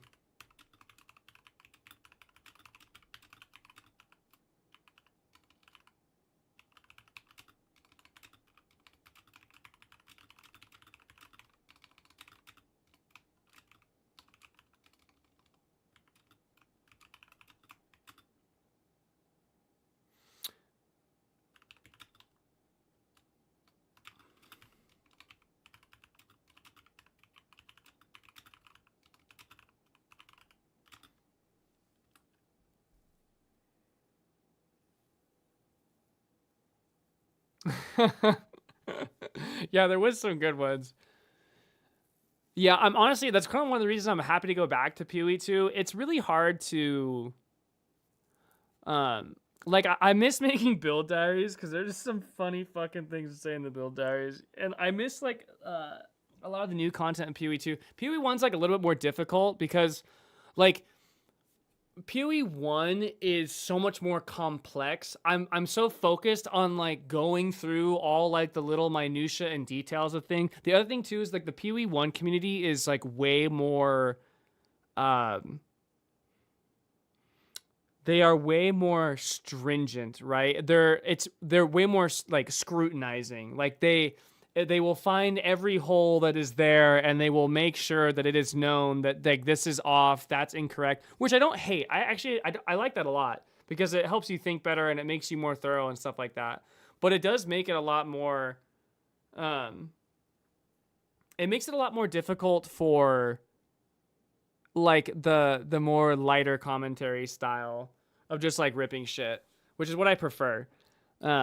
Or just like coming off like the top of my head, which is way more preferable. But like dude, doing the 3.25 fucking or 3.26 League Starter video was actually like space AIDS. It was fun, but holy fuck, that was a ton of work. In terms of like just fact checking and like doing all this testing and stuff like that. That shit took a while. I'm actually so excited for 3.27. It's gonna be way fucking easier. We're running back fucking Lightning Conduit, dude. Fuck it. 3Craft stream needs to be way earlier, and it should be a separate vid. And the reason for this is because honestly, I kind of like slowed down because when I posted this one, dude, I thought this shit was just gonna like die.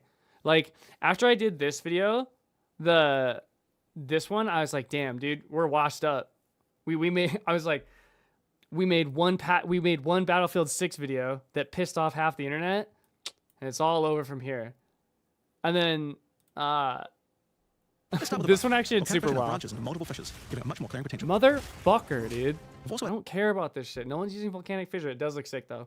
But this one actually really well. I thought this one was literally gonna do like I was like if I get 1K, I'm stoked. But it like way overperformed. And now I'm like sitting there thinking to myself like, dude, fuck, if I wasn't such an emotionally like driven fucking piss to the wind idiot, I would have got way more shit done. And I regret that. But that's okay because it's all about, you know, we destroy and improve, as Victor would say. Or used to say before they soy cucked him the fuck out and destroyed him. Jesus Christ, dude. That character is no longer... they did him dirty as fuck. Okay, so should we do that? From 3.26, one of the things I wished I would have done, should have done Gauntlet. Should have done Gauntlet for sure. This was a super Omega missed opportunity. I was so upsetty spaghetti about not doing this. The Gauntlet would have been hype as fuck. Video over clip version, especially when patch notes are way more important. Yeah, and patch notes are definitely a way bigger deal. Patch notes, I absolutely should have. I should have, because it was either a patch notes or a reveal video. And like, dude, who cares about reveal video? Whether your videos are called out, this need to be called out. This FOMO shitstorm that most videos are right now, but informative at the same time without being criminal. It's not. Yeah, yeah, and that's like the fucking. That's what's rough about like PoE 1. It's not that it's like 20 minutes of nonsense filler. It's like 20 minutes of like extremely like hyper articulate and pointed, like this bulletin list of shit that you have to go through, which is why I miss PoE fucking. It's why I missed PoE 2 content. I love PoE 2 content. PoE 2 content is so much more like organically fun to make. Because it's just way less like stringent. Like, yeah, we're just kind of theory crafting, throwing some shit out here. We're reading notes. Like, it's not like, dude, the fucking nothing in PoE 2 will ever equate to this shit, you guys. Nothing will ever be this. Like, bro, look at this shit. I had to run the campaign. I literally ran the campaign like fucking 6 times on this dumb bitch. I had to go through, write all this out, adjust, readjust, color code it. Like, holy dude, like this was fucking AIDS. Well, hopefully PoE 2 never reaches this point. But that being said, I don't mind doing this. It's just a lot. And it's like it's a different style. I like the detail oriented in depth stuff, and I like that it like forces you to like it forced me to think and like give a shit and like make sure like all my ducks are in a line and stuff. But it's a lot less like from the hip than PoE 2 stuff. Yeah, dude, the PoE 1 guy was absolutely fucking out of this world. It was fucking bonkers, dude. It was a lot. Also, yeah, dude, the Theorycraft stream, this is a banger stream.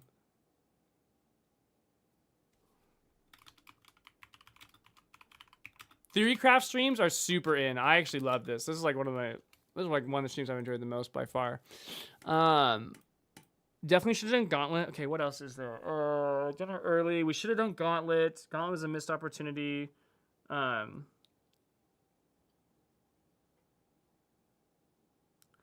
What else?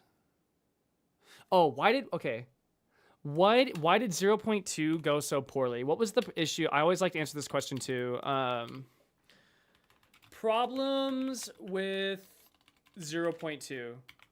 Okay, this is gonna be kind of like Cope. I'm not gonna lie, but I actually think, I'm not gonna lie to you. I just think 0.2 was shit.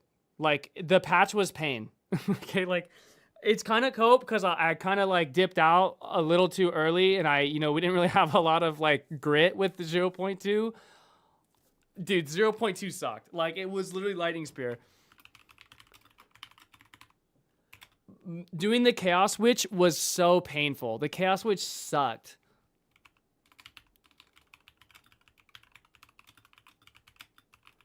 Like fuck, man, that shit was bad. Probably should have done. I think in the case,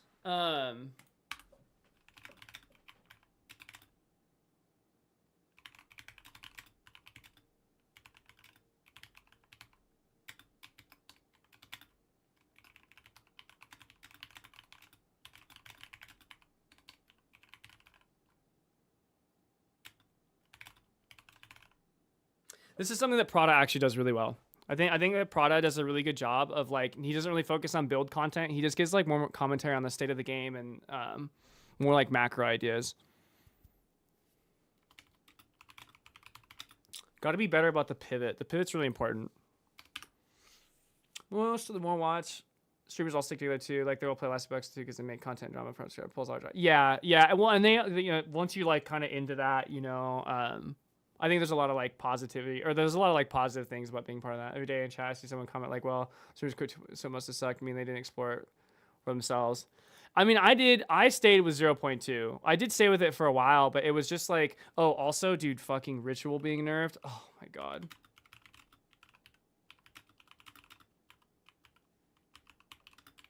Ritual being nerfed was so sad, dude. I fucking love Ritual. Hopefully, it's dope as fuck in this. We should do upcoming.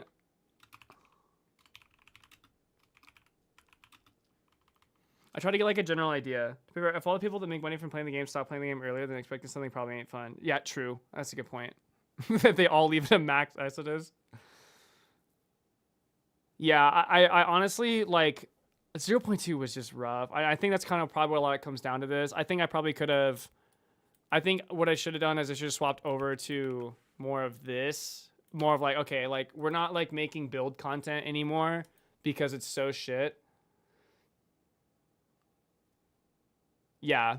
Yeah, and I'm really good. All the builds I make are always, like, budget as fuck. Because I just don't... I don't, like, farm mirrors. I don't go that hard. Like, dude, fucking...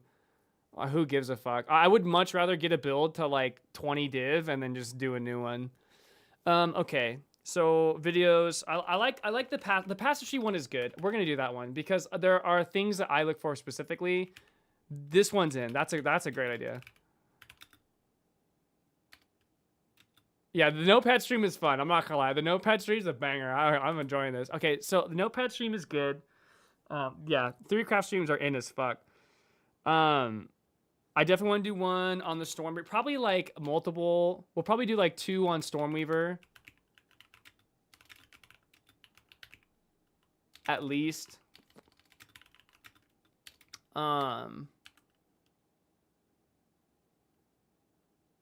We might do a currency one again. I do a currency farm vid. This just requires that the league has to be not dog shit. The other thing too is that, oh yeah, guides are also fun. I don't have time to farm much anyways. Hopefully I get into Boston this league. Yeah, and so okay, currency farm has to be organic. I think this is one of the things I fucking hated about doing it. Was like I was like testing. I wanted to do a video on the Trials of Chaos. It was like, bro, I would rather fucking like have my teeth pulled out one by one than fucking do this. I'm just gonna be honest. I think we all know what guide this is gonna be, or all this is gonna be on.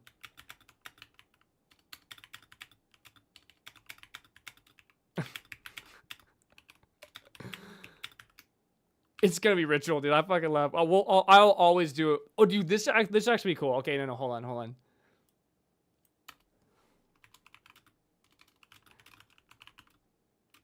It's gonna be the state of Ritual because it's the only content I farm. It's always gonna be a state of Ritual, dude. I'm gonna do a state of Ritual every single fucking league because I love Ritual. It's the only thing I want to do. Yeah, potential guides. I like that.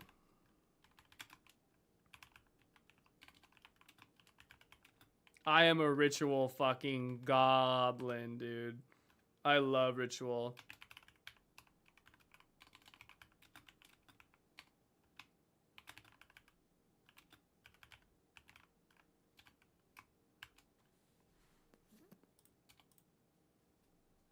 This is actually such a really... I like the idea of recurring thematic videos.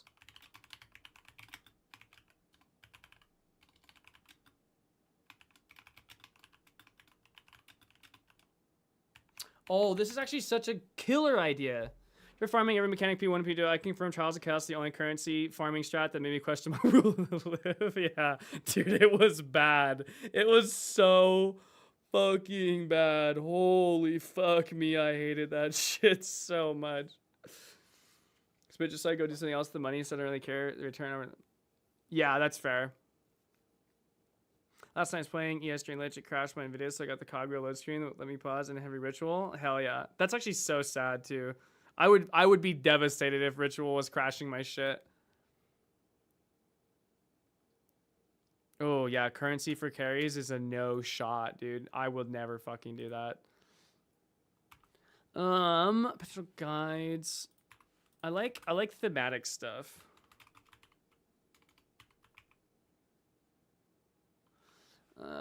Let's also go over like, should we do like an initial,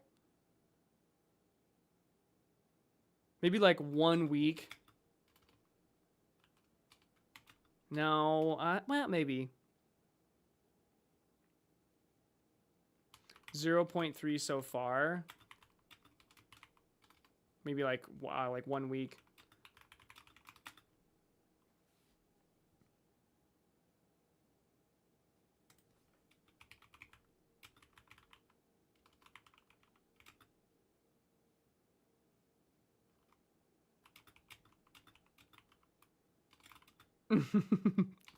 Love me some ritual, dude.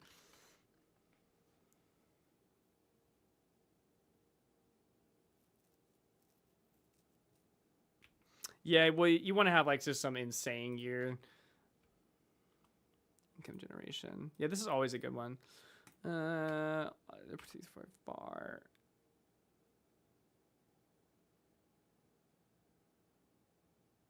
There should always be an end of league video. I don't know how it would do, but your videos are very funny. Is there anything dunking on builds or hardcore death video that would work? Well, I usually dunk on a lot of my build. Like, I will always say, like, okay, yeah, this build was absolute fucking turbo dog shit. And I plan, like, I'm gonna do build diaries for everything in here. Yeah, I do need to do better about shorts. We have to do shorts. I'm gonna do oh, shorts is actually such a fucking good mention on this shit. Mm-hmm.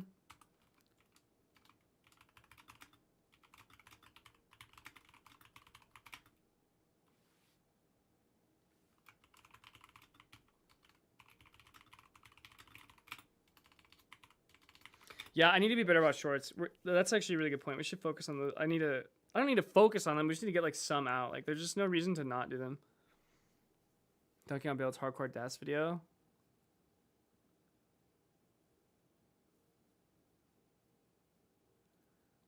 If I was a hardcore player, maybe we could sneak in. Like, I will allow for each patch. I will allow 1 reaction video on something. I don't know what it is. Or it might be a short.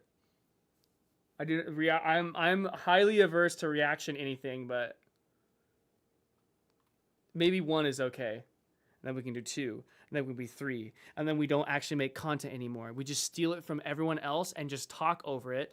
And then instead of actually even attempting to give like a well thought out, thoughtful, reactive take that explores a different perspective or maybe the implications of what I'm watching, I'll just give the most basic, bare bones shit ever. And then I'll eventually evolve into putting on a Spider-Man mask and just having the video play above my head, and I'll just sit there.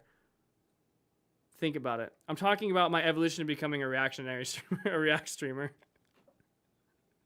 I feel like that was a pretty accurate path, I'm not gonna lie. Some people skip straight to that.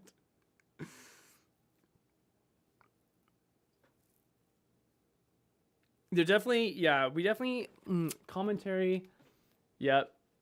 Now we get it, dude. Just, have you guys not seen the shorts of those people? They literally, they're like wearing like a mask, or it's just like their face, and it's just a video in a short, and they're just like sitting there staring at the camera while the short plays. I literally downvote every last one of those. YouTube should actually have a fucking AI that goes through and checks for those videos and deletes them. That shit is absurd.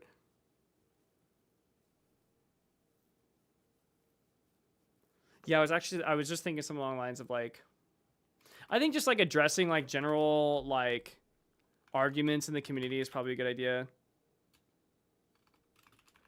I did that a lot early, I feel like. I actually feel like I did this quite a bit and I stopped doing it. I kind of wish I did.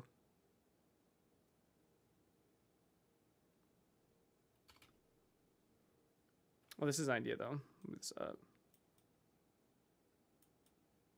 Okay. Hit the sack. Be dreaming. That was a good one. That was a good one. Oh, fuck. You skins. Yeah, later, Yako. Good to see you. I'll see you this weekend. And I'll be on stream. Video trying with the you're a lib cuck. Nice try, dude. Watch your mouth. Fuck, what did I even do? Oh, yeah.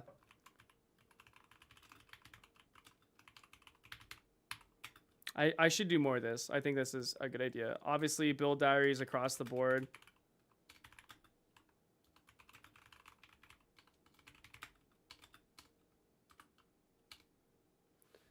Oh, thematic. I was gonna put the other thing.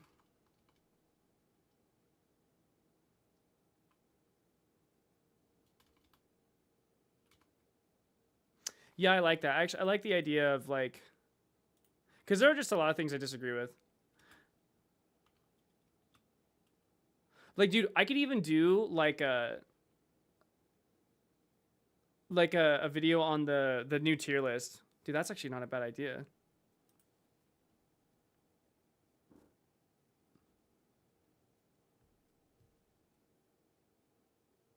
Yeah, dude, dude, Rage Gaming, that was a special moment where we all came together. I love Currency 101. It's one of my favorite videos to make.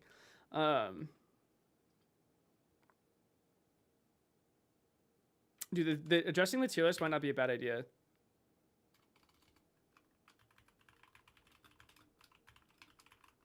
Maybe I can do 2 tomorrow. This is actually, I like this idea. We should do this. I'll talk about the tier list that they have because I think that's like that would be a good one.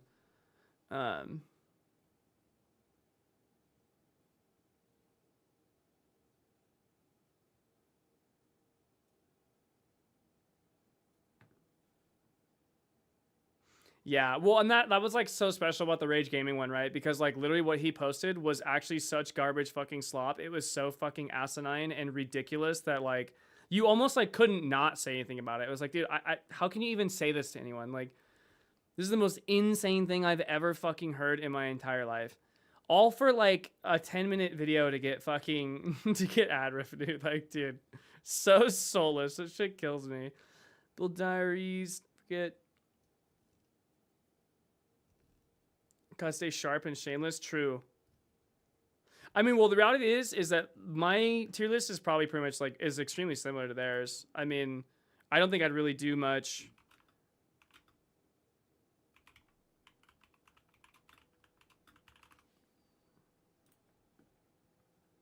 Like, I agree with this. Infernalist because of fucking minions. I'd put Infernalist lower just because I would only go demon form. I'd probably put Stormweaver. I think Stormweaver. Yeah, this is actually probably fine. Amazon, Pathfinder. I would actually. This is actually probably fine too. The only reason Warbringer is B tier is because it's slow. In terms of like an output and like clear and damage, I think it's absolutely A tier. I wouldn't say it's S tier, but because it's clear, it's probably not be that great. It's not as good as something like Deadeye or like the casters, but the single target of Warbringer and that's in between is just way too good. Yeah, and all this, who gives a fuck about any of this dog shit?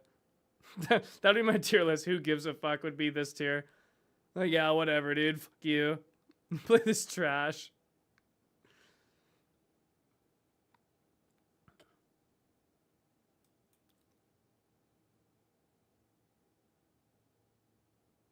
Yeah, yes. Yes, that is actually...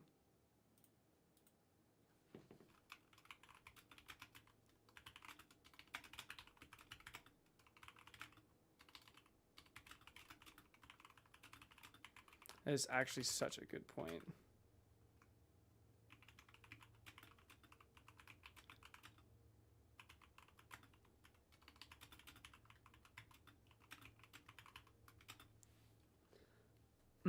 Gotta throw that in there.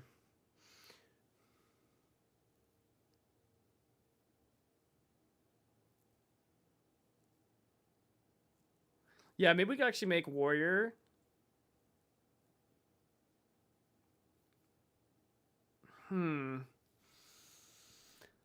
Addressing Warrior specifically.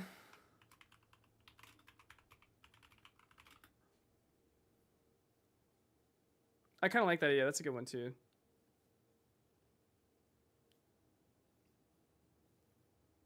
Do you do a triple video tomorrow?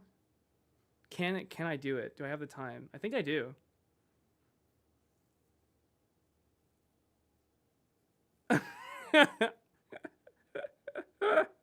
Ride a totem.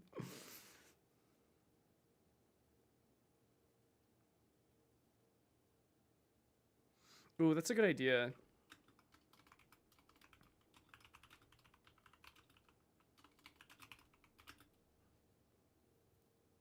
All right, this is sick. This is a fantastic start. I think, yeah, I got some plans for tomorrow. Okay, honestly, absolutely banger stream. This shit was killer. I'll post a link to the fucking thing after I get off.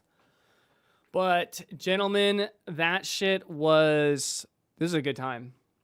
I will see you guys. Oh, we'll get X number of videos posted tomorrow. We'll shoot for all 3. And then, yeah, I'll be on Friday for the release, of course. And then Saturday and then Sunday, I'll fucking pre-ordering vids. Yeah, we did. That was actually really productive. And then, of course, I'll be streaming Sunday. I'll be streaming a lot more regularly now because we have the PoE 2 League, and I'm actually stoked for it. Thank God. That I'm slowly working on that, trying to fill the gaps between like when the content's down. That was part of what that was for as well. But all right, guys, I will see you boys this weekend. Deuces. PFJ, I'm messaging you tomorrow. Fuck you.